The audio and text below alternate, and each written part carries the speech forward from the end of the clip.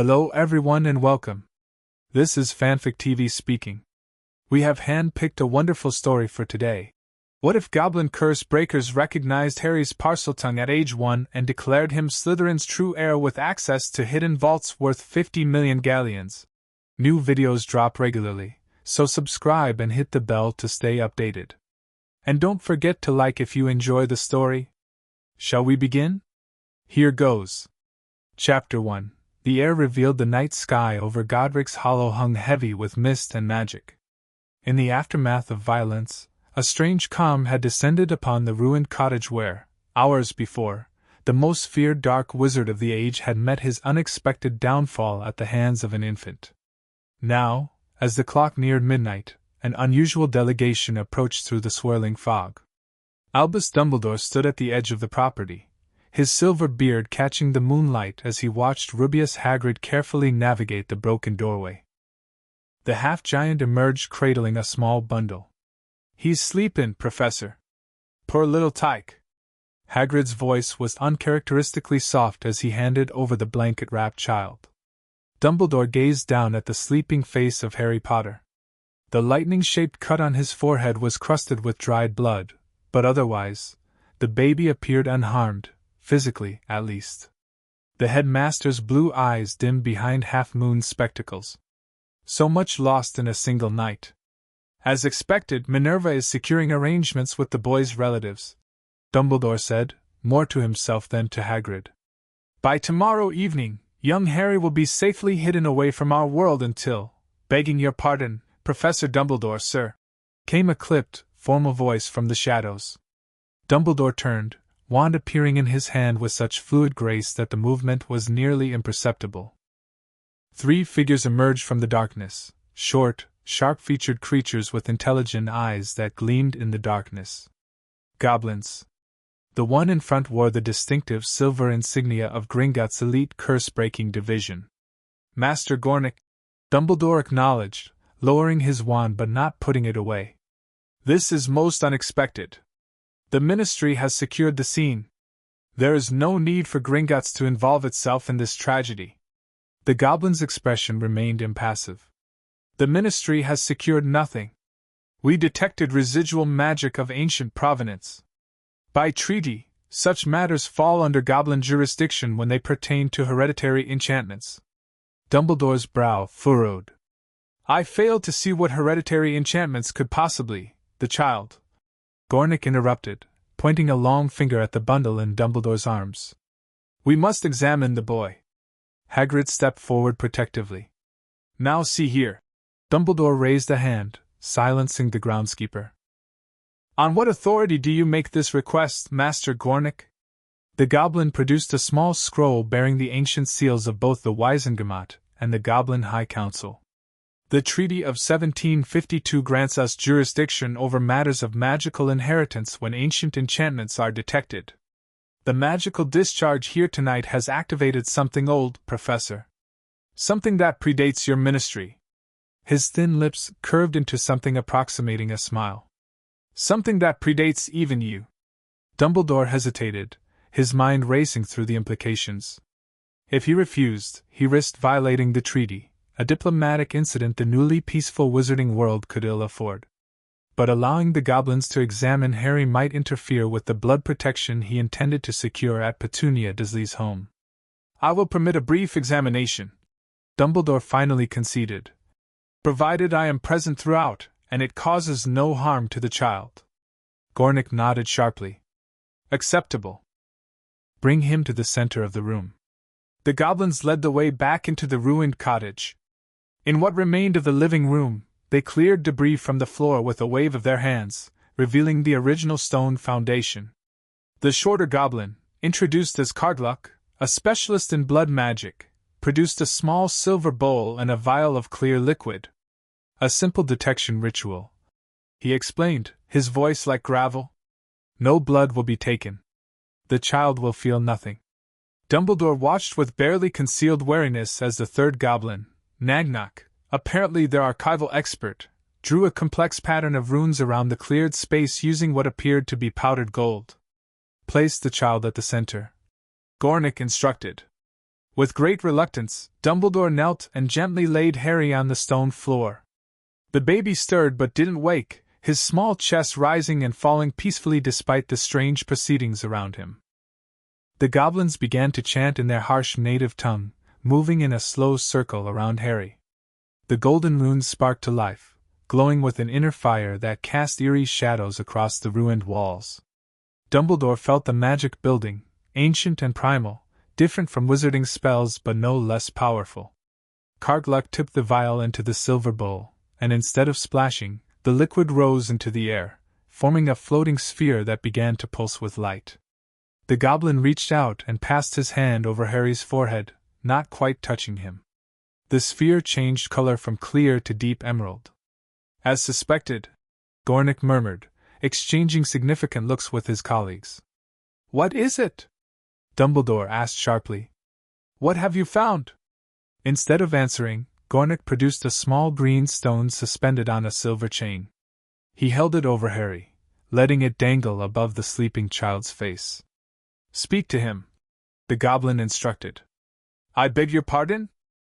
Dumbledore's patience was wearing thin.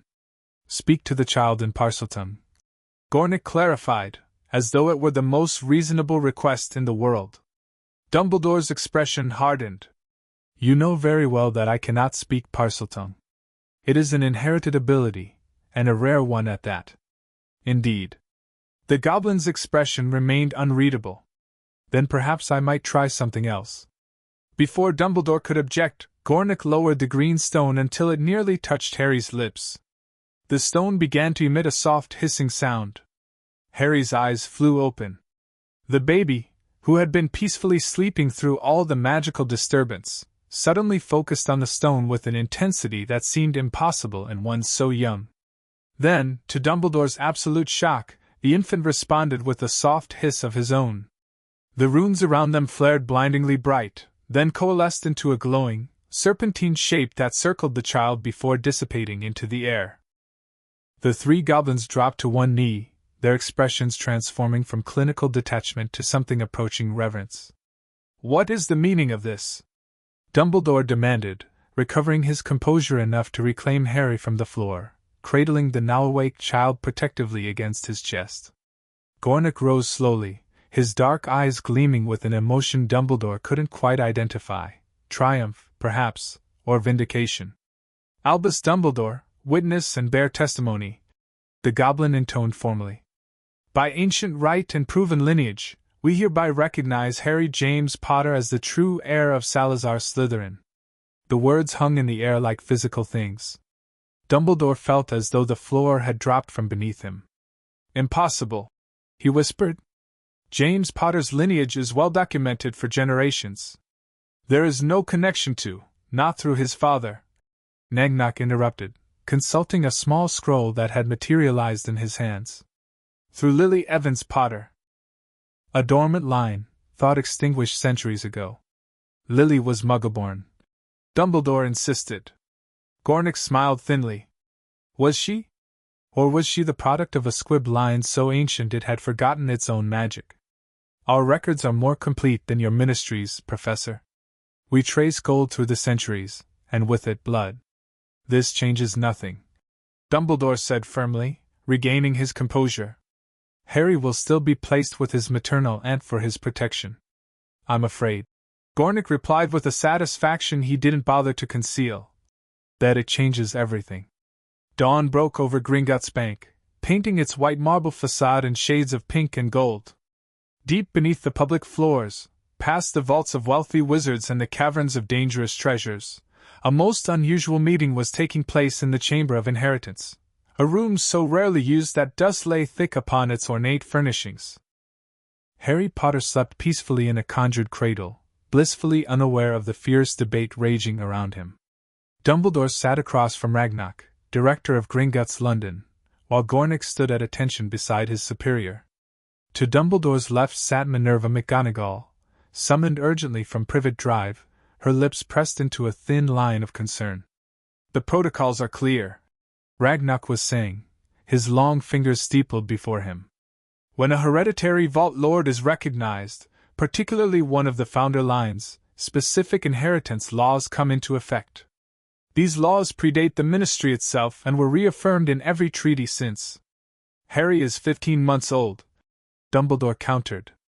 Surely you don't expect an infant to manage vast estates or make financial decisions.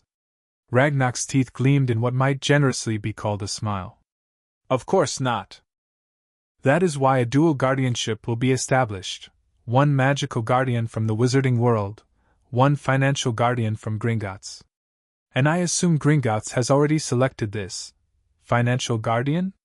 McGonagall asked pointedly. Griphook has been chosen, Gornick confirmed.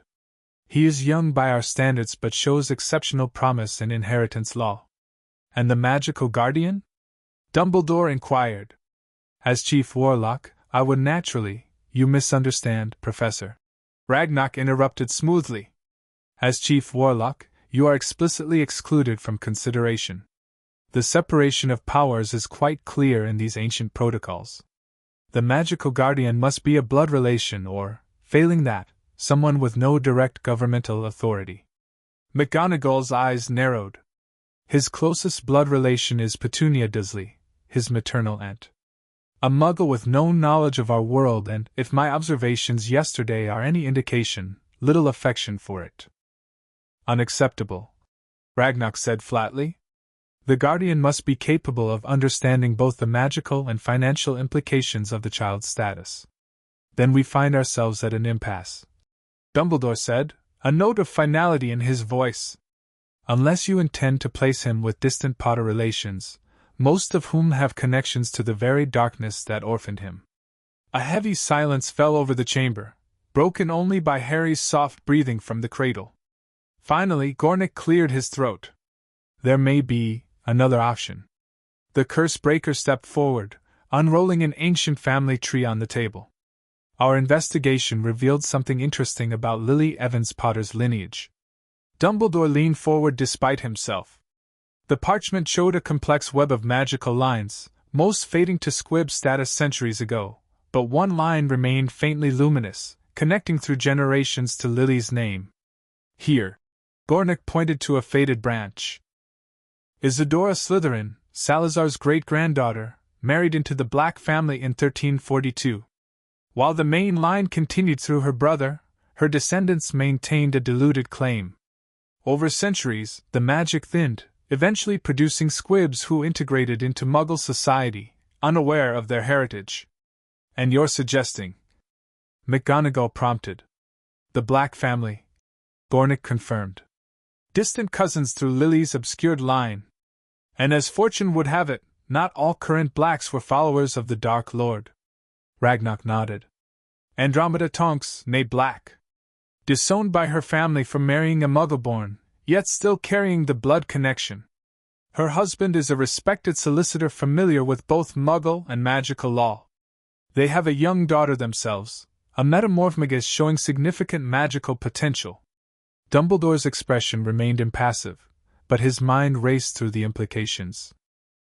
Andromeda had indeed stayed neutral during the war, despite her family's dark affiliations. Her husband Ted was indeed well regarded, and their home would understand the complexities of straddling both worlds. But most importantly, this arrangement would keep Harry within reach of the Order, unlike the complete separation Dumbledore had planned at the Dursleys. The blood protection would be weaker, but perhaps still viable through the distant Black connection to Lily's line. And if we refuse this arrangement? Dumbledore asked quietly. Ragnar's expression hardened.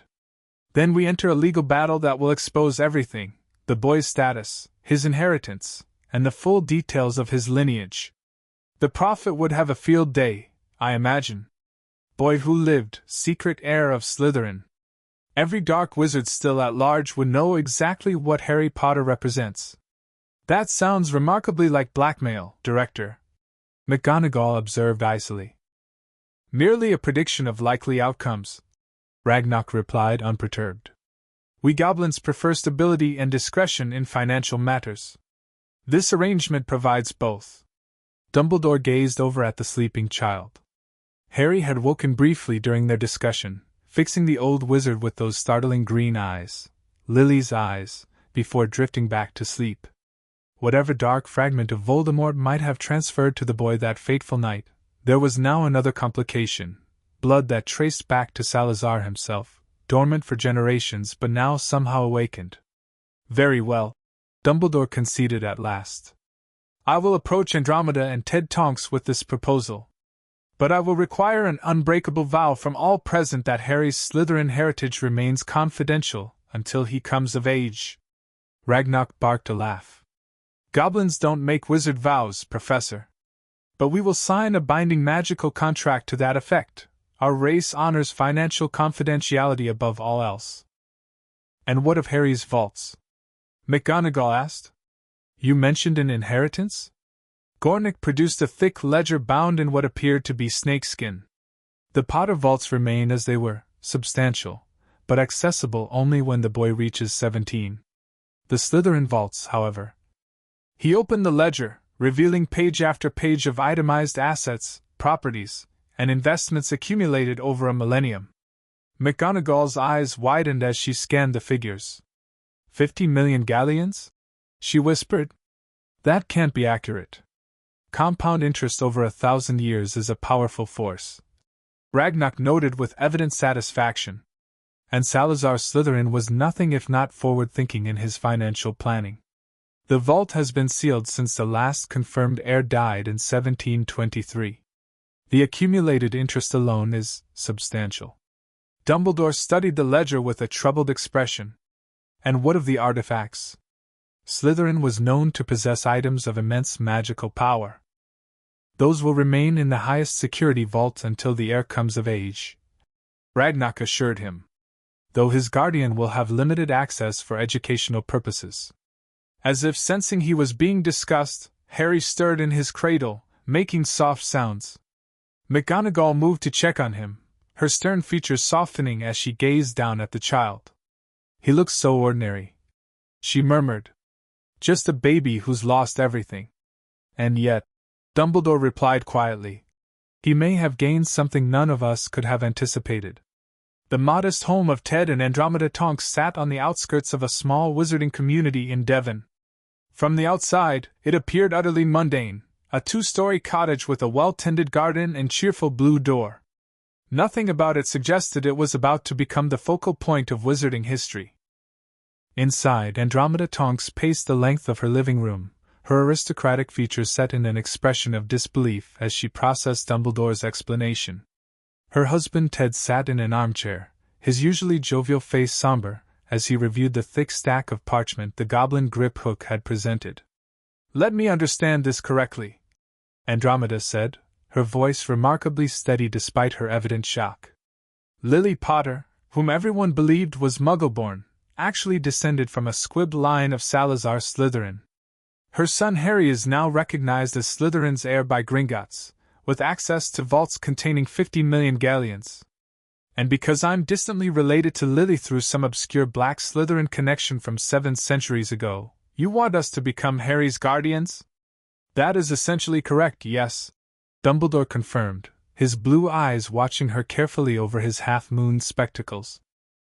Andromeda stopped pacing and looked directly at the sleeping infant in Minerva McGonagall's arms. And what of his mother's sister? Surely a direct blood relative would be preferable? Petunia Dursley wants nothing to do with our world, McGonagall replied, a hint of disapproval in her voice. And the feeling, I must say, is mutual. I've observed them for only a day, and found them to be the worst sort of muggles imaginable. Ted Tonks looked up from the parchments. This contract is extraordinarily complex. The financial arrangements alone would require a team of solicitors to fully understand. He fixed Griphook with a pointed look.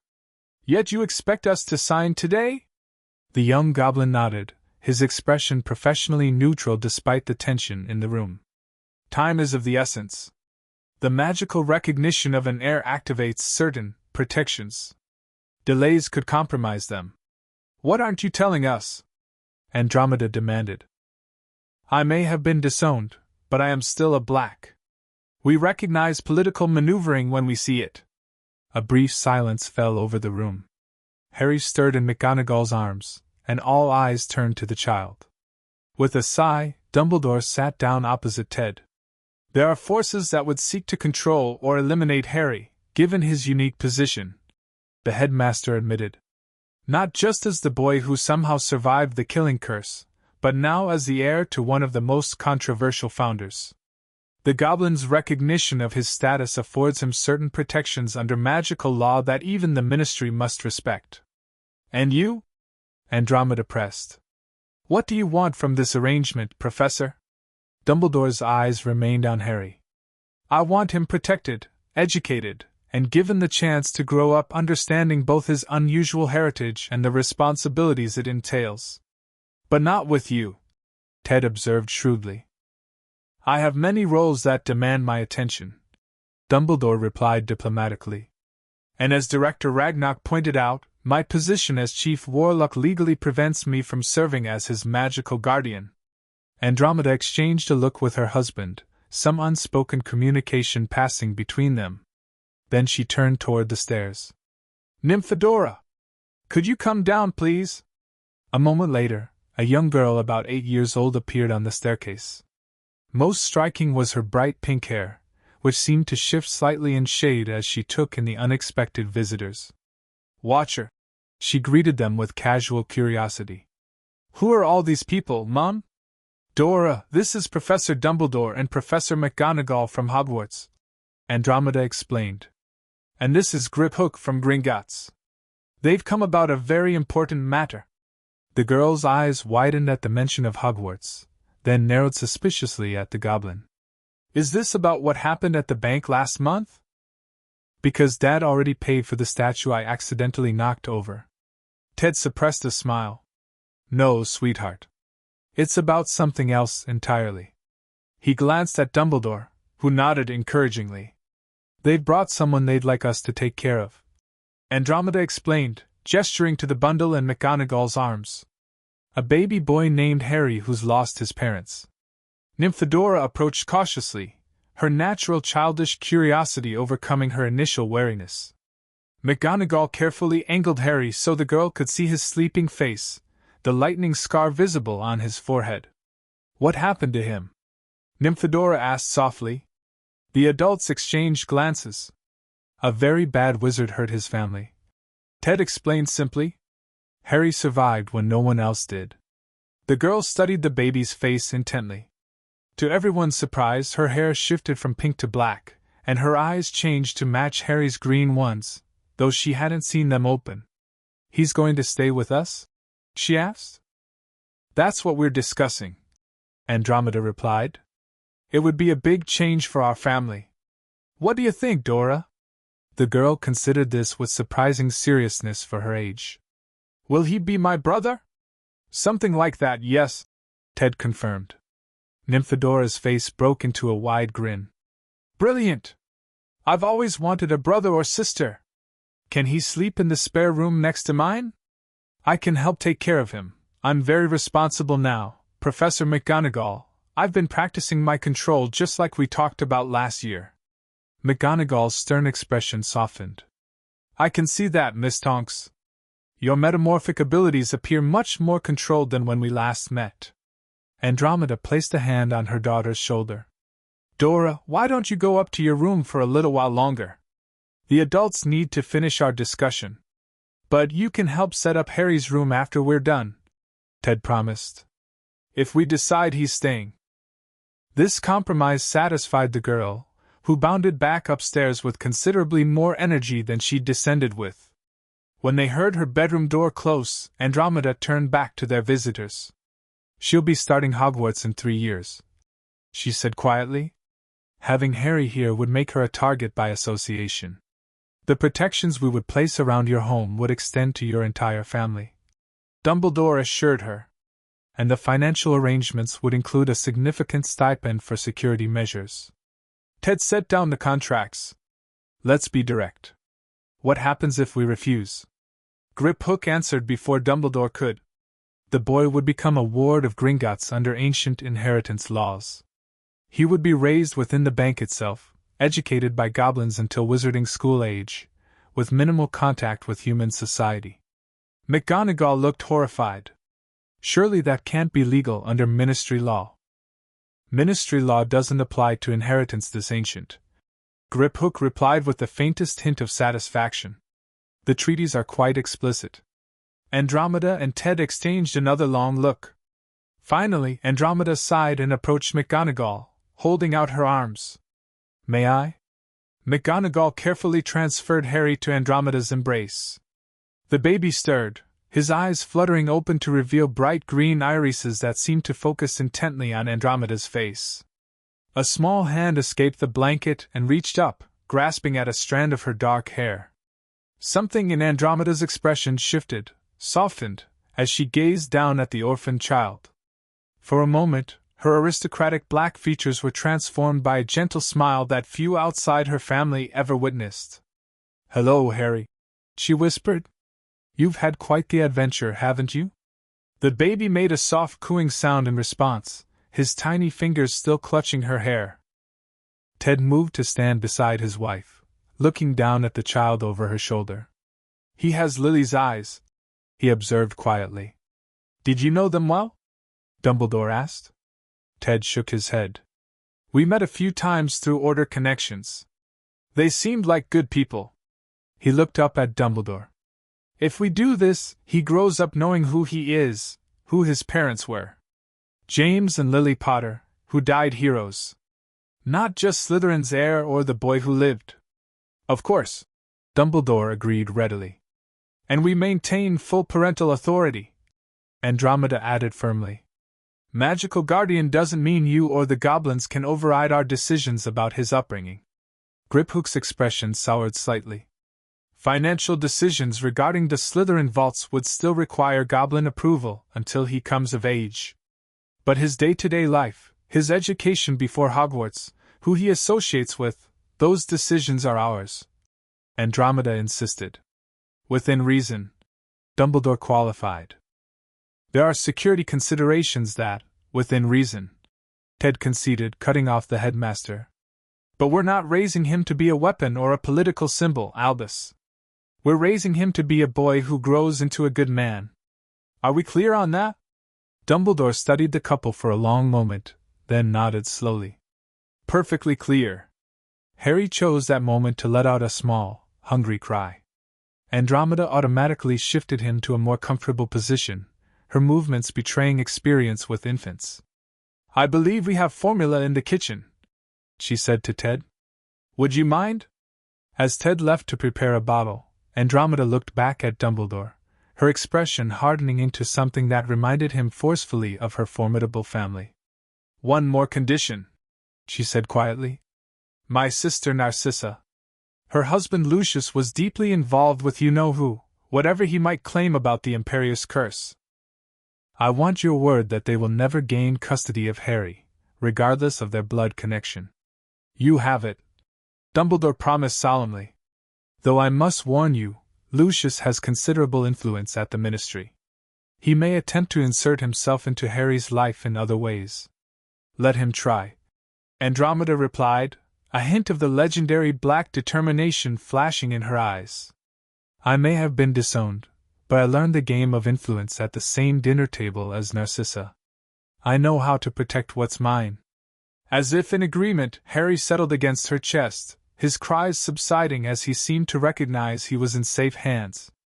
McGonagall watched the interaction with approval, while Griphook made notes on the contract parchment. Ted returned with a prepared bottle, handing it to Andromeda, who began to feed Harry with practiced ease. "I assume there will be an announcement in the Prophet about you-know-who's defeat," he said. "Will it mention Harry's placement with us?" "No," Dumbledore said firmly. "For security reasons, the official story will be that Harry has been placed with family in a protected location. The fewer people who know his exact whereabouts, the better." "And the Slytherin connection?" Andromeda asked. "Will remain confidential, as agreed," Griphook confirmed. "The inheritance has been recognized, but knowledge of it will be restricted to those in this room, Director Ragnarok, and the curse breakers who performed the original detection. All are bound by magical confidentiality." Ted nodded, seemingly satisfied. "We'll need to make arrangements. The nursery, security measures, legal documentation for the Muggle world." Gringotts will provide a team to establish the necessary protections tomorrow, Griphook said, sliding a parchment across the table. This authorizes the expense from the Potter Trust vault. As Ted signed the document, Dumbledore watched Andromeda with Harry. The baby had finished his bottle and was now drifting back to sleep in her arms, one tiny hand still clutching her finger. Despite all the political machinations and ancient magic swirling around this moment, the scene before him was disarmingly simple, a woman comforting an orphaned child. Perhaps this wasn't the protection he had planned, but watching the genuine care already developing between Andromeda and Harry, Dumbledore allowed himself a cautious hope. Blood magic was powerful, yes, but there were other forms of protection just as ancient, the bonds of chosen family, of love freely given. Harry Potter, the boy who lived and now the recognized heir of Slytherin, slept peacefully, unaware of the extraordinary path that had just been laid before him. 4 days later, Minerva McGonagall climbed the marble steps of Gringotts, her emerald cloak drawn tight against the November chill. The massive bronze doors swung open at her approach, revealing the vast marble hall beyond. Despite having visited countless times over the decades, she still found the bank's grandeur intimidating, which, she supposed, was precisely the point. A young goblin approached her almost immediately. "Professor McGonagall, Griphook is expecting you." Rather than leading her to the counter or one of the public meeting rooms, the goblin escorted her through a side door she had never noticed before, down a long corridor lined with portraits of stern-looking goblins, and finally into a surprisingly comfortable office. Griphook sat behind a desk of polished obsidian, surrounded by ledgers and scrolls. "Professor," he greeted her with a curt nod. "The final documents require your witness signature." McGonagall took the offered seat. "I must say, I'm surprised to find you in such prestigious accommodations. I was under the impression you were a relatively junior account manager." Griphook's lips thinned in what might have been a smile. "My status has been adjusted in light of my new responsibilities. The Slytherin inheritance is the largest single account in Gringotts' British branch. It merits appropriate handling." "I see." McGonagall's eyes narrowed slightly. "And does this promotion come with certain expectations regarding how the inheritance is managed?" The goblin's expression remained neutral, but something flickered in his dark eyes. "Gringotts always expects prudent financial management, Professor. But if you're asking whether I'm under pressure to direct the Slytherin fortune in specific ways, the answer is more complex than you might anticipate." He set down his quill and leaned forward slightly. "The revelation of a true Slytherin heir has created quite a stir within Goblin society. Some view it with alarm, given Salazar's complicated legacy. Others see opportunity." "Opportunity for what, precisely?" McGonagall asked sharply. "Improved relations, perhaps." Griphook tapped a claw against an ancient-looking scroll. Few wizards know this, but Salazar Slytherin was unusual among the founders for his relatively progressive views on magical creatures. His personal journals, secured in the deepest vault, detailed trading partnerships with goblin nations that were revolutionary for his time. McGonagall couldn't hide her surprise. "That contradicts everything we know about Slytherin's prejudices." "History is written by the victors, Professor," Griphook replied. "Slytherin's views on Muggleborns are well documented and, by modern standards, reprehensible. But his attitude toward magical beings with their own forms of magic was far more nuanced. He recognized power and valued it, regardless of species." "And you believe this could influence Harry's future relationship with Gringotts?" Griphook carefully rolled up the scroll before responding. "I believe that young Mr. Potter's unique position offers possibilities that haven't existed for centuries. As his financial guardian, I intend to ensure he understands the full complexity of his inheritance, not just the gold, but the history and responsibilities it carries." He pushed a stack of parchments toward McGonagall.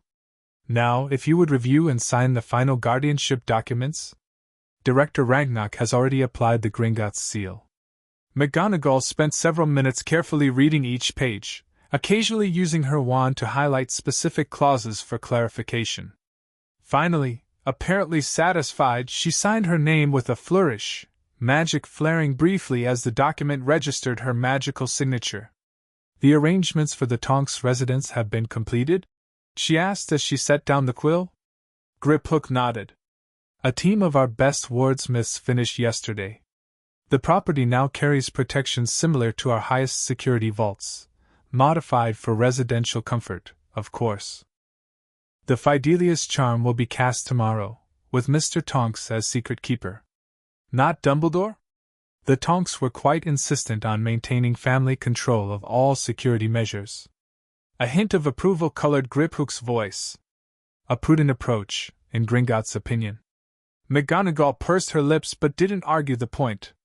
After the betrayal that had led to the Potters' deaths, perhaps keeping the circle of trust smaller was indeed wiser.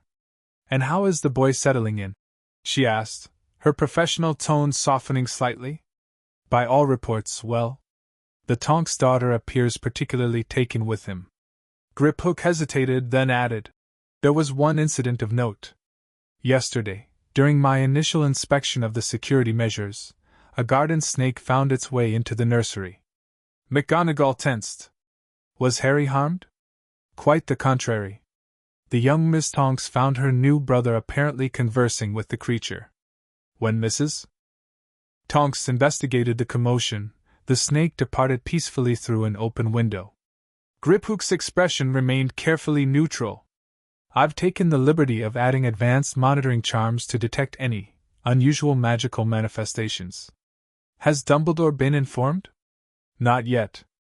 I thought you might wish to convey the information personally, given the sensitive nature of the ability." McGonagall nodded, understanding the unspoken political calculation.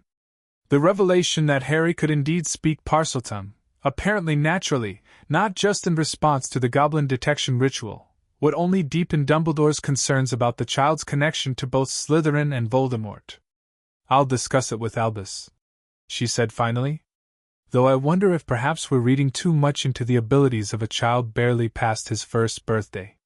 Griphook gave her a look that suggested he found her willful naivety amusing. "Perhaps. But in my experience, Professor, coincidences involving magic of this magnitude are exceedingly rare. The boy is connected to Slytherin by blood, recognized by ancient magic as the true heir, and demonstrates the Founder's most famous ability at an age when most wizards show no controlled magic at all." He gathered the signed documents with careful precision. "Whatever forces are at work here, they are either coincidental nor inconsequential. I suggest we all prepare accordingly." The finest parlor of Malfoy Manor gleamed with old wealth and older prejudices. Crystal glasses caught the firelight as Lucius Malfoy poured aged fire whiskey for his guest, his movements deliberate and refined. "Your information has always been reliable, Rookwood," Lucius said smoothly, handing a glass to the austere man seated across from him.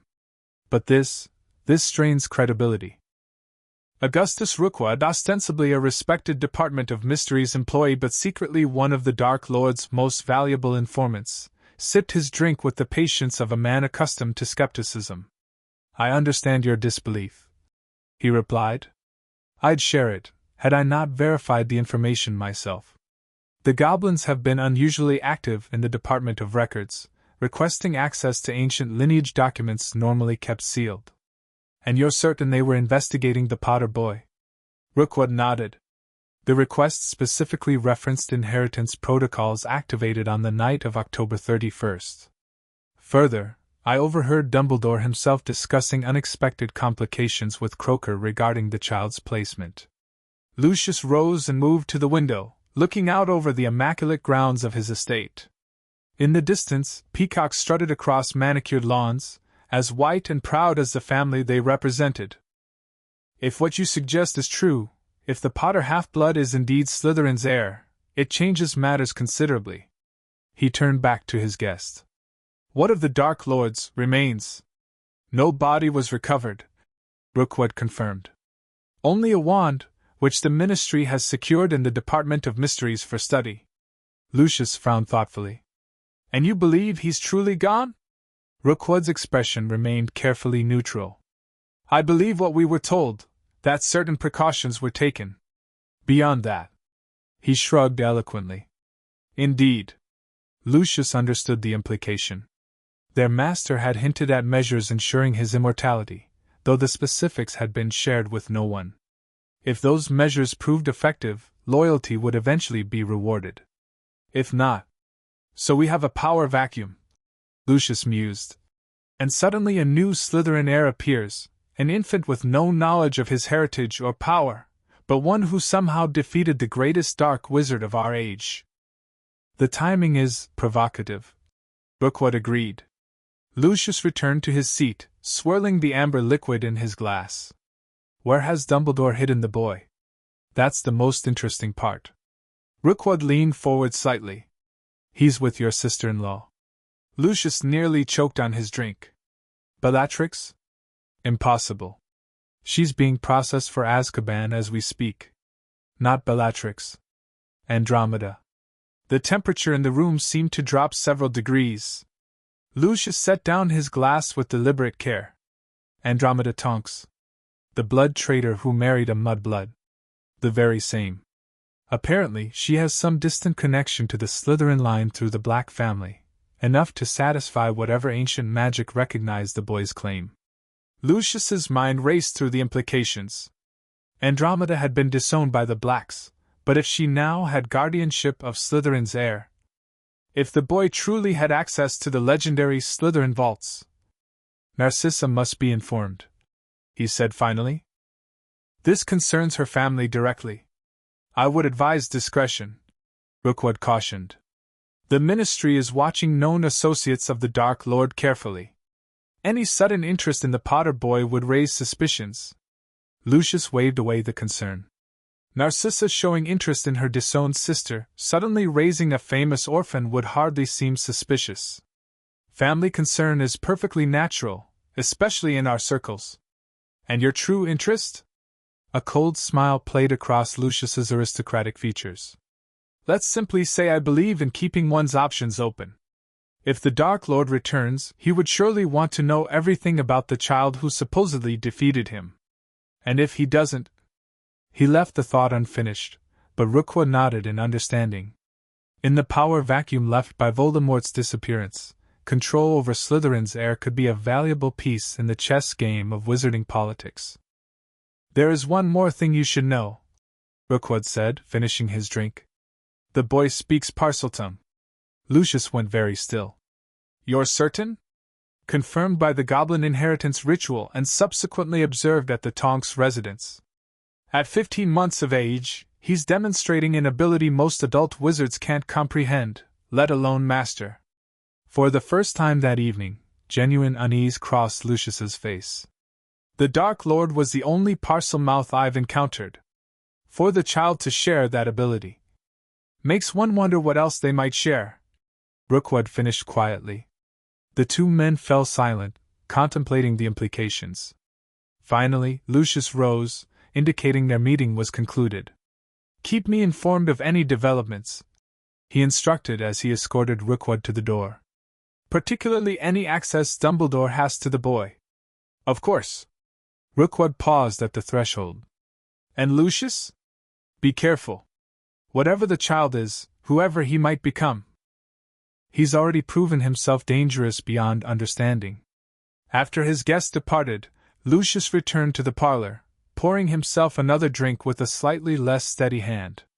On the mantelpiece, a silver-framed photograph showed Narcissa holding their son Draco, barely 6 months older than Potter.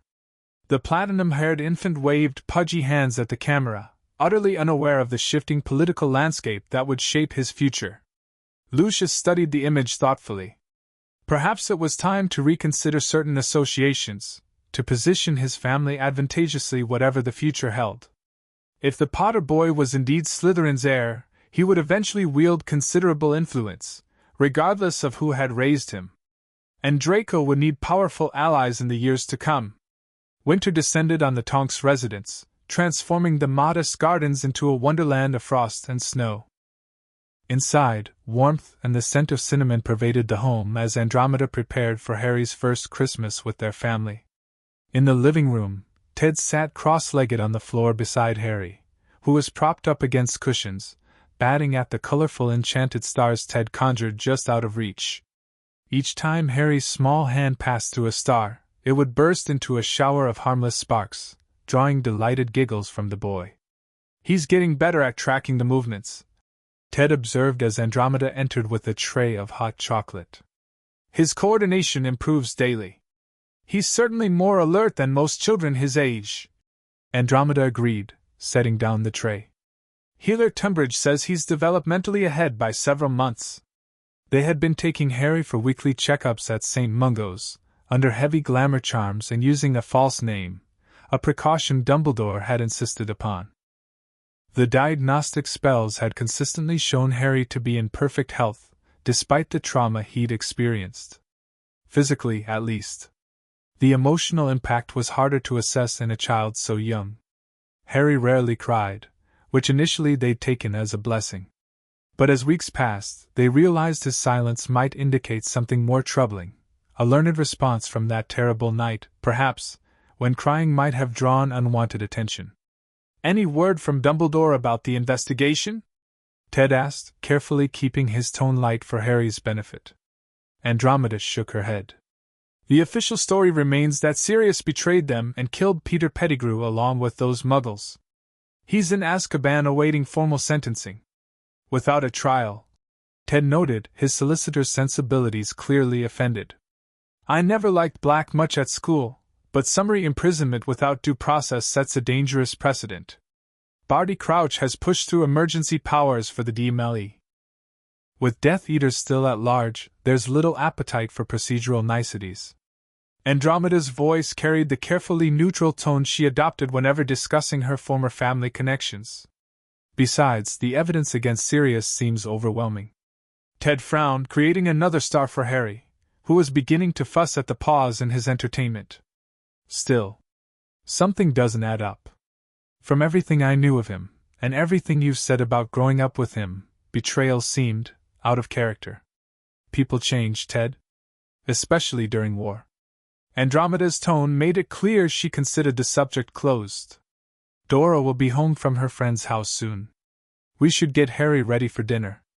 As if on cue, the fireplace flared green, and Nymphadora tumbled out in her usual graceless fashion, her hair cycling through colors as she regained her balance. "Watch her," she called cheerfully, then immediately dropped to her knees beside Harry. "Hello, little brother.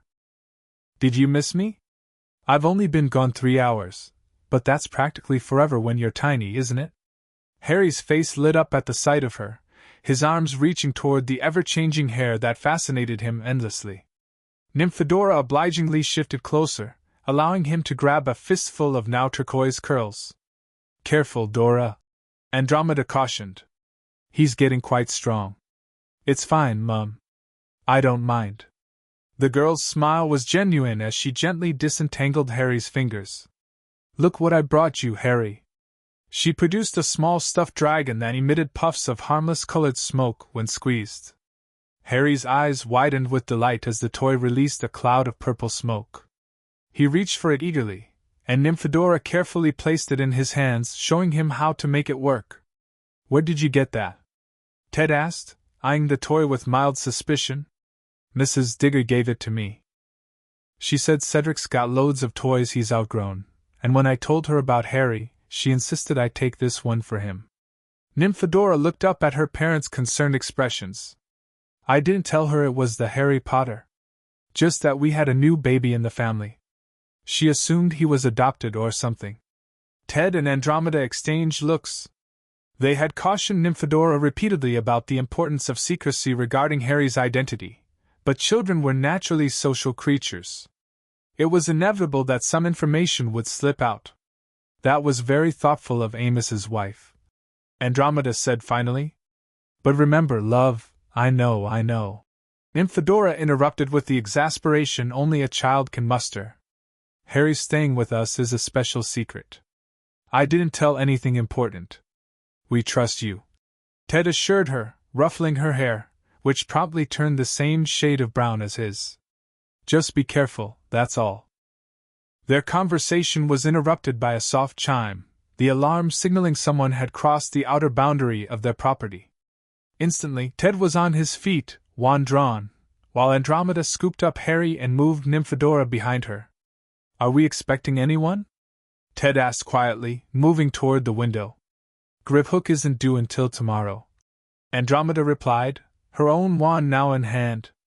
"And Dumbledore always sends word ahead." The chime sounded again, this time accompanied by a gentle glow from the security orb on the mantelpiece, blue, indicating a familiar magical signature requesting entry, rather than the red that would signal a threat. Ted relaxed slightly. It's someone keyed to the wards. He waved his wand in a complex pattern, activating a viewing charm that showed their visitor standing at the garden gate. Andromeda's sharp intake of breath was audible in the sudden silence. "Who is it?" Nymphadora asked, trying to peer around her mother. "My sister," Andromeda replied tightly. "Narcissa." Narcissa Malfoy stood at the garden gate like an ice sculpture, beautiful, pristine, and utterly cold. Her platinum blonde hair was partially concealed by an elegant hooded cloak of deepest blue, and her pale face betrayed no emotion as she waited to be acknowledged. Ted opened the front door but remained on the threshold, wand visible though not directly pointed at his sister-in-law. "Mrs. Malfoy," he greeted her with careful formality. "This is unexpected. Mr. Tonks." Her voice was as smooth and cold as silk left out in winter. "I wish to speak with my sister." "And if she doesn't wish to speak with you?" Narcissa's expression didn't change, but something flickered in her eyes, perhaps annoyance, perhaps something more complex. "Then I shall leave as quietly as I arrived. But I think she will want to hear what I have to say." Ted hesitated, then stepped aside to allow her entry. "You'll forgive me for not inviting you to surrender your wand. Family or not, these are dangerous times." A ghost of a smile touched Narcissa's lips. "Indeed they are. Which is precisely why I'm here." She followed Ted into the house with the fluid grace characteristic of pure blood which is raised in the old traditions. In the living room, Andromeda stood with Harry in her arms, her face a carefully composed mask nearly identical to her sister's. Nymphadora had been sent upstairs, despite her vocal protests. The sisters regarded each other in silence for a long moment, their first meeting since Andromeda's disownment nearly a decade earlier. Despite their years of estrangement, the family resemblance was striking, the same aristocratic features, the same proud bearing, even the same way of holding their heads slightly tilted in assessment. "You look well, Andy," Narcissa said finally, using the childhood nickname that no one had called Andromeda in years. "As do you, Sissy." Andromeda's voice was carefully neutral. "What brings you to my home after all this time? Surely not sisterly affection." Narcissa's gaze shifted to the child in Andromeda's arms. Harry, seemingly undisturbed by the tension in the room, was contentedly chewing on the ear of his new dragon toy, occasionally eliciting puffs of colored smoke that contrasted sharply with the formal atmosphere. "May I?" Narcissa asked, extending her arms in a request to hold the child. "No." Andromeda's response was immediate and firm. "Whatever you came to say, you can say it without touching him." If Narcissa was offended by the refusal, she didn't show it. Instead, she seated herself gracefully on the edge of an armchair, arranging her cloak around her. "I see you've been given quite a responsibility," she observed, her eyes still on Harry. "The wizarding world's most famous orphan, entrusted to the care of a disowned daughter of the House of Black. How unexpected." Ted moved to stand beside his wife, his presence solid and reassuring. "If you've come to question our fitness as guardians, quite the contrary," Narcissa interrupted smoothly. "I've come to offer my assistance." Andromeda's eyebrows rose slightly, the only crack in her composed facade. "Assistance? From the wife of Lucius Malfoy, who until very recently was deeply entangled with the wizard who murdered this child's parents." Narcissa's expression hardened almost imperceptibly. "Lucius was under the imperious curse, as the ministry has acknowledged. But we're not here to discuss my husband." "Then what are we here to discuss, exactly?" Ted asked bluntly. "The child's inheritance, of course." Narcissa's gaze remained fixed on Harry. His unusual heritage. The temperature in the room seemed to drop several degrees. Andromeda unconsciously tightened her hold on Harry, who looked up at her with puzzled green eyes. I don't know what you're talking about, Andromeda said carefully. Please, Andy. Let's not insult each other's intelligence. Narcissa smoothed an invisible wrinkle from her robes. The boy is Slytherin's heir. The Goblins have recognized his claim. And somehow, through some obscure connection, you've been deemed an appropriate guardian because of a distant shared lineage. Ted's one hand twitched slightly. How could you possibly know that? Those records are sealed. A thin smile curved Narcissa's lips. The wizarding world is small, Mr. Tonks. Secrets have a way of finding interested ears. If you know this, Andromeda said quietly, then others do as well. Or will soon. Not necessarily. My source is uniquely positioned. And extremely discreet. Narcissa rose gracefully from her seat. Which brings me to my offer. Whatever our past differences, we are still family, Andy. The boy now falls under the protection of the Black family connection, tenuous though it may be. I can ensure that certain influential parties remain uninformed about his special status. Andromeda's eyes narrowed. In exchange for what? Access, Narcissa replied simply. Periodic visits. The opportunity for my Draco to know his cousin, I suppose we could call him, given the connection. You want to establish a relationship between your son and Harry. Ted clarified, suspicion evident in his voice. For what purpose? Narcissa turned her cool gaze to him. Mr. Tonks, surely a man of your background understands the concept of hedging one's bets. The wizarding world is in flux. Old powers have fallen, new ones will rise. Our children will inhabit that future world, whatever shape it takes. And you want Draco positioned advantageously, regardless of which way the political winds blow. Andromeda concluded, a hint of the old Black family shrewdness in her assessment. I want what any mother wants, the best possible future for my child. For the first time, genuine emotion colored Narcissa's voice. Just as you clearly want for the boy in your arms. A tense silence fell over the room. Harry, growing restless, squirmed in Andromeda's arms, making small sounds of protest. She absently soothed him while maintaining eye contact with her sister. And if I refuse your offer? She asked finally. Narcissa sighed, a barely perceptible softening in her posture. Then I leave, and we continue as we have been, estranged. But consider this, Andy. Would you rather have me as an ally or an adversary in what's to come? Because make no mistake, others will eventually learn what that child represents. And not all will approach you as diplomatically as I have.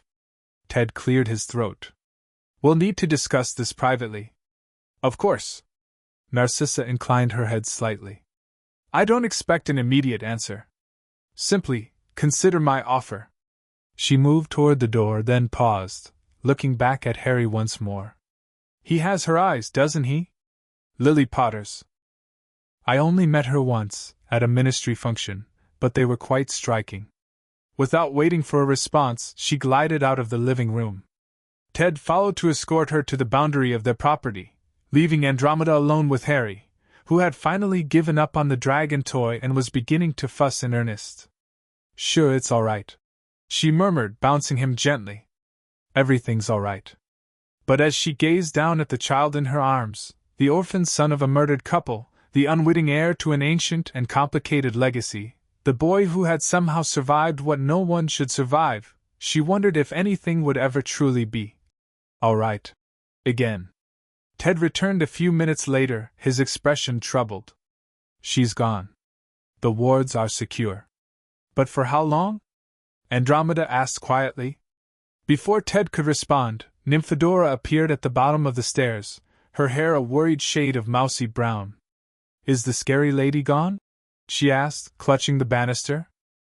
She wasn't scary, Dora, Andromeda corrected gently. Just complicated. And yes, she's gone now. The girl approached cautiously, her eyes fixed on Harry. Did she want to take Harry away? Ted and Andromeda exchanged glances. No, sweetheart, Ted assured her. No one's taking Harry away. He's part of our family now. Nymphodora's face broke into a relieved smile, her hair shifting to a cheerful pink. Good! Because I've already planned all the games I'm going to teach him when he's bigger. And how I'll scare away any nasty kids at school who might be mean to him. Despite the tension of the past hour, Andromeda found herself smiling at her daughter's protective declaration. I'm sure Harry appreciates that, Dora. Now, why don't you help me get him ready for dinner? As Nymphadora eagerly took charge of entertaining Harry while Andromeda prepared his food, Ted moved to the window, gazing out at the darkening garden where, moments before, Narcissa Malfoy had stood. The protective wards shimmered faintly in the twilight, a constant reminder of the dangers that lurked beyond their boundaries. We need to contact Dumbledore, he said quietly when Andromeda returned to his side. If the Malfoys know about Harry's status, then we need to be prepared. Andromeda finished, her expression resolute. For whatever comes next. Outside, the first stars of evening appeared in the winter sky, cold and distant. Within the warded boundaries of the Tonks residence, Harry Potter, orphan, survivor, and unwitting heir, gurgled happily in the arms of his new sister, blissfully unaware of the complex web of power, politics, and ancient magic that had begun to weave itself around his young life. Chapter 2. Between two worlds the silver coin spun in midair, catching the light of the enchanted lanterns that illuminated the private study deep within Gringotts Bank. Beneath it, 8-year-old Harry Potter sat cross-legged on a cushion, his green eyes narrowed in concentration behind round glasses. His small hands remained at his sides, not touching the hovering galleon, which rotated faster with each passing second. Focus, young heir, Griphook instructed from where he stood observing, his long fingers steepled before him. The coin is merely an extension of your intent.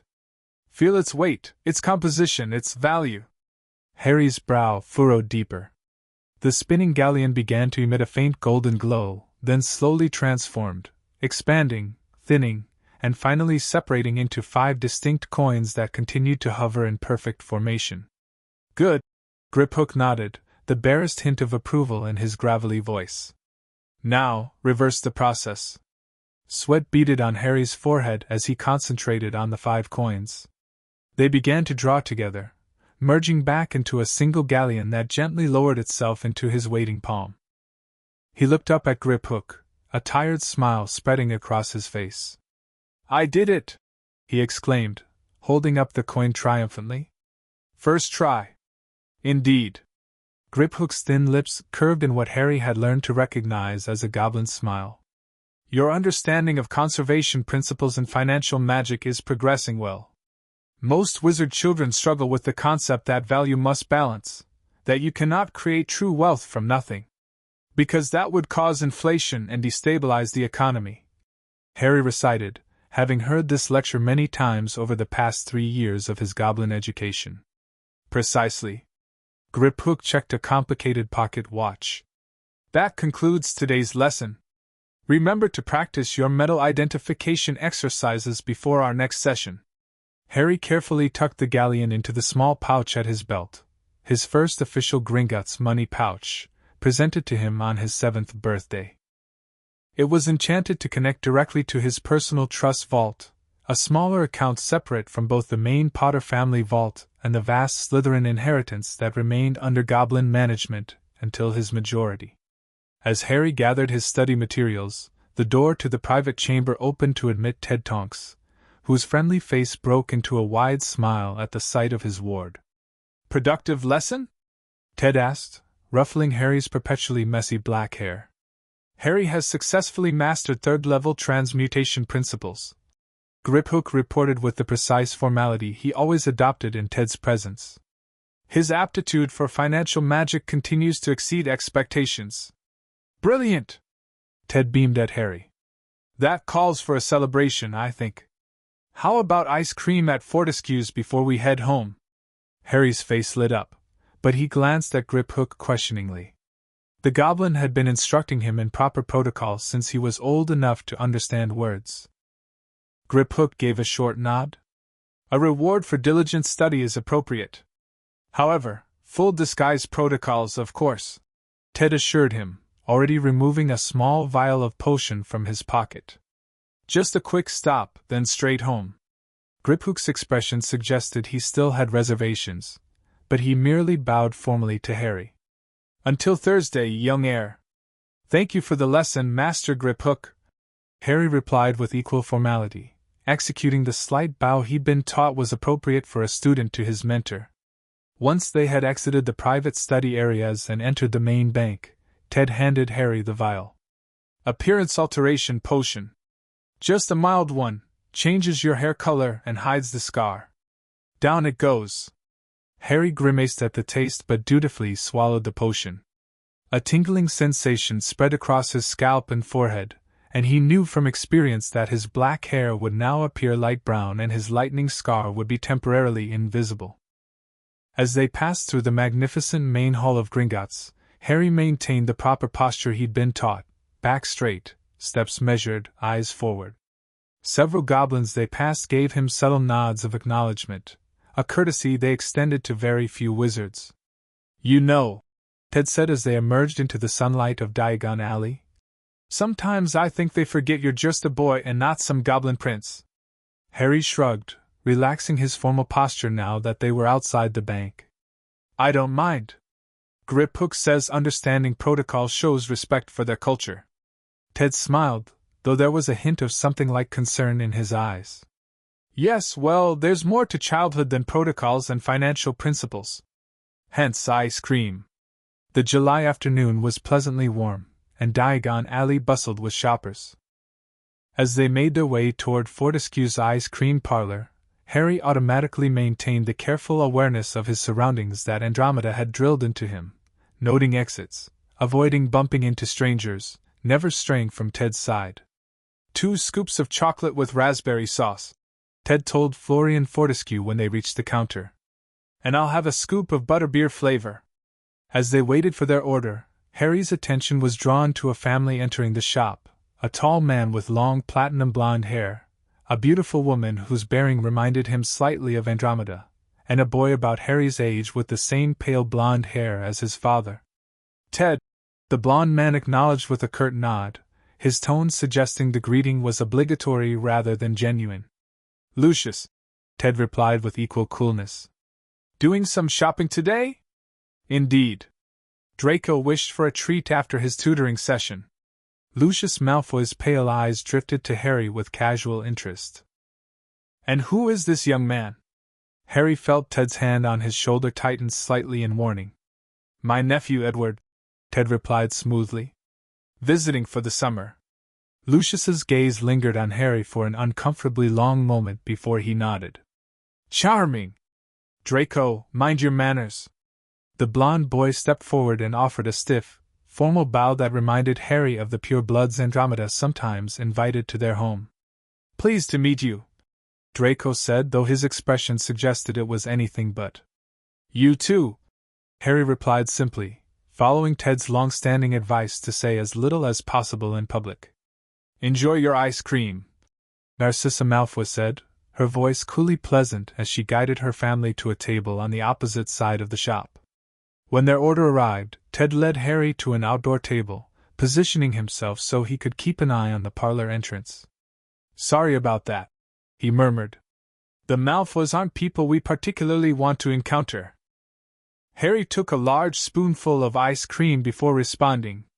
Because Mr. Malfoy worked for Voldemort? Ted winced slightly, both at the name and the directness of the question. We don't know that for certain. He claimed to be under the Imperious Curse, a spell that controls your mind, and was never convicted. Andromeda says that's dragon dung. Harry replied matter-of-factly. She says he bought his way out of trouble. A startled laugh escaped Ted. She said that to you, did she? Harry shook his head. I heard her telling Dora. She didn't know I was listening. Ted's expression grew more serious. Harry, you know eavesdropping isn't. I wasn't trying to. Harry protested. I was looking for my book on Merlin, and they were talking in the kitchen. Well, regardless of what you overheard, it's important to be careful what you repeat. Some opinions aren't meant for public discussion. Ted glanced toward the ice cream parlor, where the Malfoys were visible through the window. Especially around certain people. Harry nodded, focusing on his ice cream as he considered this. After a moment, he asked, "Is Draco's mother really related to Andromeda?" "They're sisters," Ted confirmed. "Though Andromeda was disowned when she married me. Pure-blood families can be particular about who their children marry." "Because you're Muggle-born," Harry said, reciting information he'd long understood. "And they think that makes your blood less magical." Ted's expression softened. "That's what some believe, yes. But you know better, don't you?" Harry nodded firmly. "Magic is magic. It doesn't matter where it comes from." "Exactly." Ted smiled, though there was a touch of sadness in it. "Now finish up. We should head home before your disguise wears off." As Harry scraped the last of the chocolate from his bowl, he noticed Draco Malfoy watching him through the window, an unreadable expression on the pale boy's pointed face. On impulse, Harry offered a small wave. After a moment's hesitation, Draco returned the gesture with a barely perceptible nod before his father's hand landed on his shoulder, drawing his attention away. Harry wondered, not for the first time, what it would be like to know more children his own age. Between his special education at Gringotts and the security measures that kept him largely isolated at home, his interactions were mostly limited to adults and Nymphadora, who at 15 was preparing for her OWL year at Hogwarts. "Ready?" Ted asked, disrupting his thoughts. Harry nodded, taking one last look at the Malfoy family through the window before following Ted toward the leaky cauldron and the Flu connection that would take them home. The Tonks residence had expanded considerably over the past 7 years. What had once been a modest 2-story cottage was now a rambling, comfortable home surrounded by extensive gardens and protected by layers of both goblin and wizarding security enchantments. The Fidelius charm remained in place, with Ted as secret keeper, ensuring that only those specifically trusted could find the property. Harry emerged from the flue into the main sitting room, automatically reaching for the brass handle installed at child height beside the fireplace, an addition Ted had created after Harry's first disastrous attempts with flute travel had sent him sprawling across the hearth rug. "We're home," Ted called as they dusted off the soot. "In the garden," Andromeda's voice replied from somewhere outside. Harry followed Ted through the house and out the back door into the extensive gardens that were Andromeda's pride and joy. They found her kneeling beside a flower bed, her usually immaculate robe stained with dirt, her dark hair tied back in a practical bun as she directed a row of self-planting bulbs with her wand. "Productive lesson?" she asked, looking up as they approached. "Harry passed his 3rd-level transmutation," Ted reported proudly. Andromeda's face broke into a warm smile. "Excellent! That's 2 months ahead of the schedule grip hook set." She rose gracefully, casting a quick cleaning charm on her hands before embracing Harry. "Well done, love!" Harry beamed under the praise. "Grip hook says I have a natural understanding of conservation principles." "High praise indeed from a goblin." Andromeda brushed a smudge of ice cream from Harry's chin. "I see you've already had a celebratory treat." "We ran into the Malfoys at Fortescue's," Ted informed her, his tone casual but his eyes conveying a silent message. Andromeda's expression flickered momentarily before resuming its calm composure. "Did you now? And how was my dear sister?" "As charming as ever," Ted replied dryly. "Lucius seemed particularly interested in our nephew Edward." Andromeda's lips thinned slightly. "I see. Well, no harm done, I suppose? The disguise held?" "Completely," Ted assured her. "Though perhaps we should vary our appearance potions. Using the same one too often becomes predictable." Harry, who had heard variations of this conversation many times, intervened before it could develop into a full security discussion. "Where's Dora? I want to tell her about the transmutation." "Library," Andromeda replied, her expression softening. "Studying for her charms OWL. Perhaps you could wait until dinner too." But Harry was already racing back toward the house, eager to share his accomplishment with his adoptive sister. Behind him, he heard Ted chuckle. "Let him go," Ted told Andromeda. "Dora could use a break. She's been at those books since breakfast." The family library had once been a small study but had expanded over the years to accommodate Harry's education. Bookshelves lined 3 walls, filled with everything from standard wizarding texts to rare tomes on magical theory borrowed from the Black family collection, courtesy of Narcissa's occasional gifts, and even a special section of Goblin financial records on loan from Gringotts. Nymphadora sat cross-legged on the floor surrounded by parchment, her hair a frustrated shade of mousy brown as she glared at a complicated charm diagram. She looked up as Harry burst in, her expression immediately brightening. "Save me from this torture," she groaned dramatically. "If I have to memorize one more wand movement, my brain will actually leak out my ears." "I did it!" Harry announced without preamble. "The 5-from-1 transmutation! First try!" "No way!" Dora's hair shifted to an impressed bright blue. "That's the one with the conservation whatsits? The goblin money magic?" Harry nodded eagerly, pulling the galleon from his pouch. "Want to see?" Dora glanced at the door apprehensively. "Better not. Mum would have kittens if she caught you doing magic outside your lessons. You know the rules." Harry's enthusiasm dimmed slightly. The restrictions on practicing magic outside controlled environments was one of his greatest frustrations. While he understood the reasoning, both legal concerns about underage magic and security worries about his particular abilities, it still chafed. Seeing his disappointment, Dora nudged him with her foot. "Hey, want to see what I've been working on instead? Much cooler than boring money stuff." Without waiting for an answer, she screwed up her face in concentration. Her features began to shift, her nose elongating, her eyes changing shape, her hair darkening to black and growing messier. Within moments, Harry found himself looking at a female version of himself, complete with the lightning bolt scar. "What you think?" Dora asked in her normal voice, which sounded odd coming from her transformed face. "Been practicing facial structures. Figured yours might come in handy someday." "Wicked," Harry breathed, genuinely impressed. "Can you do the voice too?" Dora shook her head, her features already shifting back to normal. "Not yet. Voice modulation is NEWT level metamorphmagus stuff. But I'll get there." "When I go to Hogwarts, will you still be there?" Harry asked, settling on the floor beside her. "Nah, I'll be graduated by then. But I'll write you tons, and you can tell me all about how you terrorized the first highs with your scary Parseltongue." She made an exaggerated hissing noise and wiggled her fingers menacingly. Harry rolled his eyes. "It's not scary. It's just another language." "Yeah, but most people don't know that, do they?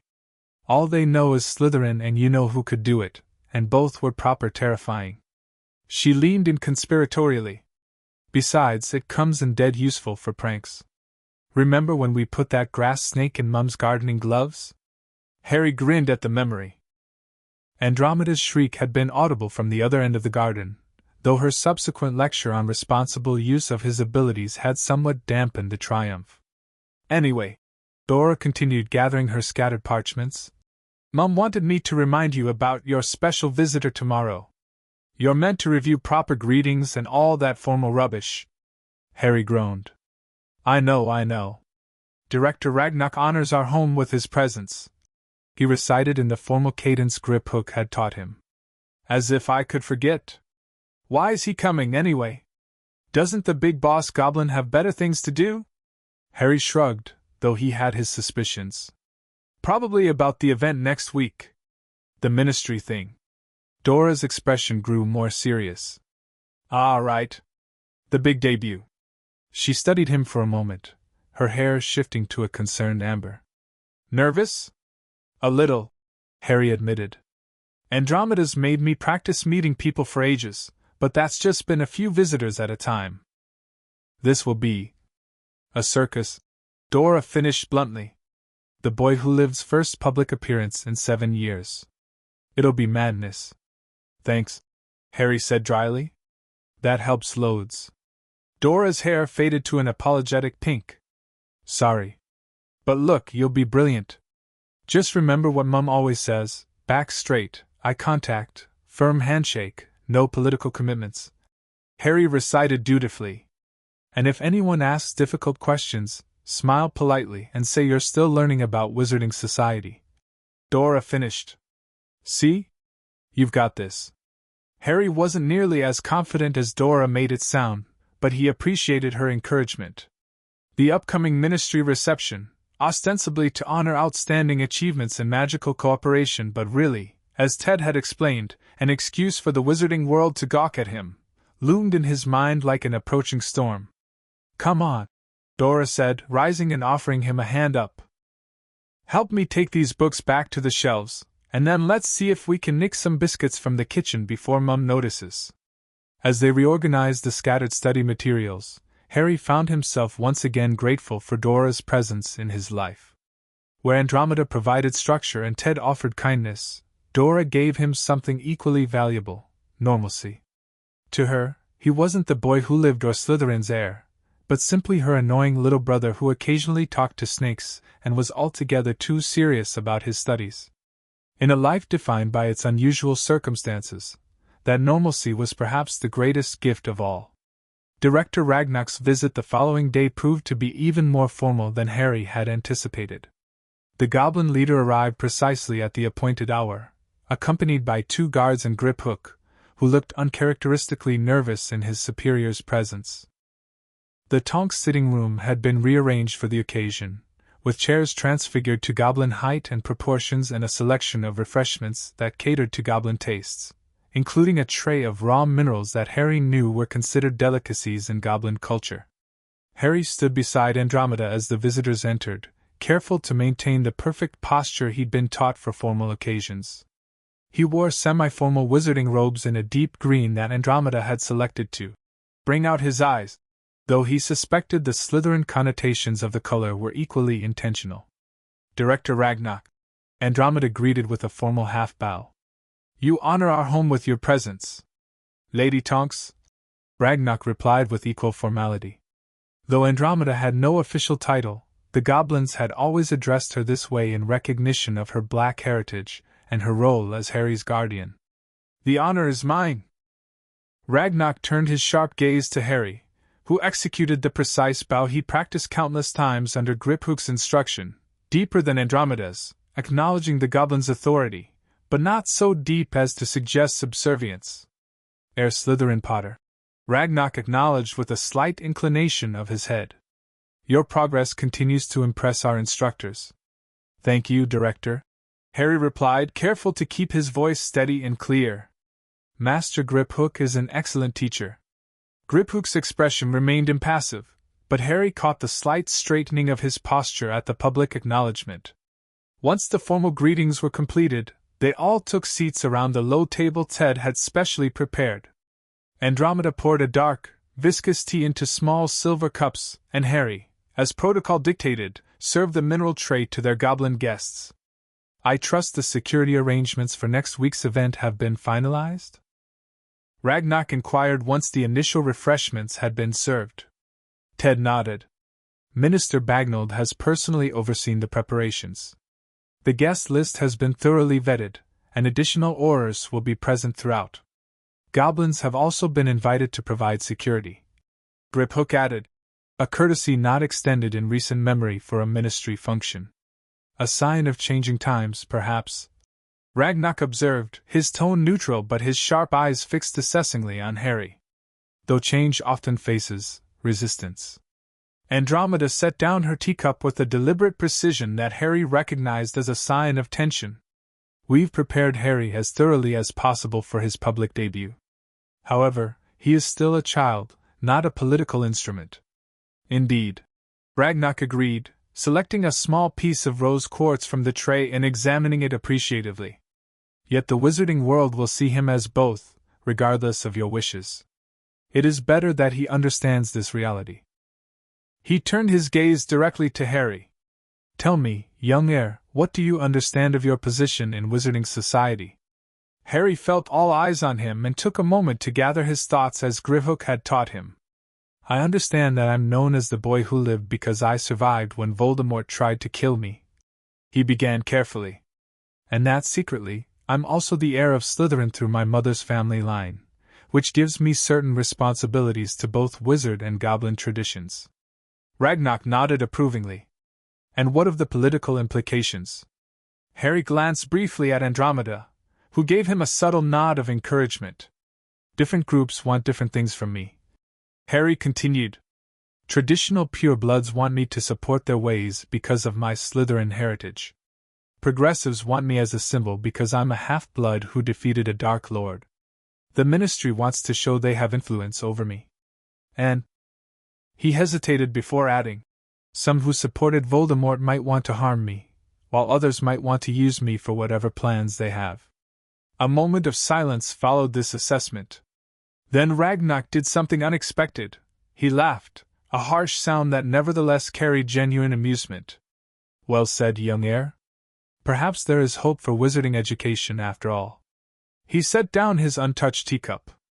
Your analysis, while simplified, shows promising awareness. But there is another faction you did not mention. Harry frowned thoughtfully. The Goblins? Ragnar's expression grew more serious. Indeed. Gringotts has invested considerable resources in your education, not merely as a courtesy to a valued client, but as an investment in potential change. Change? Harry echoed. Relations between wizards and goblins have been governed by treaties written by the victors of various rebellions. Ragnar explained. These treaties, while preventing outright conflict, have relegated my people to a narrowly defined role in wizarding society. Banking and financial management, Harry said, recalling his history lessons. Precisely. Yet our magic, our culture, our capabilities extend far beyond these limitations.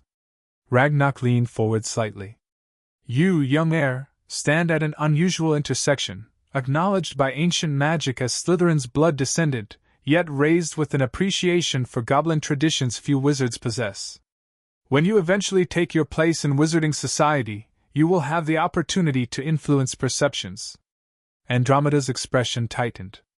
Director, while we appreciate the educational opportunities Gringotts has provided, we've been clear that Harry will make his own choices about his future affiliations. Of course, Ragnar agreed smoothly.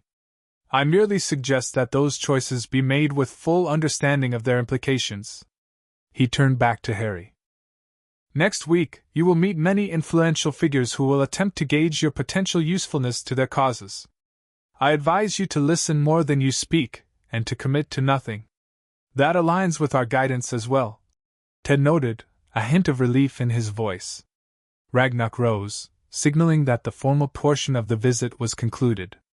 Before I depart, I have brought something for the young heir. A gift, in recognition of his dedication to his studies. Griphook stepped forward, producing a small box of polished dark wood. He presented it to Ragnar, who in turn held it out to Harry. This belongs rightfully to the Slytherin heir, the Goblin director explained. It was held in trust within the main vault until you demonstrated sufficient maturity. Harry accepted the box carefully, feeling a strange warmth emanating from it. With a questioning glance at Andromeda, who nodded permission, he opened the lid.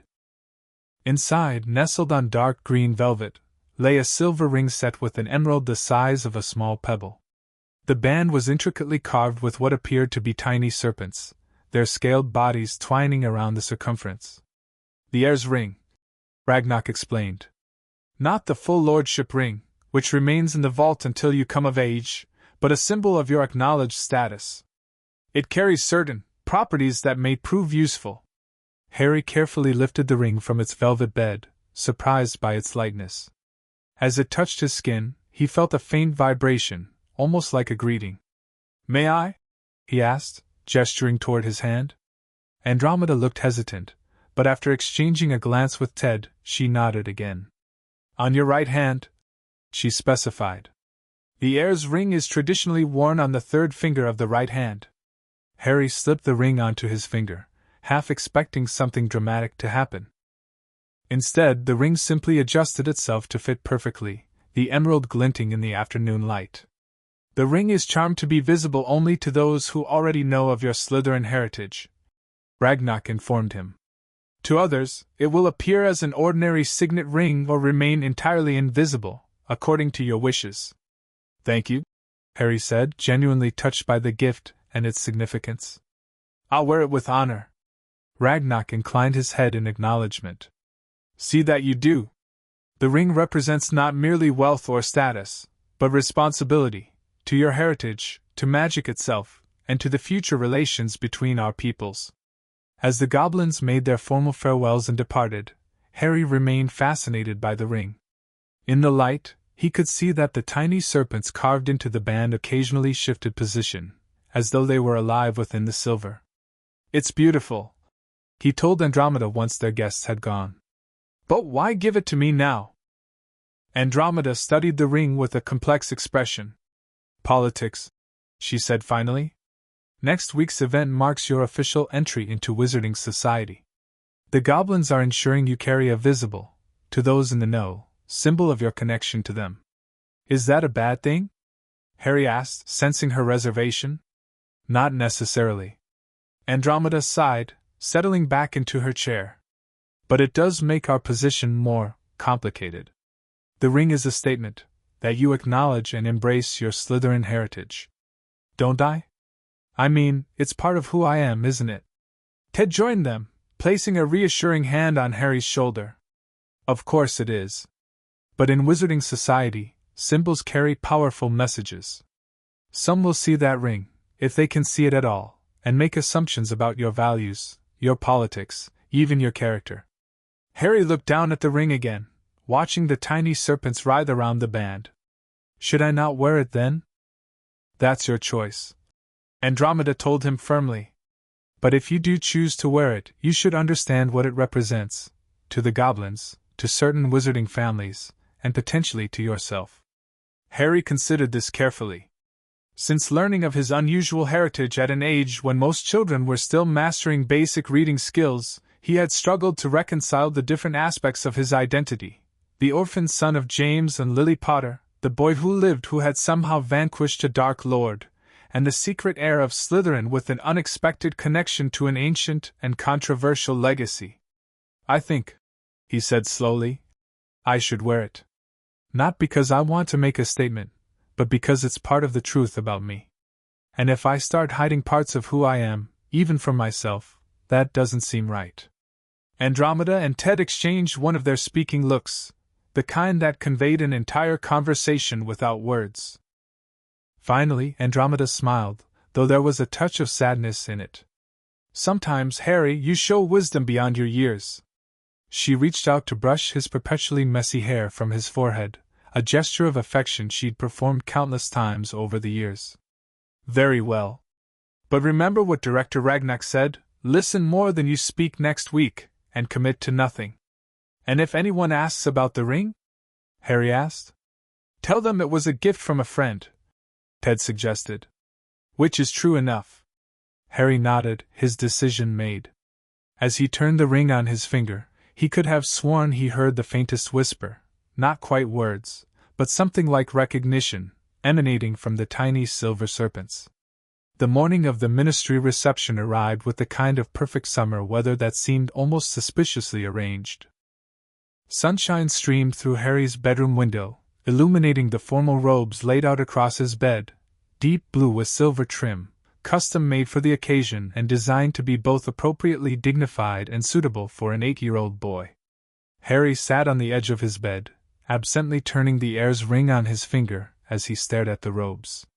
His stomach felt like he'd swallowed a nest of Cornish pixies, all buzzing and darting about inside him. A knock at his door preceded Dora poking her head in, her hair a cheerful shade of turquoise. You alive in here? Mum's about to send out a search party. I'm fine, Harry replied automatically. Dora snorted, entering the room fully and plopping down beside him on the bed. Yeah, and I'm Celestina Warbeck. Come on, out with it. Harry sighed. What if I mess it all up? What if I say the wrong thing, or use the wrong fork at dinner, or, I don't know, accidentally speak Parseltongue in front of everyone? First off, you've been practicing table manners since you were like 4. Pretty sure you can handle a fork. Dora bumped his shoulder with hers. Second, when have you ever accidentally spoken Parseltongue? That's not even a thing. It could be, Harry muttered. What if there's a snake design somewhere and I start talking to it without thinking? Dora rolled her eyes. Then people will think you're a bit barmy, which honestly might be an improvement on all the boy who lived nonsense. At least they'd be seeing the real you, weird snake talking and all. Despite his nerves, Harry smiled. Dora had always had a knack for cutting through his anxieties with her particular brand of blunt affection. Besides, she continued, I'll be right there with you. If you start hissing at the silverware, I'll create a diversion. Maybe turn my nose into an elephant trunk or something. You wouldn't. Try me. Her grin was mischievous. Anyway, Mum sent me to tell you it's time to get dressed. She wants to do one final review of everyone who'll be there before we leave.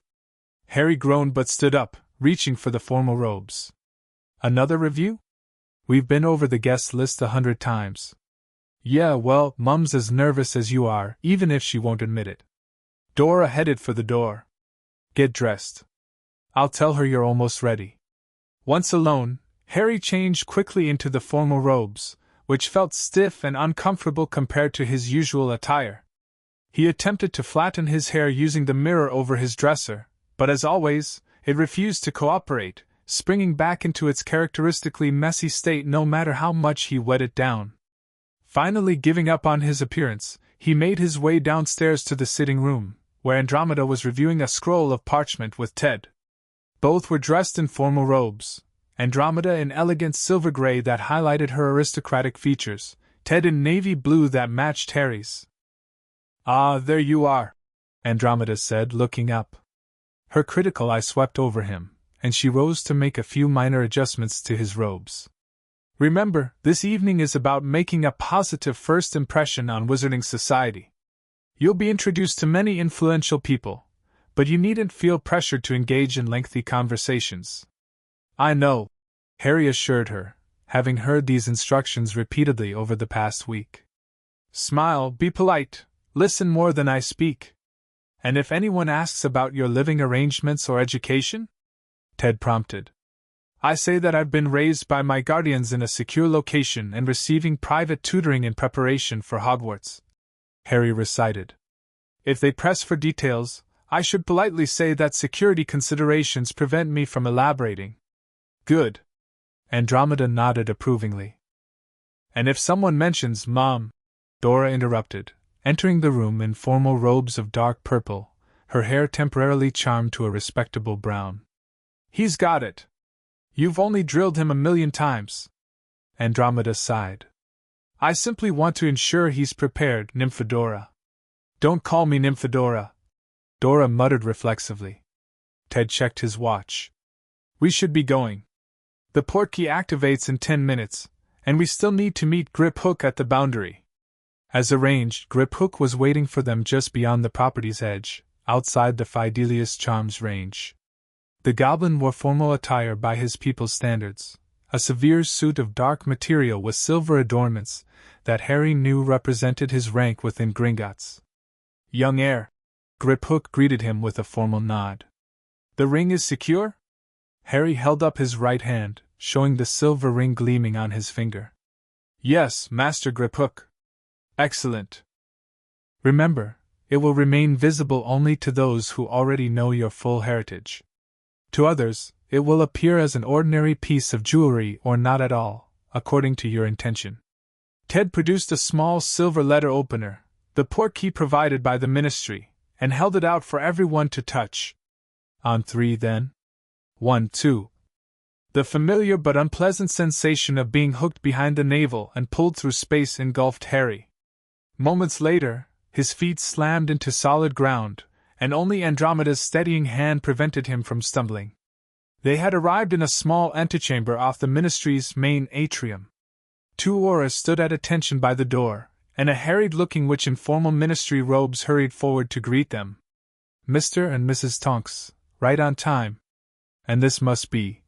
She broke off, her eyes widening slightly as she took in Harry's appearance, her gaze lingering on the lightning scar visible beneath his unruly fringe. Mr. Potter. Welcome to the Ministry of Magic. I'm Amelia Hornby, Undersecretary to the Minister. Pleased to meet you. Harry replied, offering his hand as he'd been taught. The witch seemed momentarily flustered but quickly recovered her professional demeanor. The reception is just beginning. Minister Bagnold will make a brief welcoming speech, after which she would like to introduce you personally to several department heads and distinguished guests. That sounds fine, Ted replied when Harry glanced at him questioningly. We've reviewed the guest list and agenda. Excellent. Madam Hornby turned to Griphook with a slightly strained smile. And Master Griphook, Director Ragnarok, and the Goblin delegation have already arrived. They're seated in the area reserved for honored guests. Griphook nodded curtly but said nothing, his expression impassive. Well then, Madam Hornby continued brightly, if you'll follow me, we'll proceed to the main reception hall. As they moved through the door and down a short corridor, the sounds of many voices grew louder. Harry felt the knot of anxiety in his stomach tighten. He'd never been around so many wizards and witches at once, having spent most of his life in the relative isolation of the Tonks residence, or the controlled environment of Gringotts. Andromeda must have sensed his apprehension, for she placed a reassuring hand on his shoulder. Remember, she murmured, you are Harry Potter, heir to 2 proud lineages. Stand tall. They emerged into an enormous hall that Harry recognized from descriptions as the Ministry Atrium, though it had been transformed for the occasion. The usual fountain had been enhanced with additional magical effects, shooting streams of colored water into the air that formed various magical creatures before dissolving into sparkling mist. Round tables draped in formal white cloths dotted the perimeter, while the center remained open for mingling. At the far end, a small stage had been erected, where an older witch in magnificent crimson robes, presumably Minister Bagnold, was conversing with several official-looking wizards. The moment Harry stepped into the hall, a ripple of awareness seemed to spread through the crowd. Conversations paused, heads turned, and a wave of whispers followed in their wake as Madame Hornby led them toward the stage. The boy who lived. Look at that scar, it's really him. Looks just like James, but with Lily's eyes. Who's he been living with all this time? Harry kept his gaze forward, trying to ignore the whispers and stares while maintaining the dignified posture Andromeda had drilled into him. Beside him, he felt Dora shift closer protectively, while Ted and Andromeda flanked him like honor guards. Minister Bagnold noticed their approach and immediately broke off her conversation, stepping forward with a practiced political smile. Mr. and Mrs. Tonks, thank you for coming. And this must be young Mr. Potter. It's an honor to finally meet you, my boy. The honor is mine, Minister, Harry replied, executing a small bow as Andromeda had taught him for greeting high government officials. The minister seemed pleased by this formality. Such good manners. You've done an excellent job, Mrs. Tonks. Thank you, Minister, Andromeda replied with the perfect balance of politeness and dignity that Harry had always admired. Harry has been a joy to raise. I'm sure he has. The minister turned back to Harry. There are many people eager to meet you tonight, Mr. Potter. I hope you won't find it too overwhelming. I'm looking forward to meeting everyone, Harry said, reciting one of the prepared responses he'd practiced. Over the next hour, Harry was introduced to more people than he could possibly remember. There was Bartemius Crouch, the stern-faced head of International Magical Corporation, Alastair Moody, a scarred and intimidating aura whose magical eye seemed to see right through Harry, Cornelius Fudge, the ambitious junior minister who paid more attention to the photographers present than to Harry himself, and dozens of other ministry officials, foreign dignitaries, and prominent wizarding citizens. Harry did his best to follow Andromeda's guidance, smiling politely, offering firm handshakes, and saying little beyond practiced pleasantries. When questions strayed into sensitive territory, he deflected them with the rehearsed responses about security considerations and private education. Throughout it all, he was acutely aware of the different reactions he received. Some people seemed genuinely moved to meet him, their eyes filling with tears as they recalled the night his parents died and Voldemort was defeated. Others regarded him with naked curiosity, as though he were an interesting specimen rather than a child.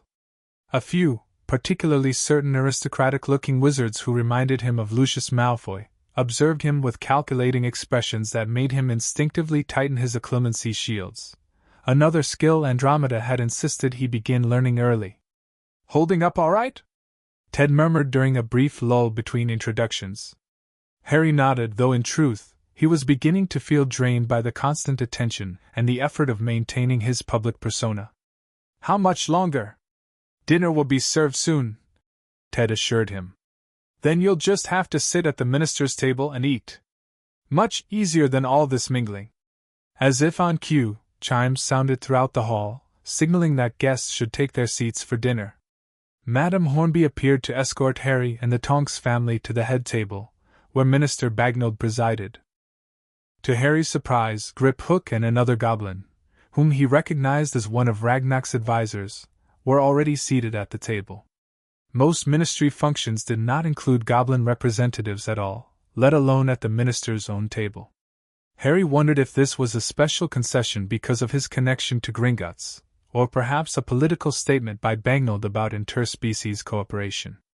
As Harry took his assigned seat between Andromeda and Minister Bagnold, he noticed a familiar figure approaching the table, an elderly wizard with a long silver beard, half-moon spectacles, and robes of deep purple spangled with silver stars. Albus Dumbledore, headmaster of Hogwarts and widely regarded as the greatest wizard of the age. Harry had met Dumbledore only twice before, once when he was too young to remember, and once when he was about 5 years old. On that occasion, the headmaster had visited the Tonks residence to discuss Harry's eventual attendance at Hogwarts, and to check on the protective enchantments around the property. "Ah, Harry!" Dumbledore greeted him with a warm smile. "How wonderful to see you again! You've grown considerably since our last meeting." "Hello, Professor Dumbledore," Harry replied, rising politely from his seat. "It's good to see you too, sir." Dumbledore's blue eyes twinkled as they met Harry's, and for a brief moment, Harry felt a strange sensation, as though the headmaster were looking not at him but into him. Instinctively, he reinforced his occlumency shields, and the sensation faded. Something flickered in Dumbledore's expression, surprise, perhaps, or concern, but it was gone so quickly that Harry might have imagined it. "I trust your studies are progressing well?" the headmaster inquired, taking the seat opposite Harry. "Minerva, Professor McGonagall, that is, speaks highly of your progress reports." "Thank you, sir. I enjoy learning, especially about magical theory and history. Excellent subjects both. Though I hope you find time for more light-hearted pursuits as well? All work and no play, as the saying goes." Before Harry could respond, Minister Bagnold tapped her glass, calling for the attention of the assembled guests. As conversations died down, she rose to her feet. "Distinguished guests, esteemed colleagues, and honored visitors from the Goblin Nation," she began, her voice magically amplified to reach every corner of the vast hall. "Welcome to this celebration of magical cooperation and achievement. Tonight, we honor those who have worked tirelessly to strengthen the bonds between different magical communities and traditions." She continued with praise for various initiatives and individuals, but Harry could tell that many in the audience were only half listening, their attention repeatedly drifting to him with poorly concealed curiosity. He kept his expression politely interested, as Andromeda had coached him. "And finally," the minister said, her voice warming, "I would like to acknowledge a special guest joining us this evening. Many of you know the story of that terrible night 7 years ago, when the darkness that threatened our world was unexpectedly vanquished. Tonight, for the first time, the young wizard at the center of those events joins us in public." She turned to look directly at Harry, and suddenly every eye in the hall followed suit. "Mr. Harry Potter has been raised away from the public eye for his own protection, receiving an excellent private education under the guardianship of the Tonks family. His presence here tonight marks an important step in his gradual introduction to our society, which he will one day join fully as a student at Hogwarts School of Witchcraft and Wizardry." A smattering of applause broke out, quickly swelling into enthusiastic ovation. Minister Bagnold gestured for Harry to stand, which he did with as much dignity as he could muster, his cheeks burning with embarrassment at being the center of attention. "Thank you, Minister," he said when the applause finally died down. And thank you to everyone for the warm welcome. I'm looking forward to learning more about the wizarding world and eventually attending Hogwarts. It wasn't much of a speech, but it was all he and Andromeda had agreed he should say. The simplicity seemed to please the crowd, who broke into another round of applause as Harry resumed his seat. The formal dinner proceeded with elaborate courses appearing magically on golden plates. Harry carefully followed Andromeda's example for which utensils to use, keeping his attention primarily on his food to avoid the continued stares from around the hall. "You're handling this admirably, Harry," Dumbledore commented during a lull between courses. "It cannot be easy to be the object of such intense curiosity at your age." "Thank you, sir," Harry replied. "I've had good teachers." Dumbledore's gaze flickered briefly to the Goblin representatives, then back to Harry. "Indeed. I understand your education has been diverse in its influences." Something in the headmaster's tone made Harry wonder if Dumbledore knew more about his Goblin tutoring than had been publicly disclosed. Before he could ponder this further, a commotion near the entrance to the hall caught everyone's attention. A group of late arrivals was being escorted in by ministry officials. Among them, Harry recognized the distinctive platinum-blonde hair of the Malfoy family. Lucius Malfoy moved with the confidence of someone who belonged anywhere he chose to be, his wife Narcissa gliding beside him with equal self-assurance. Between them walked their son Draco, looking uncomfortable in formal robes, but maintaining the proud bearing his parents clearly expected. "Ah," Dumbledore murmured. "It appears the Malfoys have finally decided to grace us with their presence. Were they invited?" Ted asked quietly, a note of concern in his voice. "Mr. Malfoy serves on the Hogwarts Board of Governors," Dumbledore replied evenly. "His family's invitation would have been automatic." Harry watched as the Malfoys were shown to a table across the hall. As they took their seats, Lucius Malfoy's gaze swept the room until it landed directly on Harry. The man inclined his head in a small acknowledgement, his expression unreadable. Beside Harry, Andromeda tensed almost imperceptibly. Though she rarely discussed her estrangement from her family, Harry knew that her relationship with her sister Narcissa remained complicated. The occasional gifts and rare, carefully supervised visits over the years had maintained a tenuous connection without ever approaching true reconciliation. "Perhaps," Minister Bagnold said, noticing the direction of Harry's gaze, "you might like to meet some of the children who will be your classmates at Hogwarts? Young Draco Malfoy will be in your year, I believe, as will the Bones girl and the Longbottom boy." Before Andromeda could intervene, Dumbledore spoke up. "An excellent suggestion, Minister, though perhaps best saved for after dinner? I believe the dessert course is about to arrive, and it would be a shame to miss Fortescue's famous creation." As if on cue, elaborate confections appeared on the tables, miniature chocolate cauldrons that bubbled with different flavored fillings, spun sugar phoenixes that periodically burst into harmless flames before reforming, and floating islands of meringue that hovered just above the plates. The spectacle successfully diverted attention from the Malfoys' arrival, and dinner continued without incident. After the meal, however, as guests rose to resume mingling, Harry found himself separated from the Tonks family when Minister Bagnold insisted on introducing him to the French ambassador. He was navigating his way back toward where he had last seen Andromeda when a voice spoke from just behind him. "So you're Harry Potter."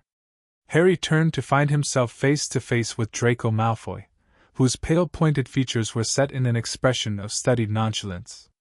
"Yes," Harry replied simply. "And you're Draco Malfoy." Something like surprise flickered across Draco's face, quickly masked. "You know who I am. We met briefly at Fortescue's a few weeks ago," Harry reminded him. "You were with your parents." "Oh, right. You were with that Muggle-born Tonks, wasn't it?" Draco's tone carried a hint of disdain that immediately put Harry on guard. "Ted Tonks is my guardian," Harry replied evenly. "He and his wife Andromeda raised me after my parents were murdered." Draco had the grace to look slightly abashed at Harry's direct reference to his parents' deaths. "Sorry. I didn't mean." He stopped, seeming to recalibrate. "Anyway, Father said I should introduce myself properly, since we'll be at Hogwarts together." "In a few years," Harry agreed, deciding to give Draco the benefit of the doubt. Are you looking forward to it? This seemed safer territory, for Draco immediately launched into an enthusiastic discourse on which house he expected to be sorted into. Slytherin, naturally, like all Malfoys before him, and his disappointment that first years weren't allowed their own broomsticks. I've been flying since I was 6, Draco boasted. Father says I'll make the house team by second year for sure. Do you fly? Harry nodded. A bit. We have space for it at home, though I don't get as much practice as I'd like. You should come to the manor sometime, Draco suggested with the casual entitlement of someone unused to refusal. We have a proper Quidditch pitch. Father could arrange it with your guardians. Before Harry could formulate a diplomatic response to this unexpected invitation, Lucius Malfoy himself appeared at his son's side. Draco, I see you've introduced yourself to Mr. Potter. Lucius's cold gray eyes assessed Harry with undisguised interest. How enterprising of you. Mr. Potter and I were discussing Quidditch, Father, Draco explained, straightening slightly in his father's presence. Indeed? Lucius's gaze drifted to Harry's right hand, where the heir's ring gleamed on his finger. For a moment, his expression changed subtly, a flicker of what might have been recognition passing across his features. Harry felt a chill run through him. The ring was supposed to be visible only to those who already knew of his Slytherin heritage. If Lucius Malfoy could see it. That's an interesting piece of jewelry, Mr. Potter, Lucius observed silkily. May I ask where you acquired it? It was a gift, Harry replied, deliberately keeping his answer vague as Ted had suggested. How fortunate to have such generous friends. Lucius's tone suggested he understood far more than Harry had revealed. One's connections can be so valuable, wouldn't you agree? Perhaps someday you might share with Draco the benefits of your unique heritage. The emphasis he placed on the word unique left little doubt in Harry's mind that Lucius knew, or at least strongly suspected, the truth about his Slytherin lineage. Before he could respond, however, a familiar voice cut through the tension. There you are, Harry. Dora appeared at his side, her hair its natural brown for the formal occasion, though her eyes flashed with protective concern. Mum's been looking everywhere for you, Miss Tonks, Lucius acknowledged with cold politeness. How gratifying to see you taking such good care of your adoptive brother. Family looks after family, Mr. Malfoy, Dora replied with a sweetness that didn't reach her eyes. Some of us understand that better than others. The barb was not subtle, and Lucius's expression hardened slightly. Indeed. Family loyalty is a virtue the noble house of Black once valued highly. Before certain, unfortunate choices were made. We should find your mother, Draco. Narcissa Malfoy interrupted smoothly, appearing as if summoned by the increasing tension. Her cool gaze swept over Harry and Dora, lingering briefly on Harry's face. Mr. Potter, my son has spoken of meeting you. I hope we'll have the opportunity for a more extended acquaintance in the future. Perhaps, Harry replied noncommittally. It was nice to meet you, Draco. As the Malfoys moved away, Dora tugged Harry in the opposite direction. Merlin's pants, Harry, you can't just wander off and chat up Malfoys. Mum nearly had kittens when she realized you weren't with the minister anymore. I didn't seek them out, Harry protested. Draco approached me. Yeah, well, his father was watching the whole time, wasn't he? Calculating little ferrets, the lot of them. Dora guided him through the crowd toward where Andromeda and Ted stood in conversation with Professor McGonagall.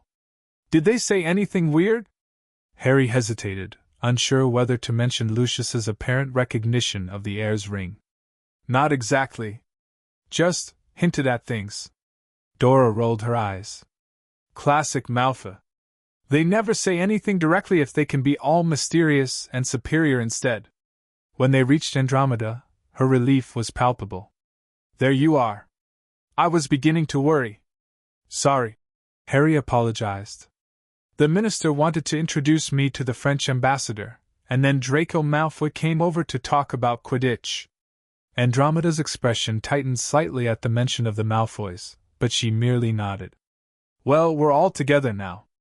Professor McGonagall was just telling us about some exciting new developments at Hogwarts. The stern-looking witch Harry recognized from photographs as the Transfiguration Professor and Gryffindor head of house offered him a rare smile. Mr. Potter. It's good to see you again, though I doubt you remember our previous meeting when you were quite small. It's nice to meet you again, Professor. Harry replied politely. I was just explaining to your guardians that we've implemented several new elective courses that will be available by the time you reach your third year at Hogwarts. McGonagall continued. Including, I believe, a course on magical finance that might interest you, given your supplementary education. Like Dumbledore, McGonagall seemed aware of Harry's goblin tutoring, though she referred to it obliquely. Harry wondered how much the Hogwarts professors knew about his unusual upbringing.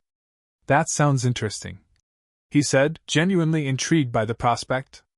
I'd like to continue my financial studies alongside regular wizard classes. A balanced education is always advisable. McGonagall agreed with an approving nod. Your mother was particularly adept at balancing multiple interests. She excelled in charms and potions, but also maintained a keen interest in Muggle literature throughout her Hogwarts years. The mention of his mother caught Harry's attention immediately. Though the Tonks had always been open about James and Lily Potter, sharing what memories and stories they had never known the Potters intimately. Any new information about his parents was precious to Harry. Did you teach my mother, Professor? He asked eagerly. Indeed I did. Both your parents, in fact. McGonagall's stern features softened slightly. Lily was a brilliant student, methodical, creative, with a remarkable intuition for magical theory. James was equally bright, though his talents expressed themselves differently. He was a troublemaker. Ted supplied with a grin. That would be putting it mildly, Mr. Tonks, McGonagall replied dryly. But yes, James Potter had a knack for creative mischief that was matched only by his talent on the Quidditch pitch, and eventually, his dedication to fighting the darkness that was spreading through our world. Harry absorbed this information hungrily, filing it away with the other precious fragments he had collected about his parents over the years. His father's skill at transfiguration and love of flying, his mother's talent for charms and kind heart, their bravery in facing Voldemort not once but 3 times before that final, fatal encounter. The conversation shifted to Hogwarts houses and what Harry might expect when he eventually attended, with Dora enthusiastically extolling the virtues of Hufflepuff while McGonagall maintained a diplomatically neutral position befitting a head of house. As the evening progressed, Harry found himself introduced to several children who would eventually be his classmates. Susan Bones, a serious girl with auburn hair whose aunt worked in the Department of Magical Law Enforcement. Neville Longbottom, a nervous-looking boy whose grandmother kept a firm hand on his shoulder throughout their brief conversation. And Blaise Zabini, a self-assured boy with aristocratic features who seemed to assess Harry with calculating interest. By the time Minister Bagnald announced the evening's conclusion, Harry was thoroughly exhausted from the constant attention and conversation. The formal politeness he'd maintained for hours felt like a mask that had been glued to his face, and all he wanted was to return to the quiet comfort of home. You did wonderfully, Andromeda told him quietly as they made their way toward the designated departure point. I couldn't be prouder. Was it what you expected? Ted asked, placing a supportive hand on Harry's shoulder. Harry considered the question seriously. Not really. I thought people would be more interested in, what happened that night. But mostly they just wanted to know about me now, where I live, what I'm learning, who my friends are. People have had 7 years to speculate about that night, Ted explained. But you, Harry, the boy who survived, who you're becoming, that's a new story they're all eager to be part of. As they reached the private departure chamber, Harry spotted Griphook waiting for them, his expression as inscrutable as ever. Young heir, the goblin acknowledged with a formal nod. You conducted yourself with appropriate dignity. Thank you, Master Griphook, Harry replied, slipping automatically into the formal mode of address he used at Gringotts. Did Director Ragnarok depart already? The director had other business to attend to, Griphook confirmed. But he asked me to convey his satisfaction with the evening's proceedings. Something in Griphook's tone suggested there was more to the message than those simple words, but before Harry could inquire further, Madame Hornby appeared with their portkey home. The minister wished me to convey her thanks for your attendance, she told them brightly. Mr. Potter made quite the favorable impression on everyone. Everyone? Andromeda asked with subtle emphasis, her gaze drifting toward where the Malfoys could be seen preparing to depart through a separate exit. Madame Hornby's smile faltered slightly. Well, yes. I believe so. There was general agreement that Mr. Potter is a credit to his guardians. The portkey, a decorative quill this time, began to glow, indicating it was about to activate. As Harry placed his finger on it alongside the others, he caught a final glimpse of Dumbledore watching them from across the chamber, his blue eyes thoughtful behind his half-moon spectacles. Then the hooking sensation behind his navel pulled him away, and the ministry disappeared in a swirl of color and sound. The day after the ministry reception, Harry retreated to his favorite spot in the gardens, a small clearing surrounded by tall hedges, where a bench sat beneath an ancient oak tree. Here, away from the house and its responsibilities, he often came to think or practice the more instinctive aspects of his magic away from observing eyes. He sat cross-legged on the grass, the morning sun warming his back as he held his palm out flat, concentrating on the sensation of his magic flowing through him. A small pebble rested on his palm, and slowly, with careful focus, he levitated it a few inches into the air. Wandless magic was not part of his formal education. Indeed, Ted had explained that most wizards never mastered it beyond the occasional accidental burst in moments of extreme emotion. But Harry had discovered, quite by accident when he was 6, that he could sometimes make small objects move without touching them if he concentrated hard enough. He hadn't told anyone about these private practice sessions. Something instinctive warned him that this was another ability that might set him apart, might lead to more questions and tests and evaluations. After last night's experience of being the center of attention, the last thing he wanted was another reason to be considered special or different. The pebble wobbled in the air, then steadied as Harry deepened his concentration. Slowly, he rotated his hand, and the pebble began to circle above his palm, once, twice, 3 times. I knew you could do wandless magic! The sudden voice broke Harry's concentration, and the pebble dropped onto his palm. He turned to see Dora standing at the entrance to the clearing, her hair its natural pink again after yesterday's formal restraint. How long have you been watching? He asked, feeling oddly caught up. Long enough. Dora plopped down on the grass beside him. That's seriously advanced magic, you know. Like, beyond NEWT level. Most adult wizards can't do what you just did. Harry shrugged uncomfortably. It's just a pebble. And I can't do much else without a wand. Still. Dora studied him with unusual seriousness. You're full of surprises, aren't you? Financial magic from the Goblins, Parseltongue from your Slytherin side, and now wandless levitation. Makes a girl wonder what else you're hiding under that messy hair. Though her tone was light, Harry sensed a genuine question beneath the teasing. He turned the pebble over in his palm, considering how much to share even with Dora, who had always been his closest confidant. Sometimes, he said slowly, I can sense things about people. Like impressions or feelings. Especially when they look directly at me. Dora's eyebrows rose. You mean like legilimency? Reading minds?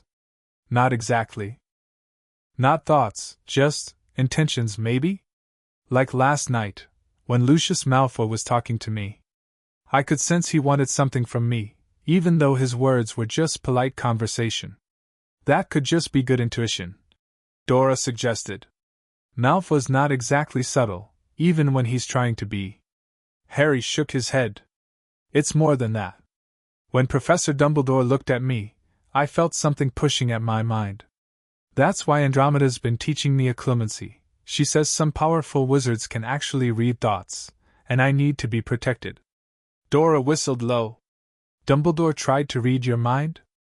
That's not great. I don't know if he was really trying to. Maybe it was just a habit for him. Harry tossed the pebble from hand to hand. But I blocked him. I don't think he expected that. No wonder you were so tired when we got home. Keeping up acclimacy shields all evening while playing nice with politicians would drain anyone. Dora nudged him with her shoulder. You should have said something. It's not a big deal. I'm used to it. Dora's expression suggested she didn't agree, but she let the subject drop. So what did you think of your future classmates? Any potential friends in the bunch? Harry considered the various children he met. Maybe. Susan Bones seemed nice. Quiet, but smart. Neville Longbottom was really nervous, but Andromeda says his parents were friends with mine before they were hurt. What about the Malfoy kid? He seemed pretty eager to chat you up. Draco? Harry frowned thoughtfully. He's complicated. Proud, a bit spoiled maybe. But not entirely unpleasant when his father wasn't watching. Diplomatic, Dora observed with a grin. You'd make a good politician with answers like that. That's the last thing I want to be, Harry groaned. Last night was exhausting. All those people watching every move I made, analyzing everything I said. Welcome to life as Harry Potter, Dora said sympathetically. Though I suppose it'll get worse when you actually start at Hogwarts. You won't have Mom and Dad running interference anymore. The thought sent a pang of anxiety through Harry. Though he looked forward to attending Hogwarts, the idea of navigating its social and political complexities without the Tonks family's protection was daunting. Would the other students see him as Harry, or only as the boy who lived? Would his Slytherin heritage become public knowledge? How would people react if they discovered his Parseltongue ability? Hey! Dora interrupted his spiraling thoughts, correctly interpreting his expression. That's still years away. And by then, you'll be more than ready. Besides, I'll have graduated, but I'll still be around. Any little snot who gives you trouble will have to answer to me. Her hair flared bright red for emphasis, making Harry smile despite his concerns. Thanks, Dora. What are big sisters for? She ruffled his hair affectionately, then stood up. Anyway, I came to tell you that Griphook's here. Something about reviewing the responses to your public debut? Mum sent me to find you. Harry sighed, tucking the pebble into his pocket as he rose. His brief respite was over. The responsibilities of being Harry Potter, boy who lived, heir of Slytherin, and now public figure, awaited. As they walked back toward the house, Dora threw an arm around his shoulders. Just remember, she said, her voice unusually gentle. Underneath all the titles and expectations and weird magical abilities, you're still just Harry. And that's more than enough. In that moment, with the morning sun warming the garden around them and his sister's arms secure around his shoulders, Harry could almost believe she was right. The small sitting room had been transformed into what Ted jokingly referred to as the war room, with newspapers, letters, and reports spread across every available surface. Griphook sat at a small desk, methodically sorting through correspondence, while Andromeda reviewed the morning's prophet with a critical eye. Ah, there you are, she said as Harry and Dora entered. We've been cataloging the public response to last night's event. Overall, quite positive, though naturally there are various interpretations. Harry approached the table where the Daily Prophet lay open to a large front-page photograph of him shaking hands with Minister Bagnold. The headline read, Boy W. Cho lived steps into public eye. Harry Potter makes first official appearance at Ministry Gala. The Prophet's coverage is largely favorable. Andromeda continued, indicating the article beneath the photograph. They praise your quiet dignity and remarkable poise for one so young. There's some speculation about your upbringing and education, but nothing that reveals any sensitive details. What about the other papers? Harry asked, noting the stack of publications beside the Prophet. Mixed, Ted replied, picking up a copy of Wizarding World News. This one focuses more on the political implications of your appearance, suggesting you're being groomed for leadership by unnamed interests. Which Weekly, naturally, is more concerned with your resemblance to your parents, and what it might portend for your future appearance. Harry grimaced at the latter. They do realize I'm 8, right? The wizarding press has never been known for its restraint or appropriateness. Andromeda noted dryly. but these are relatively minor concerns. What's more interesting are the private responses. She gestured to the neat stacks of parchment Griphook was organizing. Since last night, we've received over 50 owls from various individuals and organizations. Some are simple congratulations, others are invitations to events or private meetings, and a few. She hesitated. A few, Griphook continued when Andromeda didn't immediately elaborate. Contain proposals of a more significant nature. Proposals? Harry echoed, taking a seat at the table. Offers of alliance, Griphook clarified, pushing one stack of letters toward Harry. These come primarily from old families who perceive advantages in associating themselves with your unique position. Harry examined the top letter, noting the elaborate seal of the Greengrass family, one of the neutral, pure blood lines, according to Andromeda's political lessons. They want to align with me because I'm the boy who lived? That, Ted confirmed. And because last night made it clear you're being raised with a foot in traditional wizarding society, despite your half-blood status and connection to our family. Some who might have hesitated before are now seeing potential advantages in early association. There's also this, Andromeda added, sliding forward a letter bearing a familiar seal, the Malfoy crest. From Narcissa, ostensibly extending an invitation for you to visit Malfoy Manor to become better acquainted with Draco. But the subtext is clear. Harry frowned. What subtext? She's offering a more formal connection between our families, Andromeda explained. Specifically, she's suggesting the possibility of a godparent relationship, given your lack of official godparents following Sirius Black's situation. Is that even possible? I thought godparents had to be named at birth. Typically, yes, Ted confirmed. But there are provisions in pureblood law for appointing retrospective godparents when the originals are deceased or incapacitated. It's an old tradition, rarely invoked nowadays, but legally viable. And politically significant, Griphook added. Such a connection would give the Malfoys a recognized formal relationship to you, not guardianship, but a defined role in your life and development. Harry's frown deepened. Though Narcissa had visited occasionally over the years, bearing gifts and maintaining a polite if distant relationship with her disowned sister, he had never felt comfortable around her. The idea of a formal connection to the Malfoys, given what little he knew of Lucius's past allegiances, seemed problematic at best. I don't want that, he said firmly. Nor do we think it wise, Andromeda agreed.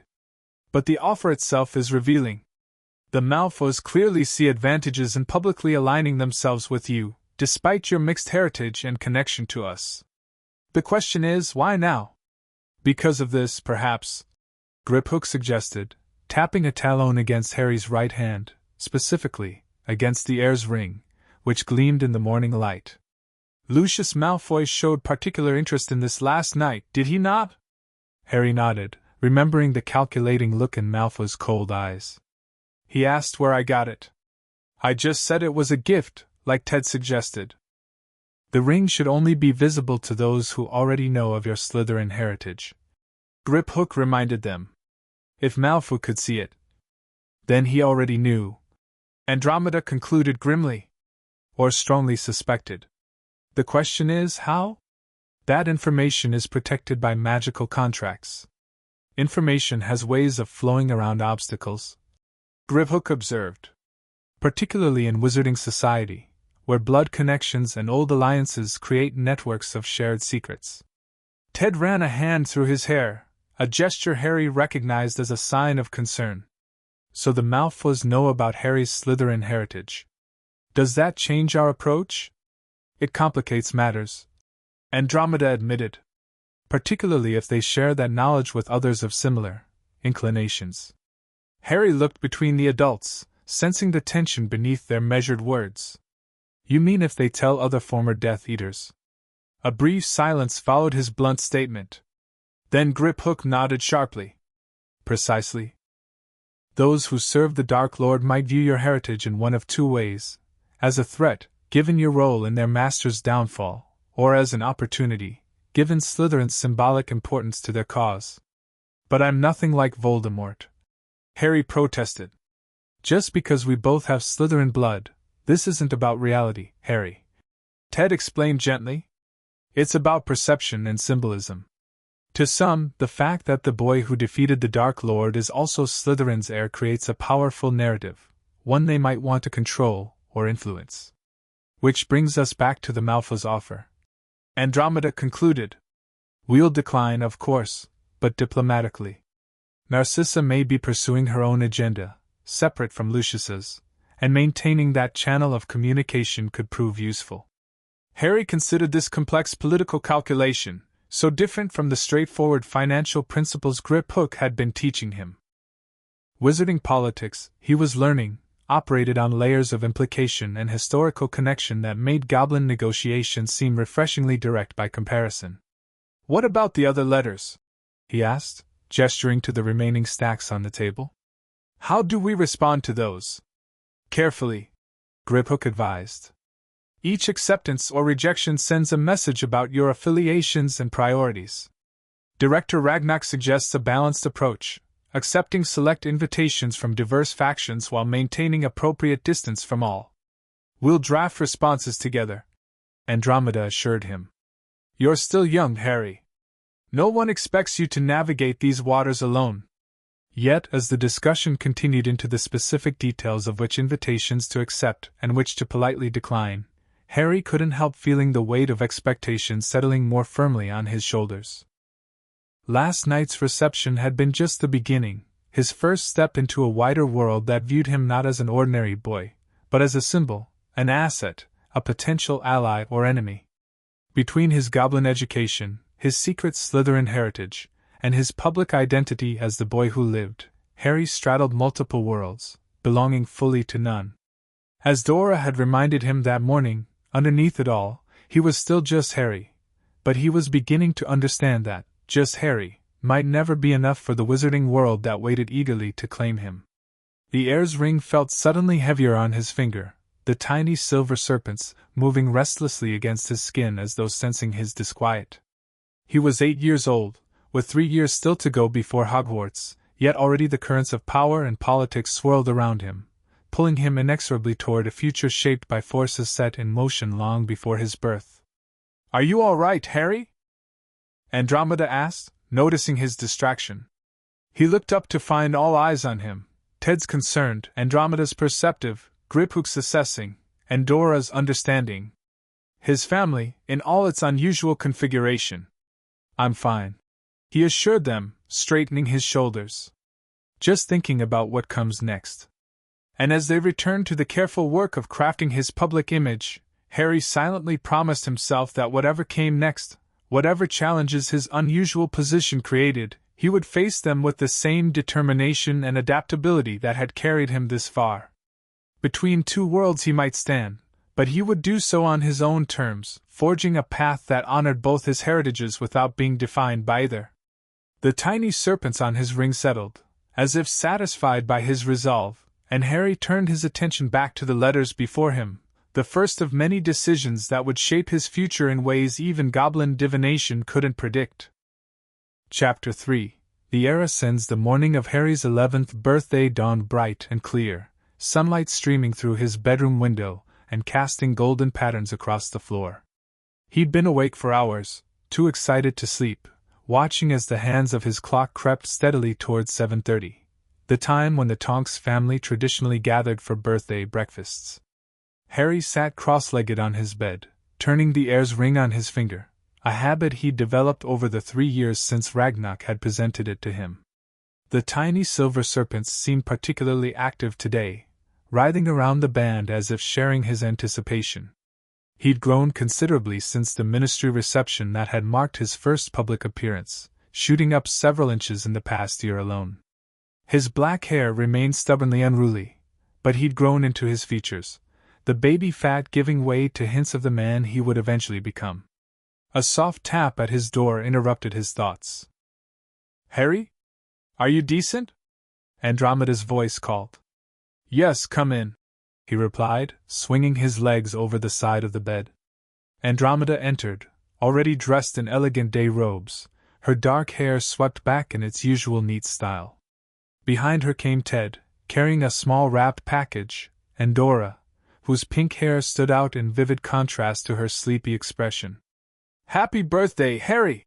they chorused, Ted with cheerful enthusiasm, Andromeda with warm dignity, and Dora with a yawn that somewhat undercut her sentiment. "Thanks." Harry grinned, accepting Ted's one-armed hug and Andromeda's kiss on his forehead. "Merlin Sagapants, it's early," Dora grumbled, flopping onto the foot of his bed. Her hair shifted to a more subdued blue, matching her mood.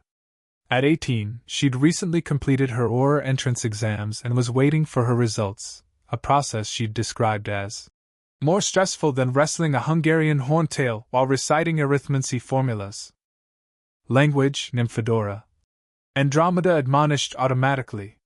"Don't call me Nymphadora," Dora replied with equal automaticity, before brightening as she produced a small, messily wrapped package from her pocket. "Here, birthday boy. Open mine first." Harry took the package, carefully unwrapping it to reveal a wristband made of supple black dragon hide, embossed with tiny runes along its length. "This is brilliant. What do the runes do?" "Tracking charm and emergency portkey," Dora explained, a hint of professional pride in her voice. "I made it during specialized security training. If you're ever in trouble, tap it 3 times with your wand while saying sanctuary, and it'll bring you straight home, assuming you're not behind anti-portkey wards. The tracking charm is keyed only to me and Mum and Dad, so we can find you if needed." "That's actually incredibly thoughtful," Andromeda said, sounding surprised. Dora's hair flushed pink with pleasure. "I do occasionally have good ideas, you know." "It's perfect," Harry said sincerely, fastening the band around his left wrist. "Especially with Hogwarts coming up." "Which brings us to our gift," Ted said, presenting the package he'd been holding. "Something we thought you might need this year." Harry unwrapped it to find a handsome leather-bound journal, its cover embossed with his initials in gold. When he opened it, he discovered the pages were enchanted, some for standard writing, others for sketching that would animate when touched, and still others for secure note-taking that would only reveal their contents to him. "It has extension charms to add pages as needed," Andromeda explained, "and various security features. We thought you might want to record your Hogwarts experiences, especially given your unique perspective." Harry understood the unspoken suggestion. This journal would be a safe place to document his observations and experiences navigating the wizarding world as both the boy who lived and Slytherin's heir. "It's wonderful," he said, running his fingers over the smooth leather. "Thank you both. There's more to come later," Ted promised. Griphook mentioned something about a special access appointment at Gringotts this afternoon. But first, birthday breakfast. The Tonks family made their way downstairs to the dining room, where the house elf Mipsy, hired 3 years ago when the family's security needs had increased, had prepared an impressive spread of Harry's favorite breakfast foods. "Master Harry's Hogwarts letter has arrived," Mipsy announced as they entered, pointing to a thick envelope propped against a vase of fresh flowers at the center of the table. The envelope was addressed in emerald green ink to Mr. H. Potter, the Blue Bedroom, Tonks residence, and bore the Hogwarts seal. Though they had all known it would come today, the sight of the actual letter sent a thrill of excitement through Harry. This was it, official confirmation that he would be attending Hogwarts, stepping fully into the wizarding world beyond the protected environment of the Tonks home and his private education. "Go on then," Ted encouraged, taking his seat at the table. "Let's see what it says, though I suspect there won't be any surprises." Harry broke the seal and removed 2 pieces of parchment. The first was the standard acceptance letter, confirming his place at Hogwarts School of Witchcraft and Wizardry for the coming term. The second contained the familiar list of required supplies, uniform components, course books, equipment, and a note that first years were not allowed their own broomsticks. "We can go to Diagon Alley tomorrow to get your supplies," Andromeda said as Harry passed the list to Ted. "Though we'll need to coordinate with Griphook for security, especially if we're to visit today as well." "Already sorted," Dora announced, helping herself to a generous serving of scrambled eggs. I ran into Grip Hook last week when I was at Gringotts setting up my professional account. He said they've arranged a private shopping experience at Twilfit and Tadding's for Harry's school robes, and Flourish and Blots has agreed to open early for us tomorrow. Harry looked up, surprised. You arranged all that? Dora's hair shifted to a modest shade of lavender. Well, Grip Hook did most of the actual arranging. I just suggested it might be easier than having you mobbed in the shops during regular hours. The last thing we need is another Daily Prophet front page about Potter's pre-Hogwarts shopping spree or whatever rubbish they'd come up with. That was thoughtful, Andromeda said approvingly. Though I imagine these special arrangements didn't come cheaply. The shopkeepers were quite accommodating when Grip Hook mentioned who the customer was. Dora replied with a wink at Harry. Amazing how the boy who lived title opens doors, or in this case, closes them to everyone else. Harry felt the familiar discomfort that always accompanied reminders of his celebrity status. Over the years, he'd made limited public appearances, carefully controlled engagements at ministry functions, charitable events, and the occasional Quidditch match, but he still found the attention and deference he received from strangers unsettling. Speaking of your title, Ted said, reaching for the toast, we should discuss how you want to handle things at Hogwarts. You'll be meeting many people who know you only by reputation.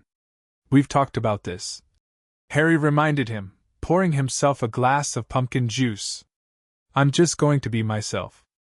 Harry Potter, normal student. Dora snorted. Good luck with that. Between the boy who lived business and... She gestured vaguely toward his ring. The other thing, normal, isn't really on the table. Nymphadora has a point, though she could have expressed it more delicately. Andromeda said, ignoring Dora's scowl at the use of her full name. Hogwarts will present unique challenges. You'll be surrounded by peers and professors with their own expectations and agendas, without us there to help you navigate them. I've been preparing for this my whole life. Harry pointed out, a hint of frustration creeping into his voice. The etiquette lessons, the political awareness training, the occlumency, it's all been leading to this, hasn't it? Yes, Andromeda acknowledged. But theory is different from practice. And Hogwarts itself is unique. The politics of the house is alone, I know. Harry interrupted, more sharply than he'd intended. Seeing Andromeda's expression, he moderated his tone. Sorry. I just mean. I've studied the house system, the historical rivalries, the expectations. I've even practiced with Dora pretending to be different types of students. He's not wrong, Dora confirmed around a mouthful of sausage. I've put him through every scenario from pureblood Slytherins sneering at his half-blood status to Ravenclaws demanding to know how he defeated you-know-who using obscure magical theory. And the sorting? Ted asked gently. Have you given more thought to that particular challenge? The question hung in the air, weighted with unspoken concerns. The sorting represented perhaps the most significant public declaration of Harry's identity and values. Given his complex heritage, son of a Gryffindor father and a mother now known to have Slytherin ancestry, raised by a disowned black family member and educated by goblins, any house could make a legitimate claim on him. The hat sorts based on qualities and choices, not just heritage, Harry said finally. I've decided to let it see all of who I am and place me where I fit best. No arguing, no preconceptions. Andromeda and Ted exchanged one of their speaking looks, a silent communication honed over decades of marriage. A brave approach, Ted said eventually. But I think it's the right one. Just promise me one thing, Dora added, her expression suddenly serious. Whatever house you end up in, don't let it define you. You're more than a color scheme and an animal mascot. I promise, Harry said solemnly, before a mischievous smile crept across his face. But if it's Hufflepuff, I'm blaming your influence entirely. Worse things have been blamed on me. Dora laughed, her hair brightening to its usual vibrant pink.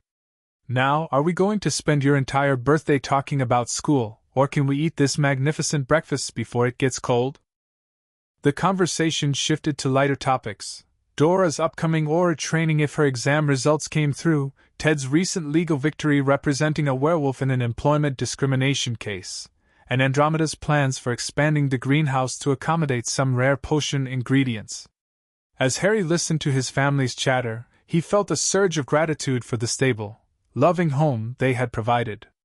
Whatever challenges Hogwarts presented, he would face them knowing he had this foundation to return to, a thought that bolstered his confidence as he contemplated the significant transition that lay ahead.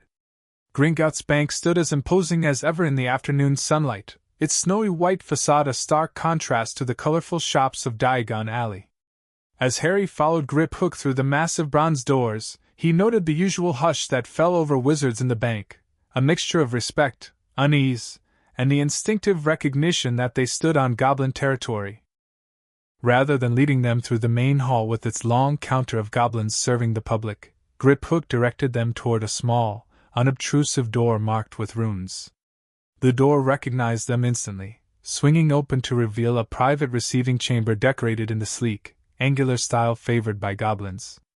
"Director Ragnarok will join us shortly," Griphook informed them, gesturing toward the comfortable chairs that had been sized appropriately for humans, a rare concession in goblin spaces.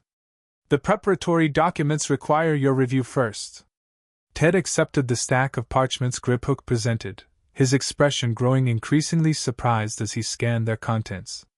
"This is extensive," he commented, passing several sheets to Andromeda. "The young heir's 11th birthday marks a significant transition in his status," Griphook explained, turning to Harry. "While full access to the Slytherin vaults remains restricted until your magical majority at 17, today you gain access to certain preparatory benefits." Before Harry could inquire further, the chamber door opened to admit Director Ragnarok, accompanied by 2 goblin guards and an elderly goblin whose ornate silver tunic identified him as a keeper of records. Everyone rose, Harry executing the formal bow he had long ago perfected for such occasions. "Heir Slytherin Potter," Ragnarok acknowledged with a slight inclination of his head. "Today marks an important milestone in your development. Are you prepared to accept the responsibilities that come with this advancement in status?" The formal phrasing suggested a ritual response was expected. Harry straightened, recalling his lessons in goblin protocol. "I am prepared to honor the traditions of my lineage and the obligations of my inheritance," he replied, the words coming naturally after years of education in such formalities. Ragnarok nodded approvingly. "Well answered." He turned to the record keeper. "The authentication, if you please." The elderly goblin approached Harry, carrying a small silver knife and a shallow stone basin engraved with runes around its rim. "3 drops of blood, young heir," he requested, holding out the knife. "Freely given, for verification only." Harry had undergone similar verification rituals before, though not with this level of formality. He accepted the knife, made a small cut on his thumb, and allowed 3 drops of blood to fall into the basin. The blood didn't pool as expected but instead spread in thin lines along channels carved into the basin's surface, eventually forming an intricate pattern that glowed with golden light. The record keeper studied the pattern, his expression unreadable. "Blood identity confirmed," he announced. "Heir to the houses of Slytherin through maternal lineage and Potter through paternal lineage. The inheritance protocols may proceed." Ragnarok nodded briskly and produced a small golden key from within his robes. "This key grants you access to the Slytherin Heirs Vault, a preparatory vault separate from both the main Slytherin holdings and your Potter Trust Vault. It contains items specifically designated for the heirs' use during education." Harry accepted the key, feeling its magic hum against his palm, a sensation of recognition similar to what he'd experienced when first donning the heir's ring. "Thank you, Director. We will visit the vault momentarily," Ragnarok continued. "But first, there are certain legal matters to address." He turned to Ted and Andromeda. "As the young heir approaches his formal education, our agreements must be updated. While you remain his guardians in all legal and practical matters, his status as heir of Slytherin now grants him certain autonomous rights in financial and inheritance affairs." Ted frowned slightly. "What exactly does that mean in practice, Director?" "It means," Griphook clarified, "that Harry may now access certain aspects of his Slytherin inheritance without requiring guardian approval. These aspects primarily concern educational resources, historical artifacts, and a stipulated allowance from the Slytherin accounts. It also means, Ragnak added, his sharp gaze fixed on Harry, that certain magical obligations and protections now activate. The heir of Slytherin, upon his 11th year and in preparation for formal magical education, traditionally undergoes a ritual of acknowledgement. What kind of ritual? Andromeda asked sharply, her protective instincts evident in her tone. Nothing invasive or dangerous, Ragnak assured her. Merely a formal magical recognition of his status, performed within the heir's vault itself. The ritual strengthens the connection between heir and inheritance, allowing access to certain family magics that will aid in his education. Harry looked to Ted and Andromeda, sensing their concern. Is it safe? He asked directly. The ritual has been performed by Slytherin heirs for centuries, Griphook replied. It is specifically designed for one of your age and developmental stage. The magic involved recognizes your heritage but adapts to your individual nature. After a moment's hesitation, Andromeda nodded. We consent, provided we may be present throughout. Of course, Ragnak agreed. The Guardian's presence is traditional, though the ritual itself must be performed by the heir alone. Once the necessary documentation had been reviewed and signed, with Ted insisting on thoroughly examining every clause, they proceeded toward the carts that would take them deep beneath the bank. Instead of the standard carts used for ordinary vault access, however, they were led to a more elaborate conveyance, a sleek, obsidian platform with silver railings and cushioned seats. The Founder's level requires specialized transportation, Griphook explained as they boarded. The standard carts cannot withstand the protective enchantments at that depth. The journey downward was smoother than Harry's previous trips to his Potter Trust vault, but considerably longer. They traveled deeper than he had ever gone before, passing through several magical barriers that shimmered like veils of light as they penetrated them. The air grew noticeably cooler, and the rough-hewn passages gradually gave way to beautifully carved stone corridors with elaborate reliefs depicting scenes from Goblin and Wizard history. Finally, they arrived at an imposing chamber with 4 distinct passageways branching off from it. Each passageway was marked by a different emblem carved into the keystone above its entrance: a lion, a badger, an eagle, and a serpent. The Founder's level, Ragnak announced, stepping off the platform. Few wizards have seen this chamber since the days of Hogwarts creation. Only direct heirs may access these vaults, and only goblins of senior rank may accompany them. Harry stared in wonder at the chamber. The walls were inlaid with precious metals and gems forming intricate patterns that seemed to shift subtly when viewed from different angles. The floor was polished marble veined with gold, and the ceiling arched high overhead, enchanted to resemble a starlit sky despite being far underground. This way, Ragnak directed, leading them toward the passageway marked with the serpent emblem.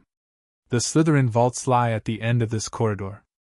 As they approached the serpent archway, Harry felt his heir's ring grow warm on his finger.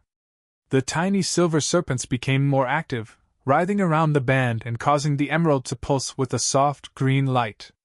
When they passed beneath the arch, the serpent carving above them seemed to watch their progress, its emerald eyes gleaming with awareness. The corridor beyond was lined with sconces holding green flames that cast no shadows. The walls were decorated with carvings of serpents in various forms, some realistic, others stylized, all executed with exquisite craftsmanship. As they walked, Harry noticed that the serpents seemed to follow their movement, stone heads turning to track their progress. The Guardians recognized the heir's presence, Griphook observed, noticing Harry's attention to the carvings. The protections here go far beyond the standard security measures of Gringotts. They are tied to blood and magic in ways even we do not fully understand. At the end of the corridor stood a circular door of what appeared to be solid silver, embossed with an elaborate S surrounded by intertwining serpents. No keyhole was visible. The heir's vault, Ragnak announced, stepping aside. Your ring is the key, young heir. Harry approached the door, feeling a strange combination of anticipation and trepidation. As he neared, the silver serpents on the door began to move, shifting position until they formed a small circle at the center of the S, a ring-sized impression that hadn't been there before. Instinctively, Harry pressed the heir's ring against this newly formed depression. The moment the ring touched the door, a soft hissing emanated from the metal serpents. "Heir approaches, blood of the founder, speak to enter." The words came to Harry clearly, though he realized they were in Parseltongue. Without hesitation, he responded in the same language. "I am Harry Potter, heir of Slytherin by blood and magic. I seek entry." The serpents writhed more actively, their silver forms seeming to gain life and dimension as they moved. "Intent, reveal your intent." Harry considered carefully before answering. "To learn. To understand my heritage. To honor the past while finding my own path." A moment of silence followed, then the door began to move. Rather than swinging open, the silver seemed to melt away, revealing the chamber beyond while the serpents that had decorated it slithered to the sides of the doorway, forming a living arch through which they could pass. "The heir is acknowledged," Ragnarok murmured, a note of approval in his voice. "You may enter." The heir's vault was unlike any chamber Harry had seen before, a harmonious blend of goblin architectural precision and distinctly wizard aesthetics. The circular room was illuminated by the same shadowless green flame as the corridor, but here the light seemed warmer, more welcoming. The walls were lined with shelves containing books, artifacts, and small chests, while the center of the room featured a raised dais with a stone pedestal. "This vault contains items specifically designated for the Slytherin heir's education and development," Griphook explained as they entered. "Unlike the main Slytherin vault, which holds the bulk of the fortune and most powerful artifacts, these items are considered appropriate for a young heir to access." Harry moved slowly around the chamber, taking in its contents with wonder. The books alone represented a treasure trove of knowledge, ancient tomes on magical theory, historical accounts written in the founder's time, and what appeared to be personal journals with the Slytherin crest embossed on their covers. Artifacts filled the remaining shelves, small devices of silver and gold whose purposes he couldn't guess, delicate instruments for potion making, and various jewelry items beyond the heir's ring he already wore. "For the ritual, you must stand upon the dais," Ragnarok instructed, indicating the raised platform at the center of the room. "Your guardians may remain present but must not interfere once the ritual begins." Ted and Andromeda exchanged concerned glances but nodded their understanding.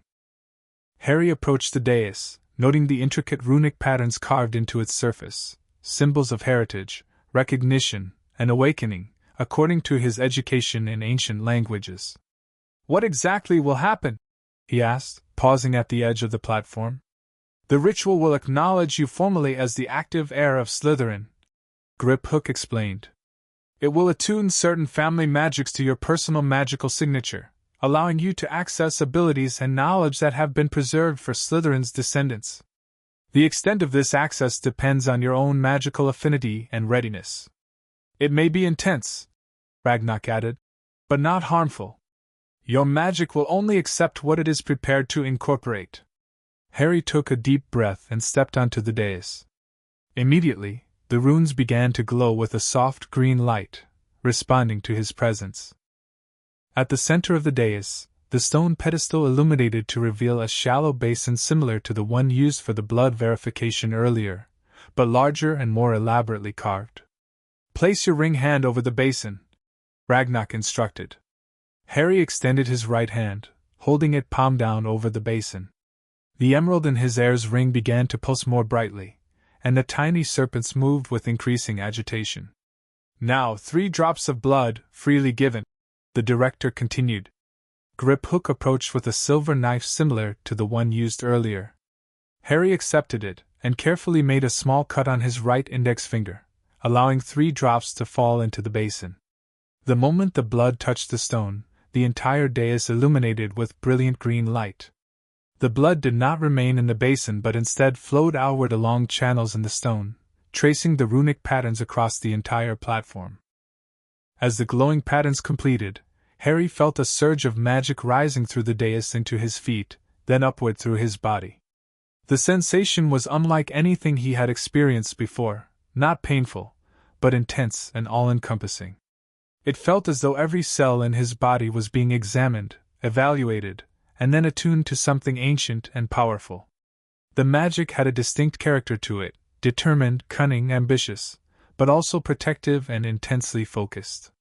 Images flashed through Harry's mind: a medieval castle under construction, a man with piercing green eyes directing the placement of stones with wandless magic, a hidden chamber being sealed with Parseltongue commands, a great serpent coiling protectively around a collection of books and artifacts. The visions came faster, generations of wizards and witches bearing the Slytherin bloodline, some wielding its power nobly, others corrupted by ambition, the line eventually fading into obscurity and secrecy, preserved through squib descendants who lost their magic but not their blood. Then, most vividly of all, a young woman with fiery red hair and brilliant green eyes, his mother, Lily, holding a baby and whispering words in a language that wasn't quite Parseltongue but carried echoes of it, activating protections woven with both ancient Slytherin magic and her own innovations. As suddenly as it had begun, the rush of magic and images subsided. Harry found himself still standing on the dais, though he was now surrounded by a faint aura of silver-green light that slowly faded as he became aware of his surroundings again. "Harry?" Andromeda's voice broke through his disorientation, her concern evident. "Are you all right?" He blinked, focusing on her worried face. Yes. I'm fine." His voice sounded different to his own ears, steadier somehow, with a subtle resonance it hadn't possessed before. "The ritual is complete," Ragnarok announced, satisfaction evident in his tone. "The heir is acknowledged by blood, by magic, and by intent." Harry stepped carefully off the dais, feeling strangely energized despite the intensity of the experience. "I saw things. Visions of the past. And my mother." He broke off, unsure how to describe the profound connection he had felt to Lily Potter in that moment. "The ritual often reveals aspects of the bloodline's history," Griphook explained. "Particularly moments of significance to the heir's personal connection to the legacy." Ted moved closer, studying Harry with concern. "You're sure you're all right? No dizziness or discomfort?" "I feel better than all right," Harry assured him. "I feel more settled somehow. Like parts of me that weren't quite aligned before have clicked into place." Ragnarok nodded as if this was exactly what he had expected. The acknowledgement ritual harmonizes inherited magical potential with personal magical development. Many heirs report a sense of increased stability afterward. "And what tangible effects should we expect?" Andromeda asked, her practical nature reasserting itself. "That varies with each heir," Griphook replied. "Generally, family magics become more accessible, innate abilities are enhanced, affinity for certain types of magic increases. For Slytherin heirs specifically, this has historically included increased facility with Parseltongue, enhanced magical sensitivity, and natural aptitude for certain branches of magic favored by Salazar himself." "Such as?" Ted prompted. "Mind magics, including occlumency and legilimency. Wandless casting. Certain aspects of potion-making and magical theory." Griphook's expression remained neutral, but Harry detected a note of approval in the goblin's voice. "These talents require development, of course. The ritual merely enhances potential. It does not grant instant mastery." "No," Ragnarok said, bringing the conversation back to practical matters. "The young heir should select the items he wishes to take to Hogwarts. The vault will remain accessible during school holidays, but certain resources would be beneficial to have at hand during his education." Harry turned his attention back to the shelves lining the vault. Now that the ritual was complete, he found he could sense the magic emanating from various items, some calling to him more strongly than others. "These books," he said, moving toward a set of slim volumes bound in dark green leather. "They feel important." "The personal journals of Salazar Slytherin," Griphook confirmed. "Written in Parseltongue, so only his descendants can read them. They chronicle his theories on magic and education, his true views, rather than the distorted accounts that survived in general wizarding history." Harry selected 3 of the journals, drawn to them by an instinct he couldn't quite explain. Next, his attention was caught by a small silver instrument resembling a spinning top etched with runes. A secretometer. Ragnarok identified when Harry picked it up. It detects deception and hidden intentions in your vicinity. A useful tool in political environments, such as Hogwarts. Harry added this to his growing collection, along with a self-filling quill set in a case bearing the Slytherin crest, a small enchanted mirror that Griphook explained would allow secure communication with his Gringotts vault manager, and several other items that seemed particularly relevant to his upcoming education. As he made his selections, Ted and Andromeda watched with a mixture of pride and concern, proud of Harry's confident engagement with his heritage, yet clearly apprehensive about the implications of the ritual and the magical artifacts now in his possession. These items are exempt from the usual restrictions on magical objects at Hogwarts, Griphook assured them, noting their expressions. The Founder's heirs have always held certain privileges regarding family heirlooms. Hogwarts itself will recognize these as legitimate exceptions. How can you be certain? Andromeda asked. These exemptions may have existed historically, but Hogwarts has changed significantly over the centuries. Dumbledore, Albus Dumbledore, for all his titles and influence, cannot override the fundamental magic of Hogwarts itself. Ragnarok interrupted with uncharacteristic directness. The castle recognizes blood ties to its founders. It always has, and always will. The certainty in Ragnarok's voice gave Harry pause. Throughout his education, he had been taught about Hogwarts primarily as an institution of learning, albeit one with a rich history and unique magical properties.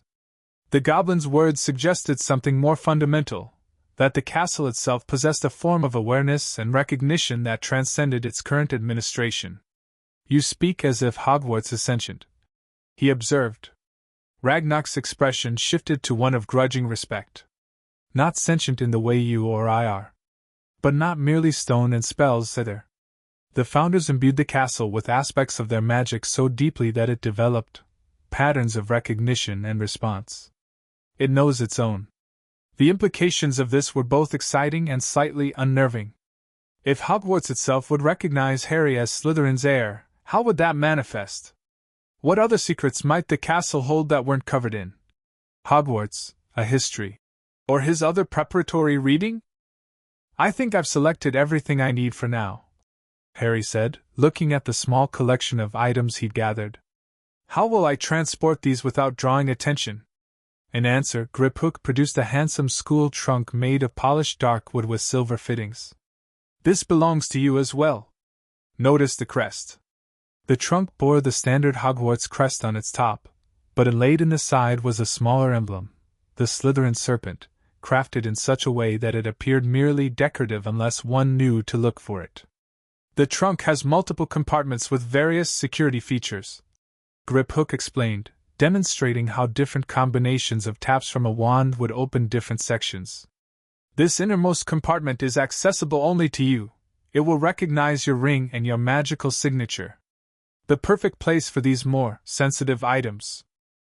As Harry carefully packed away his selections in the appropriate compartments, Ted engaged Ragnarok in a quiet conversation about the financial aspects of Harry's new status, the increased allowance, access to certain investments, and related matters.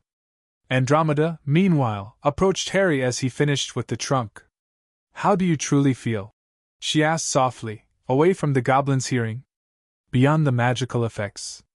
Harry appreciated her perceptiveness. Andromeda had always been skilled at distinguishing between what he said to be polite or proper and what he truly felt. Overwhelmed, he admitted. But in a good way, mostly. It's like finding pieces of a puzzle I didn't know was incomplete. He hesitated, then added, I saw my mother during the ritual. Not just her image, but her magic, how she used aspects of the Slytherin legacy to try to protect me. It felt important. Andromeda's expression softened. Your mother was an extraordinary witch, creative, determined, and fiercely protective. It doesn't surprise me that she found ways to use her heritage, even if she might not have fully understood it herself. Do you think she knew about being Slytherin's descendant? I doubt it, Andromeda replied thoughtfully. If she had, it likely would have been known in wizarding circles. But magic can work through bloodlines whether we're conscious of them or not. Your mother's intuitive brilliance with protective charms might well have been enhanced by latent family magic she never consciously accessed. This perspective was comforting, the idea that his connection to his mother extended beyond memories and photographs into a shared magical heritage, even if Lily herself hadn't been aware of it. It made Harry feel closer to her somehow, as if he'd discovered another thread binding them together across the years that separated them. We should return to the surface, Ragnak announced, bringing their private conversation to a close. There are refreshments prepared in my office, and a few final matters to discuss before you depart. As they left the vault, Harry glanced back at the silver door, which had reformed behind them. The serpents that had animated during their entry were once again static decorations, though he could have sworn one of them winked at him just before the door sealed completely. The heir of Slytherin had been formally acknowledged, and Harry Potter felt the weight of that legacy settle upon his shoulders, not as a burden, but as a mantle he was finally ready to wear. King's Cross Station bustled with the usual mixture of commuters and travelers, none of whom paid particular attention to the family of four making their way toward the barrier between platforms 9 and 10. To Muggle eyes, they appeared ordinary enough, parents with a son headed to boarding school, accompanied by an older sister with unusually colorful hair who might have been home from university. In reality, the group moved with the practiced vigilance of people accustomed to security concerns. Ted led the way, casually scanning the crowd for any signs of unusual interest. Andromeda walked beside Harry, one hand lightly touching his shoulder, while Dora brought up the rear, her aura training evident in the way her eyes constantly swept their surroundings. All clear, Ted murmured as they approached the barrier. Harry, you and I will go first. Andromeda and Dora will follow. Harry nodded, positioning his trolley with its distinctive trunk and owl cage. The snowy owl inside, Hedwig, a birthday gift from the Tonks family, gave a soft hoot of anticipation, as if she understood they were about to enter a magical space. With practiced casualness, Harry and Ted leaned against the barrier and slipped through onto platform 9 3/4. The familiar sight of the Hogwarts Express, gleaming scarlet in the station's light, brought a smile to Harry's face despite his nervousness. The platform was already crowded with families seeing off their children. Some wore obvious wizarding attire, while others had attempted Muggle clothing with varying degrees of success. Students in various stages of excitement and apprehension loaded trunks, caged familiars, and last-minute packages onto the train. Let's find you a compartment before anyone recognizes you, Ted suggested, guiding Harry toward the middle of the train where they were less likely to be observed. They had timed their arrival carefully, late enough that most students would already be settled, but not so late as to cause a rush that might draw attention. The disguise charms they'd applied were subtle, nothing that altered Harry's fundamental appearance, but enough to make his scar less noticeable and deflect casual observation. These would fade gradually over the first few hours at Hogwarts, allowing him to transition into his public identity without the spectacle of an immediate revelation on the platform. Andromeda and Dora joined them moments later, and together they located an empty compartment toward the rear of the train. Ted lifted Harry's trunk onto the rack while Dora helped position Hedwig's cage on the seat. Remember, if you need anything at all, use the mirror to contact us, Andromeda instructed, straightening Harry's jacket with nervous hands. And write as often as you like, Hedwig will always be able to find us. I know, Harry assured her, touched by her concern. I'll be fine. More than fine, Dora declared confidently, her hair cycling through colors in her excitement. You're going to take Hogwarts by storm, little brother. Preferably without any actual storms, Ted joked, though his eyes were suspiciously bright. Just be yourself, Harry. The real you, not what anyone else expects you to be. The whistle blew, signaling the train's imminent departure. The moment of separation had arrived. Andromeda pulled Harry into a tight embrace, then Ted did the same. We're so proud of you, Ted said softly. Always remember that. Watch out for Peeves, don't antagonize Filch, and if Snape gives you grief, remind him that your mum was brilliant at potions, Dora advised, giving Harry a quick, fierce hug. And for Merlin's sake, Have some fun between all the studying and political maneuvering. With final goodbyes and promises to write soon, Harry boarded the train. He leaned out the window to wave as the express began to move, watching his family grow smaller until they disappeared around the bend. Then, taking a deep breath, he settled into his seat and prepared for the journey that would take him to his parents' school, and into the next chapter of his life. He wasn't alone for long. After about 10 minutes, the compartment door slid open to reveal a girl with bushy brown hair and rather large front teeth, already wearing her Hogwarts robes. "Excuse me," she said in a somewhat bossy voice. "Have you seen a toad? A boy named Neville has lost one." "No, sorry," Harry replied. "I've just got an owl." The girl's attention shifted to Hedwig, who was dozing in her cage. "Oh, she's beautiful. I've read that owls make the most practical familiars because they can carry your mail as well as provide companionship. I'm Hermione Granger, by the way. Are you a first year too?" "Yes," Harry confirmed, finding her rapid speech somewhat overwhelming. "I'm Harry." "Just Harry?" she asked curiously, stepping fully into the compartment. He hesitated, then decided there was little point in delaying the inevitable. "Harry Potter." Hermione's eyes widened dramatically. "Are you really? I've read all about you, of course. You're in modern magical history and the rise and fall of the dark arts and great wizarding events of the 20th century." "Am I?" Harry asked, genuinely surprised by the extent of his literary presence. "You didn't know? I'd have found out everything I could if it was me," she said, sounding slightly disapproving. "Do you know what house you'll be in? I've been asking around, and I hope I'm in Gryffindor. It sounds by far the best.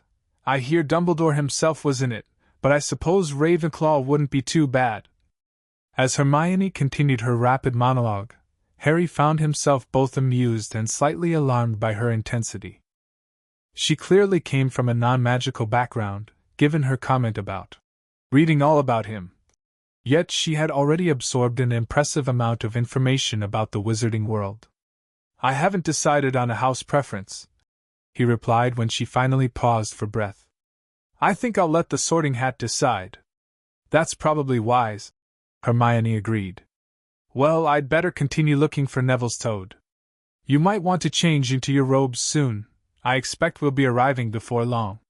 With that, she departed as suddenly as she'd arrived, leaving Harry slightly dazed by the encounter. He had just begun to consider changing into his school robes when the compartment door opened again. This time, it was a familiar pointed face framed by platinum blonde hair. "There you are," Draco Malfoy said, as if he'd been searching for Harry specifically. "I thought you might be hiding away somewhere." He entered without waiting for an invitation, followed by two large, thick-set boys who positioned themselves like bodyguards at the door.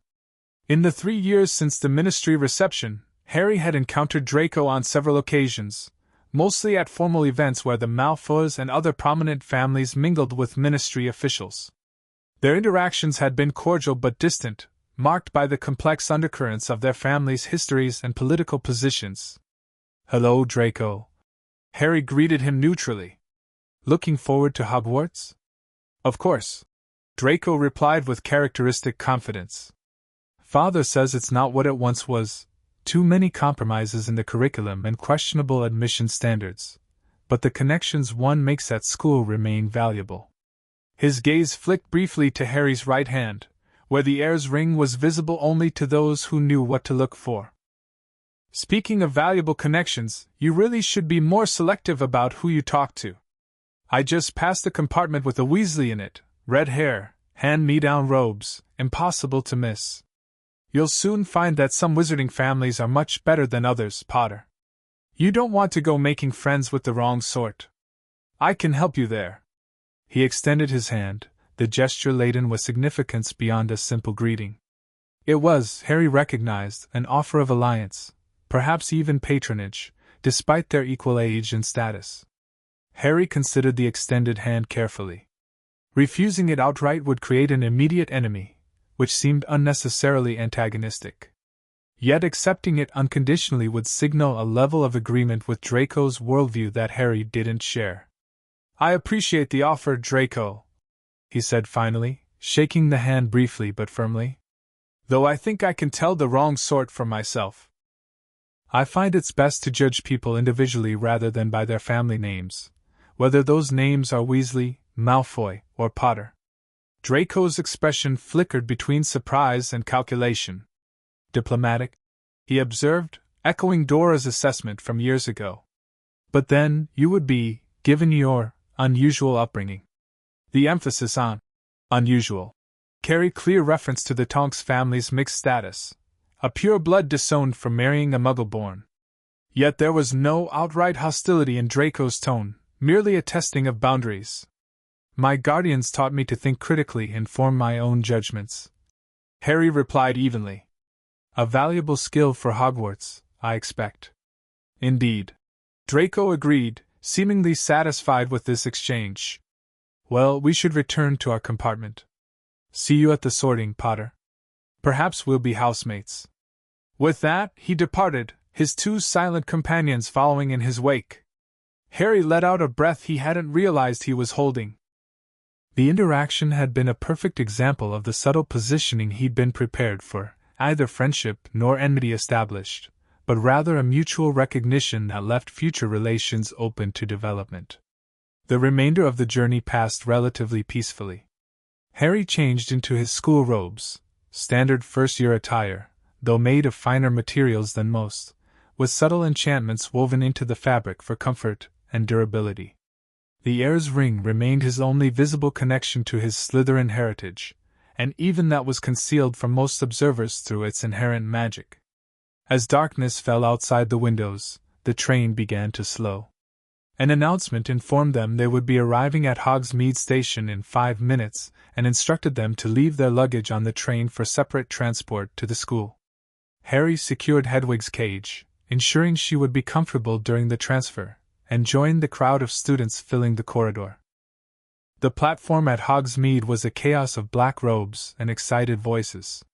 Through the confusion, a booming voice called out, "First years! First years over here!" Harry turned to see an enormous figure holding a lamp above the heads of the students. Hagrid, the Hogwarts gamekeeper, was even more imposing in person than in the descriptions he'd heard from Dora. He made his way toward the giant man, joining the gathering group of nervous first years. "Come on, follow me," Hagrid called once he'd assembled all the new students. "Any more first years?" "No?" "Right then, this way to the boats." They followed Hagrid down a steep, narrow path that Harry assumed led to the lake he'd read about. Sure enough, they soon came upon a fleet of small boats waiting at the shore. "No more and 4 to a boat," Hagrid instructed. Harry found himself sharing a boat with Hermione Granger, the round-faced boy he presumed was Neville, and a tall black boy who introduced himself as Blaise Zabini with the self-assured manner of someone from a prominent wizarding family. "Potter," Zabini acknowledged with a slight nod, his expression revealing that he recognized Harry despite the fading disguise charms. "Interesting times ahead, I expect." Before Harry could respond, Hagrid gave the command for the boats to move forward. They glided across the smooth, black water of the lake, and then, as they rounded a bend, Hogwarts came into view for the first time. The castle stood atop a high mountain, its windows sparkling against the starry sky, its turrets and towers creating a silhouette of imposing majesty. Even prepared as he was by descriptions and illustrations, Harry felt his breath catch at the sight. There was something about seeing Hogwarts in person that transcended any second-hand account. And more than that, he felt something respond within him, a resonance that seemed connected to the ritual he'd undergone in the Slytherin vault. It was as if the castle were acknowledging his presence, recognizing the blood of one of its creators flowing in his veins. "Heads down!" Hagrid called as the boats approached the cliff on which the castle stood. They passed through a curtain of ivy concealing an opening in the rock face and along a dark tunnel until they reached an underground harbor. The first years clambered out onto rocks and pebbles, then followed Hagrid up a passageway carved into the rock, emerging finally onto smooth, damp grass in the shadow of the castle. They climbed a flight of stone steps and crowded around the huge oak front door. Hagrid raised a gigantic fist and knocked 3 times. The door swung open immediately to reveal Professor McGonagall, looking exactly as Harry remembered her from their brief meetings over the years, tall, black-haired, and formidable in emerald green robes. "The first year's, Professor McGonagall," Hagrid announced. "Thank you, Hagrid. I will take them from here." She pulled the door wide, revealing the entrance hall beyond, an enormous space with flaming torches lighting stone walls, a ceiling too high to make out clearly, and a magnificent marble staircase leading to the upper floors. McGonagall led them across the flagstone floor, past the doorway from which came the drone of hundreds of voices, and into a small, empty chamber off the hall. "Welcome to Hogwarts," she began, launching into an explanation of the house system and the impending sorting ceremony that Harry listened to with half an ear, having learned these details years ago. His attention was instead drawn to the magical atmosphere of the castle itself. Now that he was inside, the sense of recognition he'd felt upon first seeing Hogwarts had intensified. He could feel the ancient magic in the very stones around him, layers upon layers of spells and enchantments laid down over centuries, creating a magical environment unlike any he had experienced before. And beneath those general impressions, there was something more specific, a particular resonance that seemed to call to the Slytherin magic activated within him during the vault ritual. It felt almost like a welcome, as if part of the castle were greeting him specifically.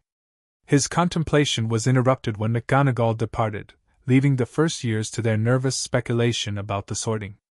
Various theories were exchanged, from wrestling a troll, suggested by a red-haired boy who must be a Weasley, to performing complex spells. Hermione Granger was muttering rapidly about all the spells she'd learned and wondering which she'd need, while Neville looked terrified at the prospect of any kind of test. Harry remained silent, aware that his knowledge of the sorting hat would seem suspicious if revealed. Instead, he took the opportunity to observe his future classmates, noting the various groupings already forming, those from wizarding backgrounds clustered together, as did those who were clearly Muggle-born, looking around with undisguised wonder. When the ghosts arrived, streaming through the back wall and startling many of the first years, Harry watched with interest rather than alarm. He'd learned about the Hogwarts ghosts from Dora and his reading, though seeing them in person was still a novel experience. Finally, McGonagall returned to escort them into the Great Hall. The vast room was even more impressive than Harry had imagined, lit by thousands of candles floating in midair above 4 long tables where the rest of the students sat. At the top of the hall was another long table where the teachers sat, presided over by Albus Dumbledore in magnificent purple robes.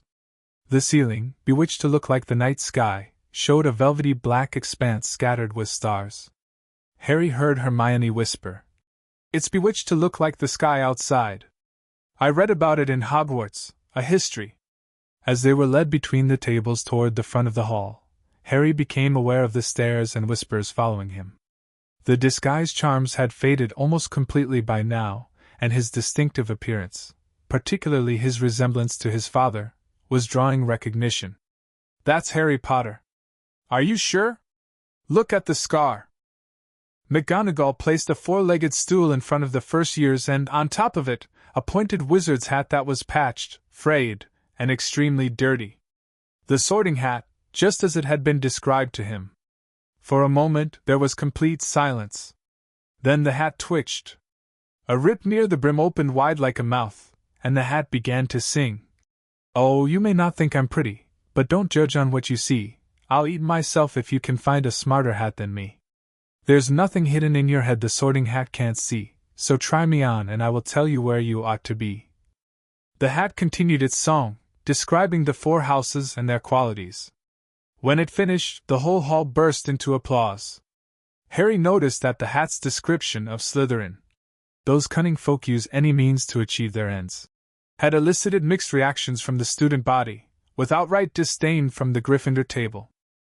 "When I call your name, you will put on the hat and sit on the stool to be sorted," McGonagall announced, unrolling a long scroll of parchment.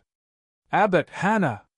A pink-faced girl with blonde pigtails stumbled out of line, put on the hat, and after a moment's pause, the hat shouted, "Hufflepuff!"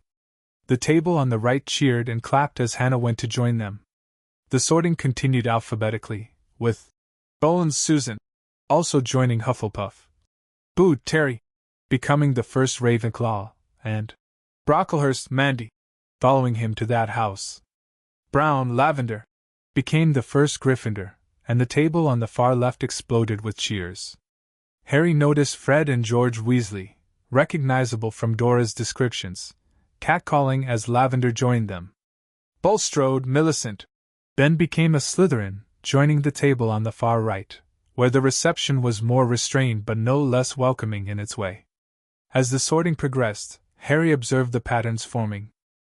Some students were sorted almost instantly, while others took longer. Finnegan Seamus sat on the stool for almost a minute before the hat declared him a Gryffindor. When Hermione Granger was called, she almost ran to the stool and jammed the hat eagerly on her head. The hat took a relatively long time with her before declaring, "Gryffindor!" The red-haired Weasley boy groaned audibly. Neville Longbottom, when called, took an even longer time. When the hat finally shouted, "Gryffindor!" Neville ran off still wearing it, and had to jog back amid gales of laughter to return it to McDougal Morag. Draco Malfoy swaggered forward when his name was called. The hat had barely touched his head when it screamed, "Slytherin!" Draco joined his friends Crabbe and Goyle at the Slytherin table, looking pleased with himself. There weren't many people left now. Moon, Not, Parkinson, then a pair of twin girls, Patil and Patil, then Perks Sally Ann, and then, at last, Potter Harry! As Harry stepped forward, whispers suddenly broke out like little hissing fires all over the hall. "Potter, did she say? The Harry Potter?" The last thing Harry saw before the hat dropped over his eyes was the hall full of people craning to get a good look at him. The next second he was looking at the black inside of the hat, waiting. Said a small voice in his ear. "Difficult. Very difficult. Plenty of courage, I see. Not a bad mind either. There's talent, oh my goodness, yes, and a thirst to prove yourself. But what's this? Oh, most interesting. Slytherin's blood awakened and acknowledge. I haven't seen this in centuries." Harry remained silent, allowing the hat to explore his mind while maintaining the most basic occlumency shields that protected his deepest thoughts and memories, not to hide them from the hat, but out of ingrained habit. "Impressive mental discipline for one so young," the hat commented. "A trait valued by Ravenclaw and Slytherin alike. You've been well prepared, Mr. Potter. Unusual education, goblin financial magic, pure-blood etiquette, modern wizarding politics, and these natural talents, enhanced by your heritage ritual. Where to put you? You could excel in any house, you know. I want to be where I truly belong," Harry thought in response. "Not where others expect me to be, but where I can best grow into who I'm meant to become." "Wisely said," the hat replied. "The blood of Slytherin runs strong in you, awakened now and seeking expression. Yet there's more to you than ancestry, your mother's compassion, your father's bravery, your own unique qualities shaped by your unusual upbringing. You stand at a crossroads of influences, Mr. Potter." The hat fell silent for a moment, as if considering deeply. Harry was vaguely aware that his sorting was taking longer than most, likely drawing even more attention from the watching students and staff. "The castle itself recognizes you," the hat suddenly observed. "Most unusual. I can feel Hogwarts responding to your presence in a way it hasn't done for, well, not since the Founder's time. This changes matters considerably." Harry felt a strange tingling sensation through his body, centered particularly where the heir's ring touched his finger. It was as if the ring were communicating with the hat, or perhaps with the castle itself. "Well then," the hat finally declared, "there can be only one proper place for you, heir of Slytherin. Better be Slytherin!" The hat shouted the last word to the entire hall, and Harry removed it to a scene of utter silence. For a moment, nobody moved or spoke. Then, gradually, the Slytherin table began to applaud, the sound building from hesitant to enthusiastic as the shock wore off. The other houses remained largely silent, particularly Gryffindor, where several students appeared openly dismayed. At the staff table, reactions varied dramatically, from Dumbledore's thoughtful expression to Snape's absolute shock, and McGonagall's pinched look of concern. As Harry made his way toward the Slytherin table, he noticed that the light in the Great Hall seemed to shift subtly. The enchanted ceiling, which had shown a clear night sky moments before, now displayed brief flickers of green aurora-like lights dancing among the stars. More notably, the silver serpents adorning the Slytherin banners seemed to animate momentarily, turning to watch Harry's progress toward their table before settling back into their standard poses. These phenomena lasted only seconds, but they were noticed by many in the hall, adding to the charged atmosphere. The Slytherin table itself seemed uncertain how to receive him. Draco Malfoy had recovered from his initial surprise and was now smirking triumphantly, making room beside him in clear expectation that Harry would join him. Others watched warily, their expressions ranging from calculation to disbelief. Harry chose a seat that placed him near but not directly beside Malfoy, a diplomatic middle ground that acknowledged the connection without suggesting full alignment. As he sat down, he became aware of a subtle warmth emanating from the stone floor beneath them, as if the castle itself were responding to his presence at this particular table. "Well, this is unexpected," drawled Blaise Zabini, who had been sorted into Slytherin shortly before Harry's turn. "The boy who lived in Slytherin. How interesting." "Interesting doesn't begin to cover it," replied an older girl with a prefect badge, studying Harry with intense curiosity. "Welcome to Slytherin, Potter. I'm Gemma Farley, fifth-year prefect. If you need any assistance adjusting, come to me." "Thank you," Harry replied politely.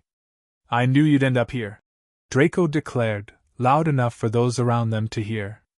"Didn't I say on the train?" Some wizards naturally belong in Slytherin. Harry offered a non-committal smile in response, his attention drawn to the continuing sorting. The red-haired boy, now identified as Weasley Ronald, was placed in Gryffindor after a brief deliberation, joining a group of similarly red-haired older students who must be his brothers. The boy shot a confused, almost betrayed look toward the Slytherin table as he took his seat, or more specifically, toward Harry. Finally, Zabini Blaise was sorted into Slytherin, and Professor McGonagall rolled up her scroll and took the sorting hat away. Albus Dumbledore had gotten to his feet, beaming at the students with his arms opened wide. "Welcome," he said. "Welcome to a new year at Hogwarts. Before we begin our banquet, I would like to say a few words. And here they are: Nitwit, Blubber, Oddment, Tweak. Thank you." He sat back down to general applause and laughter, though the Slytherin table's response was notably more restrained.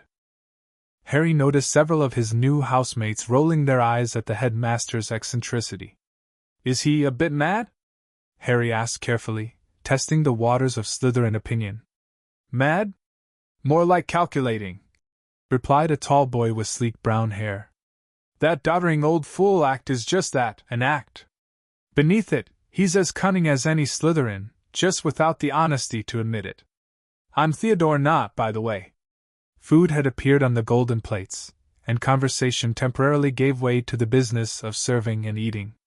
Harry found himself the subject of continued scrutiny, not just from his own house but from across the hall. Students from other tables kept glancing his way, whispering to their neighbors or pointing not so subtly. "You'll have to get used to that," Gemma advised, noticing his awareness of the attention. "Being Harry Potter would have made you the center of attention regardless. Being Harry Potter in Slytherin? That's going to cause quite a stir." "The question on everyone's mind," said an older boy further down the table, "is how exactly the vanquisher of the Dark Lord ended up in Slytherin House. Care to enlighten us, Potter?" There was an edge to the question that Harry recognized, a testing of his allegiances. Many Slytherin families had connections to Voldemort, whether openly acknowledged or not. "The hat considers more than just past events," Harry replied carefully. "It looks at qualities, potential, and where you'll best develop your abilities. Apparently it saw something in me that belongs here." "Diplomatic answer," the boy observed, echoing the assessment Harry had heard before. "I'm Marcus Flint, Quidditch captain." If you've inherited your father's flying skills along with his look, come to tryouts next year. First years aren't eligible, but you can start preparing. The conversation shifted to Quidditch, a safer topic than Harry's unexpected house placement. As dinner progressed into dessert, Harry took the opportunity to observe the staff table more carefully. Hagrid was drinking deeply from his goblin, Professor McGonagall was talking to Professor Dumbledore, and a teacher with greasy black hair, a hooked nose, and sallow skin was engaged in conversation with a nervous-looking man in a purple turban. As if sensing Harry's gaze, the hook-nosed professor looked past his conversation partner directly at Harry. A sharp pain shot across the scar on Harry's forehead, accompanied by a strange sensation of something pushing against his occlumency shields. Harry quickly averted his eyes, reinforcing his mental barriers instinctively. The pain receded immediately, though a sense of unease remained. "That's Professor Snape," Draco informed him, noticing the direction of his gaze. "Potions master and our head of house. Father says he's brilliant, though his talents are wasted teaching basic potions to first years who can barely tell a cauldron from a kettle. He's my godfather, actually." "And the one in the turban?" Harry asked, steering away from Draco's boast of personal connection. "Professor Quirrell. Teaches defense against the dark arts. Used to teach Muggle studies until he took a year off to get practical experience. Came back with that turban and a nervous stutter. Pathetic, really?" Harry filed this information away, making a mental note to observe both professors more carefully. The pain in his scar was unusual. He'd occasionally felt twinges over the years, but nothing so sudden and intense. Combined with the sense of mental intrusion, it suggested something worth investigating. At last, the desserts disappeared, and Professor Dumbledore got to his feet again. The hall fell silent. "Just a few more words now that we are all fed and watered. I have a few start-of-term notices to give you. First years should note that the forest on the grounds is forbidden to all pupils. And a few of our older students would do well to remember that as well." Dumbledore's twinkling eyes flashed in the direction of the Weasley twins at the Gryffindor table. "I have also been asked by Mr. Filch, the caretaker, to remind you all that no magic should be used between classes in the corridors. Quidditch trials will be held in the second week of the term. Anyone interested in playing for their house teams should contact Madame Hooch. And finally, I must tell you that this year, the third-floor corridor on the right-hand side is out of bounds to everyone who does not wish to die a very painful death." A few students laughed, but the reaction at the Slytherin table was primarily one of skeptical consideration rather than amusement. "He's not serious, is he?" Harry asked Gemma. "Must be," she replied thoughtfully. "Though it's unusual for Dumbledore to make such a dramatic warning without explanation. Typically, dangerous areas are simply placed off-limits with appropriate security measures, not announced as deadly and left accessible. Curious." After leading everyone in the school song, which the Slytherins participated in with varying degrees of enthusiasm, Dumbledore dismissed them for the night. The Slytherin first years were instructed to follow Gemma Farley and the male prefect, Adrian Pusey, who led them out of the Great Hall and down a marble staircase to the lower levels of the castle. While students from Gryffindor and Ravenclaw headed upward toward towers, and Hufflepuffs went toward what Harry presumed were the basement levels, the Slytherins descended deeper into the castle. They passed through stone corridors lit by torches casting a greenish light, the temperature dropping noticeably as they progressed downward. Finally, they reached what appeared to be a solid stone wall at the end of a particularly dim passageway. Adrian Pusey stepped forward. "Pay attention, first years. This is the entrance to the Slytherin common room. The password changes every fortnight, and it will be posted on the notice board inside. Never bring students from other houses here, and never share the password. The current password is Ambitious Serpent." As he spoke the password, the stone wall slid open, revealing a passageway beyond. The prefects led them into the Slytherin common room, a long, low underground room with rough stone walls and ceiling from which round, greenish lamps hung on chains. A fire crackled beneath an elaborately carved mantelpiece, and high-backed chairs surrounded it. Windows with a greenish glow suggested they were partially beneath the lake, an impression confirmed by occasional shadows moving past the glass. The room was elegant in a severe, antiquated way, with tapestries depicting the accomplishments of famous Slytherins adorning the walls and silver and green accents throughout. Harry noticed that one tapestry depicted a wizard who resembled the man from his vision during the vault ritual, Salazar Slytherin himself, directing the construction of what appeared to be part of the castle. As Harry studied this image, something strange happened. The figure in the tapestry, which had been moving slightly like all wizarding artwork, turned directly toward him. Its eyes, a vivid green much like Harry's own, seemed to fix on him with recognition. Then, almost imperceptibly, the figure inclined its head in acknowledgement before resuming its original pose. "First years, gather round," Gemma called, drawing Harry's attention away from the tapestry. "Professor Snape will be here shortly to welcome you officially to Slytherin House. In the meantime, let me explain a few basic rules." As Gemma outlined the expectations for Slytherin students, excellence in academics, a united front outside the common room regardless of internal disagreements, proper decorum at all times, Harry became aware of a subtle but persistent sensation. The stone floor beneath his feet seemed to hum with energy, and there was a faint whispering sound just at the edge of hearing, like distant conversation in a language he couldn't quite identify. He glanced around to see if anyone else noticed, but his fellow first-years were all focused on Gemma's instructions. Only Draco occasionally shot him calculating looks, his gaze drifting to Harry's right hand where the heir's ring sat invisibly to most observers. The common room door slid open again, admitting Professor Snape. The older students immediately fell silent, and the first-years straightened up attentively. Snape moved to the center of the room with a dramatic sweep of his black robes, his dark eyes surveying the new students critically. "Welcome," he began in a soft voice that somehow carried perfectly, "to Slytherin House.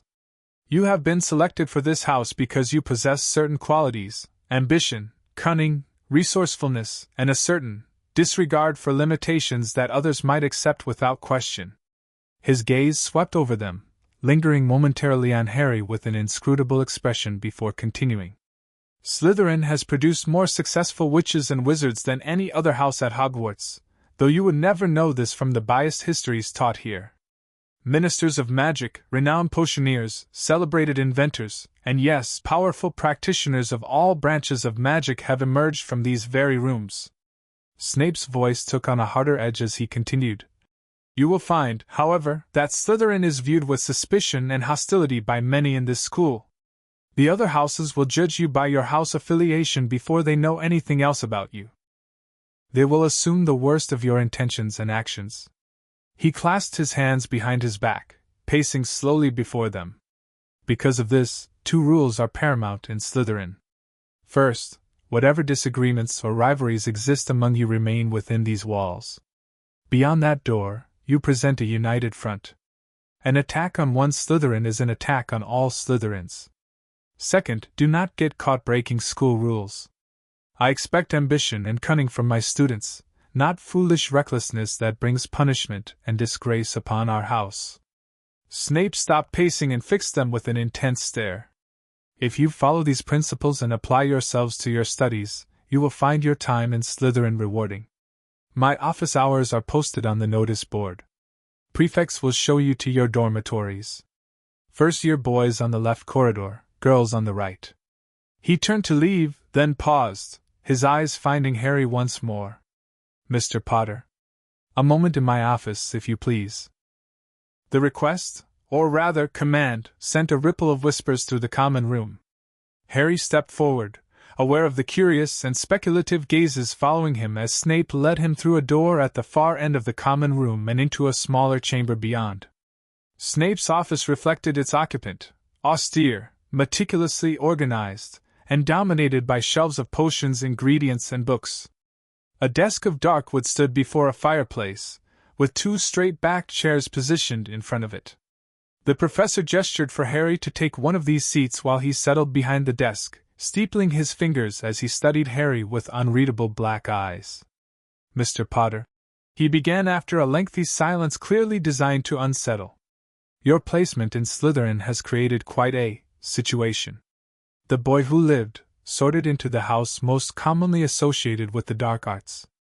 I imagine the headlines tomorrow will be most creative. Harry maintained a neutral expression, neither apologetic nor defiant. I can't control what the papers write, Professor. No, Snape agreed silkily.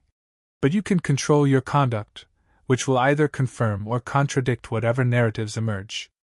Tell me, did you anticipate being sorted into Slytherin?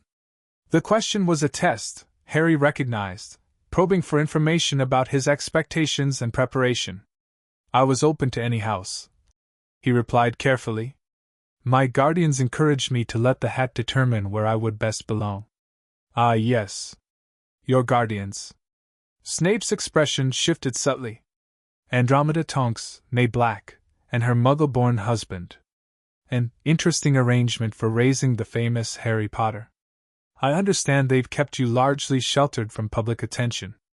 They've provided me with a normal childhood while ensuring I received a thorough education, Harry said, a hint of defensiveness creeping into his tone despite his best efforts. Snape's eyes narrowed slightly at this. Education in what, precisely? The typical wizarding child raised in seclusion would hardly be prepared for Hogwarts, let alone the political complexities that come with your particular status. Again, the probing question. Harry sensed that Snape was fishing for specific information, perhaps about the extent of his preparation or his awareness of his Slytherin heritage. He decided on a measured response that revealed something without exposing everything. My education included standard magical theory, history, literature, and preparatory potions work, he said. Also magical etiquette, basic politics, and some financial management, given the Potter accounts I'll eventually inherit. My guardians felt it important I understand both magical and muggle perspectives. I see. Snape studied him for another long moment. And your particular talents? Have those been developed as well? The deliberate vagueness of the question suggested Snape was trying to determine what Harry might reveal voluntarily. He decided to play it safe. I've worked to develop whatever abilities I've shown aptitude for, he replied neutrally. Though I expect Hogwarts will provide more structured training in all magical disciplines. A flash of irritation crossed Snape's face at this non-answer. Mr. Potter, let me be direct. Your placement in Slytherin is unprecedented given your history.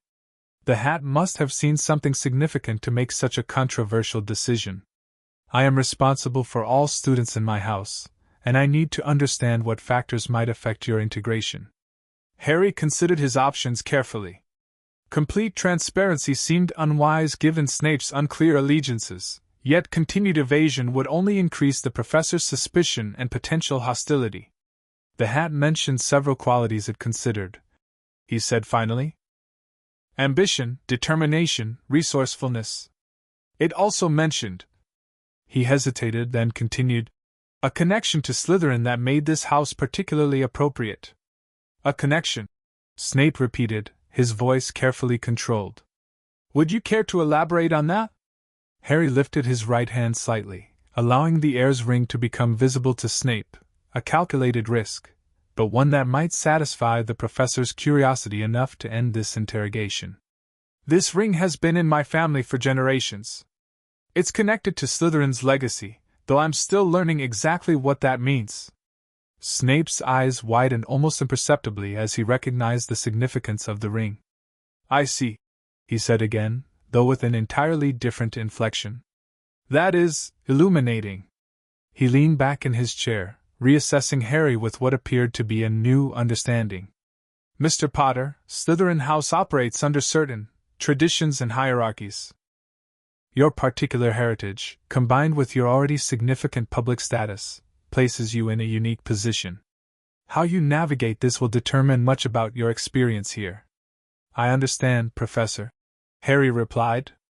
I don't intend to use either my public reputation or my heritage to claim special privileges.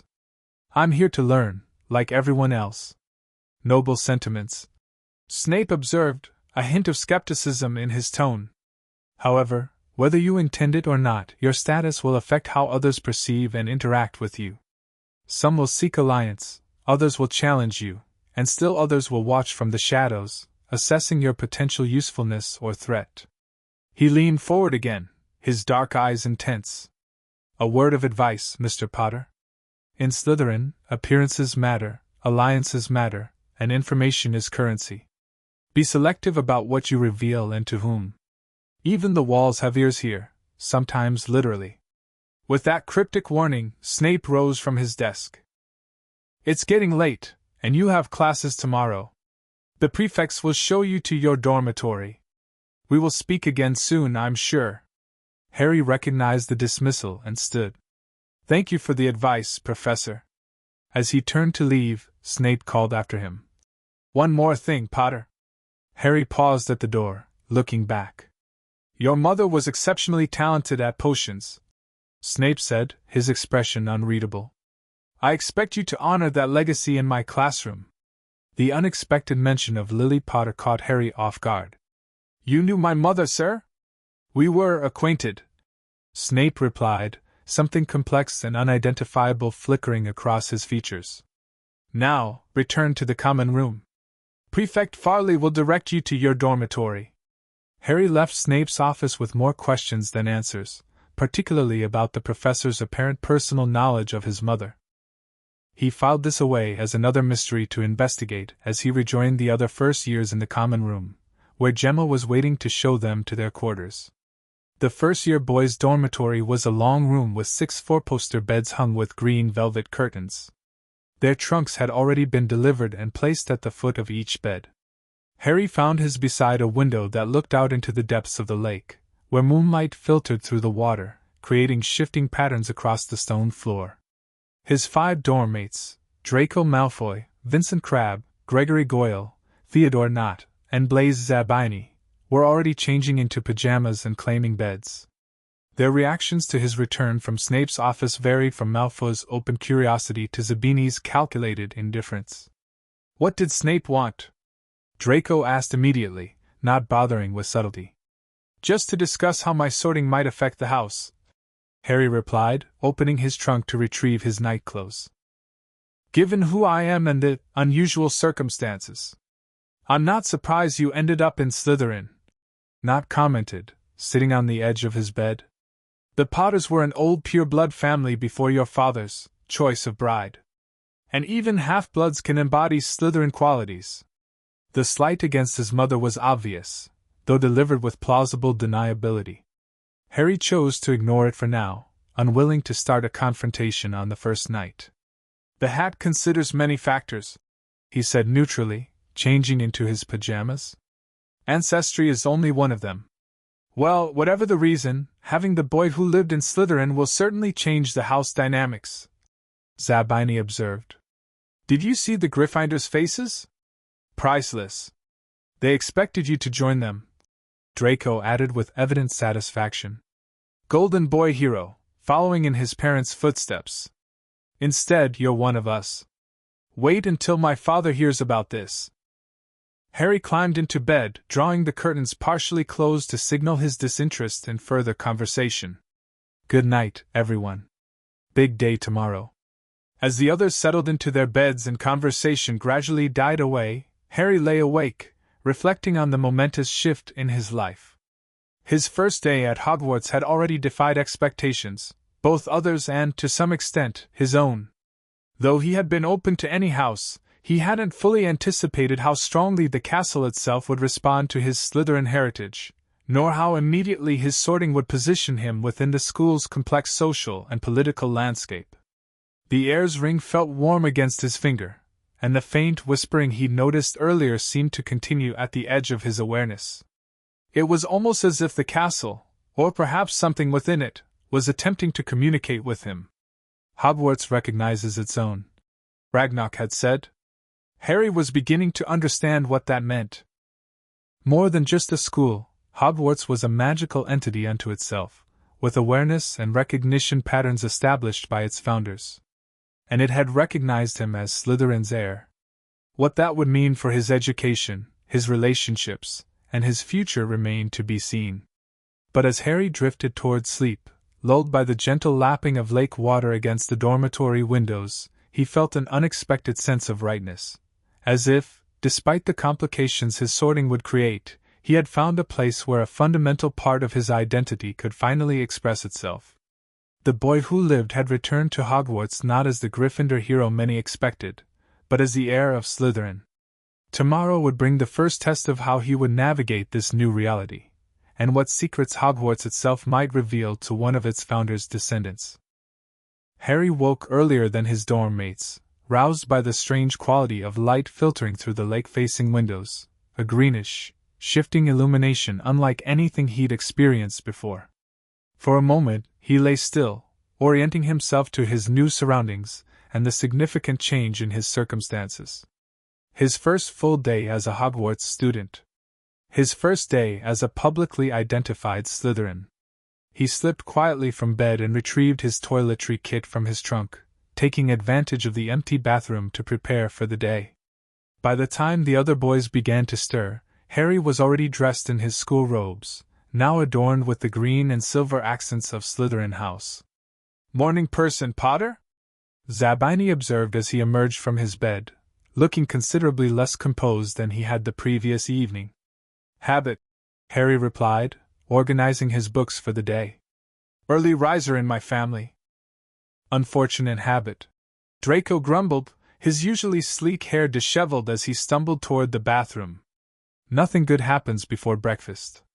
They made their way to the Great Hall as a group, following the older students who knew the route. Harry paid careful attention to their path, mentally mapping the dungeon corridors and noting landmarks for future navigation. The castle was vast and complex, with staircases that moved and doorways that sometimes weren't there at all, according to the prefect's warnings. The moment they entered the Great Hall, Harry felt the atmosphere shift. Conversations paused, heads turned, and whispers erupted as students noticed the boy who lived in Slytherin robes. The Slytherin table itself seemed divided in its reception. Some students made room with welcoming gestures, while others watched with undisguised wariness or calculation. Harry chose a seat near the middle of the table, positioning himself where he could observe both his housemates and the rest of the hall. Breakfast appeared on the golden plates, everything from porridge and eggs to kippers and toast. As he served himself, Harry glanced toward the staff table, where Professor Snape was engaged in conversation with Professor McGonagall, both occasionally looking in his direction. "Your sorting is still the talk of the school," Gemma Farley informed him as she passed by, distributing class schedules. "The Gryffindors are particularly put out. Apparently they had a welcome banner prepared for you and everything." "Their presumption, not my problem," Harry replied, accepting his schedule with a nod of thanks. "Good attitude," she approved.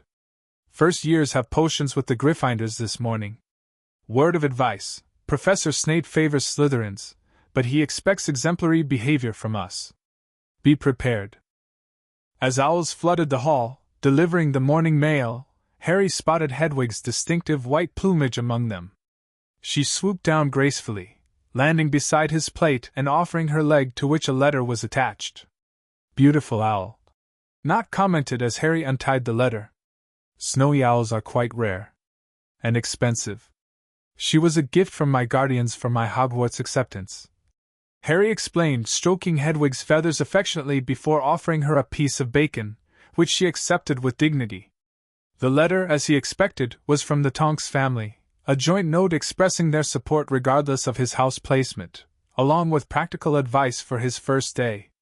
Andromeda's precise handwriting reminded him to maintain his occlumency exercises daily, while Ted's more casual scrawl encouraged him to enjoy the experience beyond academics. Dora had added a postscript. "Slytherin, eh? Bet that caused a stir. Remember what I said, you're more than your house colors." Right back with all the details. The familiar voices of his family, even just on parchment, provided a welcome grounding amidst the strangeness of his new environment. Harry tucked the letter into his robes, making a mental note to reply that evening. Other mail deliveries were causing more of a stir throughout the hall. Copies of the Daily Prophet had arrived, and Harry wasn't surprised to see his own face on the front page beneath a bold headline. Boy WHO lived sorted into Slytherin. Shocking development raises questions about Potter's true nature. They didn't waste any time, did they? He observed dryly as Draco unfolded his copy of the paper. Prophets running two main theories, Draco reported, scanning the article with evident amusement. 1. That you've been secretly raised with dark leanings despite your public image, or 2. That you're planning to reform Slytherin from within as some kind of heroic mission. They're taking bets on which is true. They missed option 3. The hat simply put me where I fit best, Harry replied, buttering his toast with deliberate casualness. No one believes that, Potter, an older Slytherin girl commented from across the table. Everything you do will be analyzed for hidden meanings and secret agendas. Welcome to life as a Slytherin celebrity. After breakfast, the first-year Slytherins made their way to the dungeons for their first potions class with Professor Snape. The Gryffindors were already waiting outside the classroom, and an awkward tension filled the corridor as the two groups eyed each other with varying degrees of hostility or curiosity. Harry noticed Ronald Weasley among the Gryffindors, watching him with an expression that mingled confusion, disappointment, and suspicion. Beside him stood Hermione Granger, clutching her potions textbook to her chest as if it were a shield, and Neville Longbottom, who looked terrified at the prospect of the coming class. Professor Snape arrived precisely on time, his black robes billowing dramatically as he unlocked the classroom door with a flick of his wand. "Enter," he commanded shortly, and the students filed in, Slytherins taking the right side of the room, Gryffindors the left, an automatic segregation that spoke volumes about house relations. Harry selected a seat in the middle row, finding himself paired with Theodore Nott, who nodded curtly as they arranged their materials on the workbench.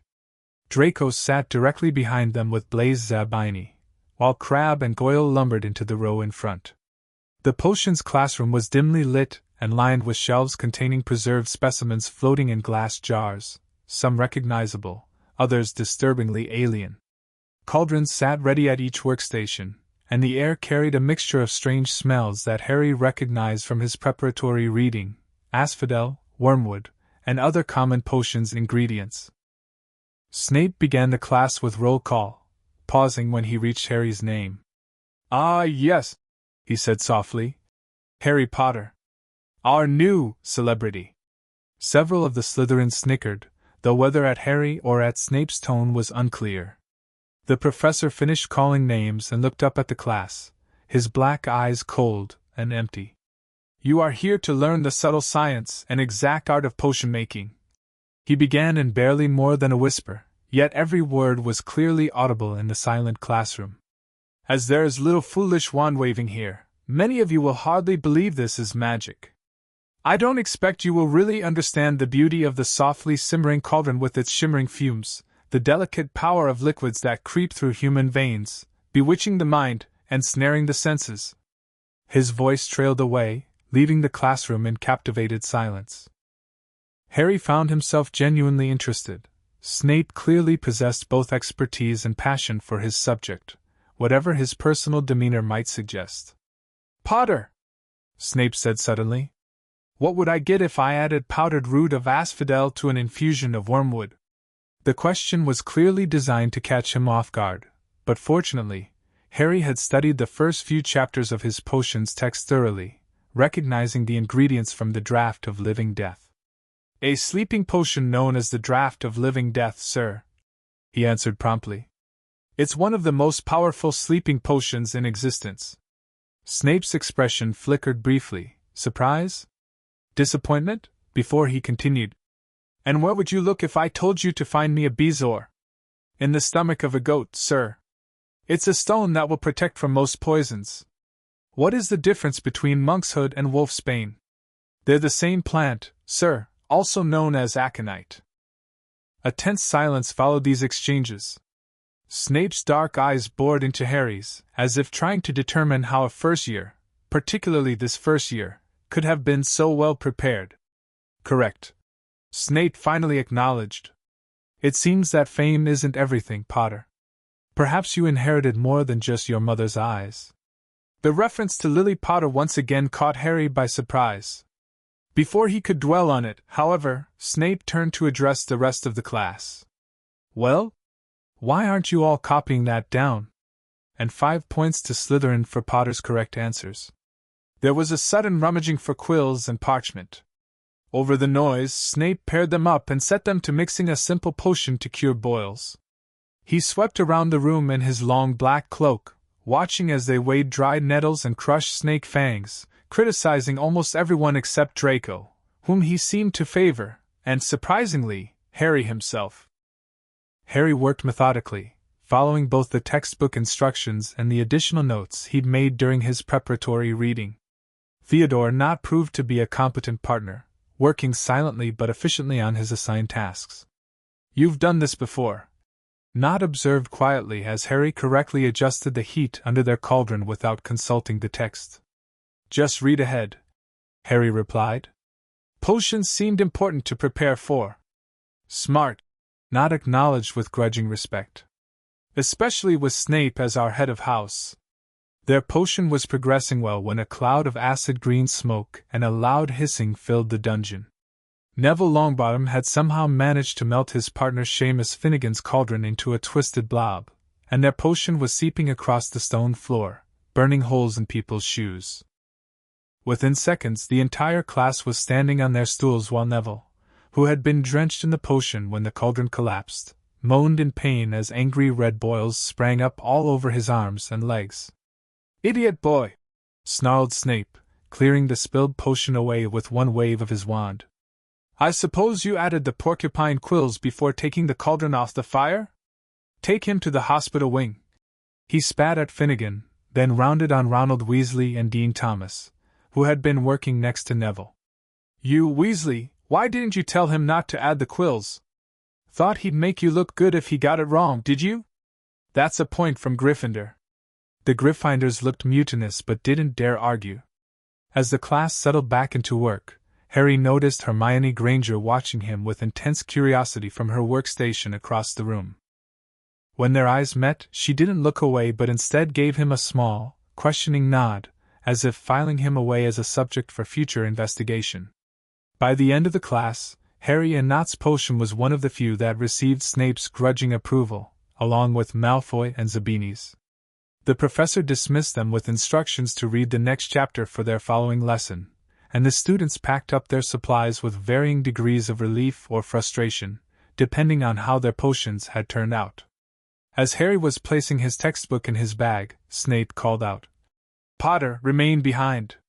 Draco shot Harry a speculative look as the rest of the class filed out, the Gryffindors clearly relieved to escape the dungeons while the Slytherins headed toward their next lesson with rather more confidence.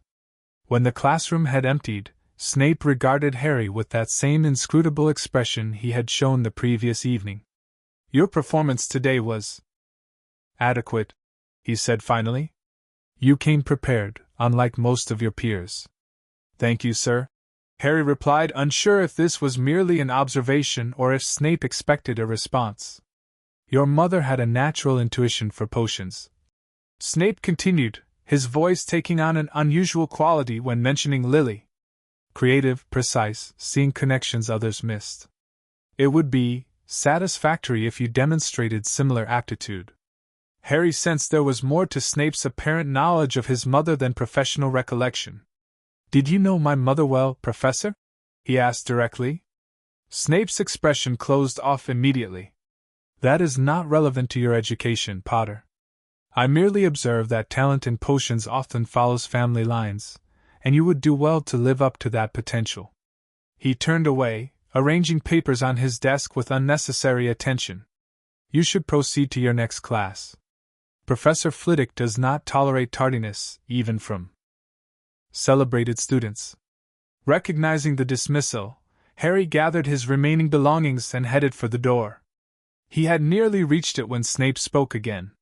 "Potter." Harry turned back. "Yes, Professor? The castle responds to you." It wasn't a question but an observation, delivered in a neutral tone that nevertheless carried significant weight. Be mindful of what that might reveal to those watching closely. With that cryptic warning, the second Snape had offered in less than 24 hours, Harry was dismissed to make his way to Charms, his mind spinning with questions about Snape's knowledge of his mother, his awareness of Harry's Slytherin heritage, and the implications of the castle's apparent recognition. The rest of the day unfolded in a blur of new experiences, charms with the enthusiastic Professor Flitwick, who squeaked excitedly when he reached Harry's name during roll call, herbology in the greenhouses with Professor Sprout, where they learned about magical plants and fungi, and finally, history of magic with the ghostly Professor Binns, whose monotonous lecture on goblin rebellions had most students struggling to stay awake. Throughout it all, Harry was acutely aware of the attention he attracted, from students watching his every move to professors assessing his performance with particular interest. His Slytherin robes drew double takes from older students who had clearly expected the boy who lived to follow his parents into Gryffindor, while his dorm mates alternated between trying to establish connections with him and testing his boundaries. By dinner, Harry had developed a clearer picture of the complex social landscape he would need to navigate. The house rivalries were even more pronounced than Andromeda had described, with Slytherin and Gryffindor in particular regarding each other with open hostility. Within Slytherin itself, hierarchies were already apparent, based on family connections, perceived magical ability, and political alignments that extended beyond the school walls. As he sat at the Slytherin table that evening, reflecting on his first full day, Harry became aware of a strange sensation, a kind of magical pressure or presence at the edge of his awareness.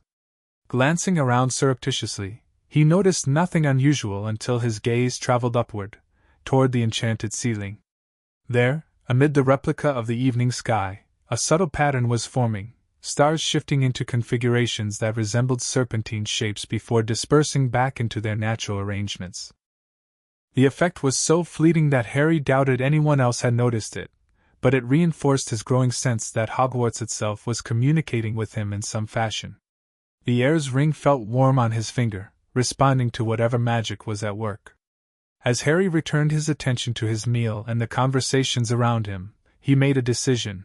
Tonight, once his dorm mates were asleep, he would explore this connection further. If the castle was indeed recognizing him as Slytherin's heir, perhaps it had something to show him that couldn't be revealed in the light of day. The boy who lived had returned to Hogwarts, and found his place in Slytherin House. But more significantly, the heir of Slytherin had come home to the castle his ancestor had helped create, and it seemed Hogwarts itself had been waiting for this moment for a very long time. The end. Thank you for watching this video. Please be sure to subscribe to our channel and like this video.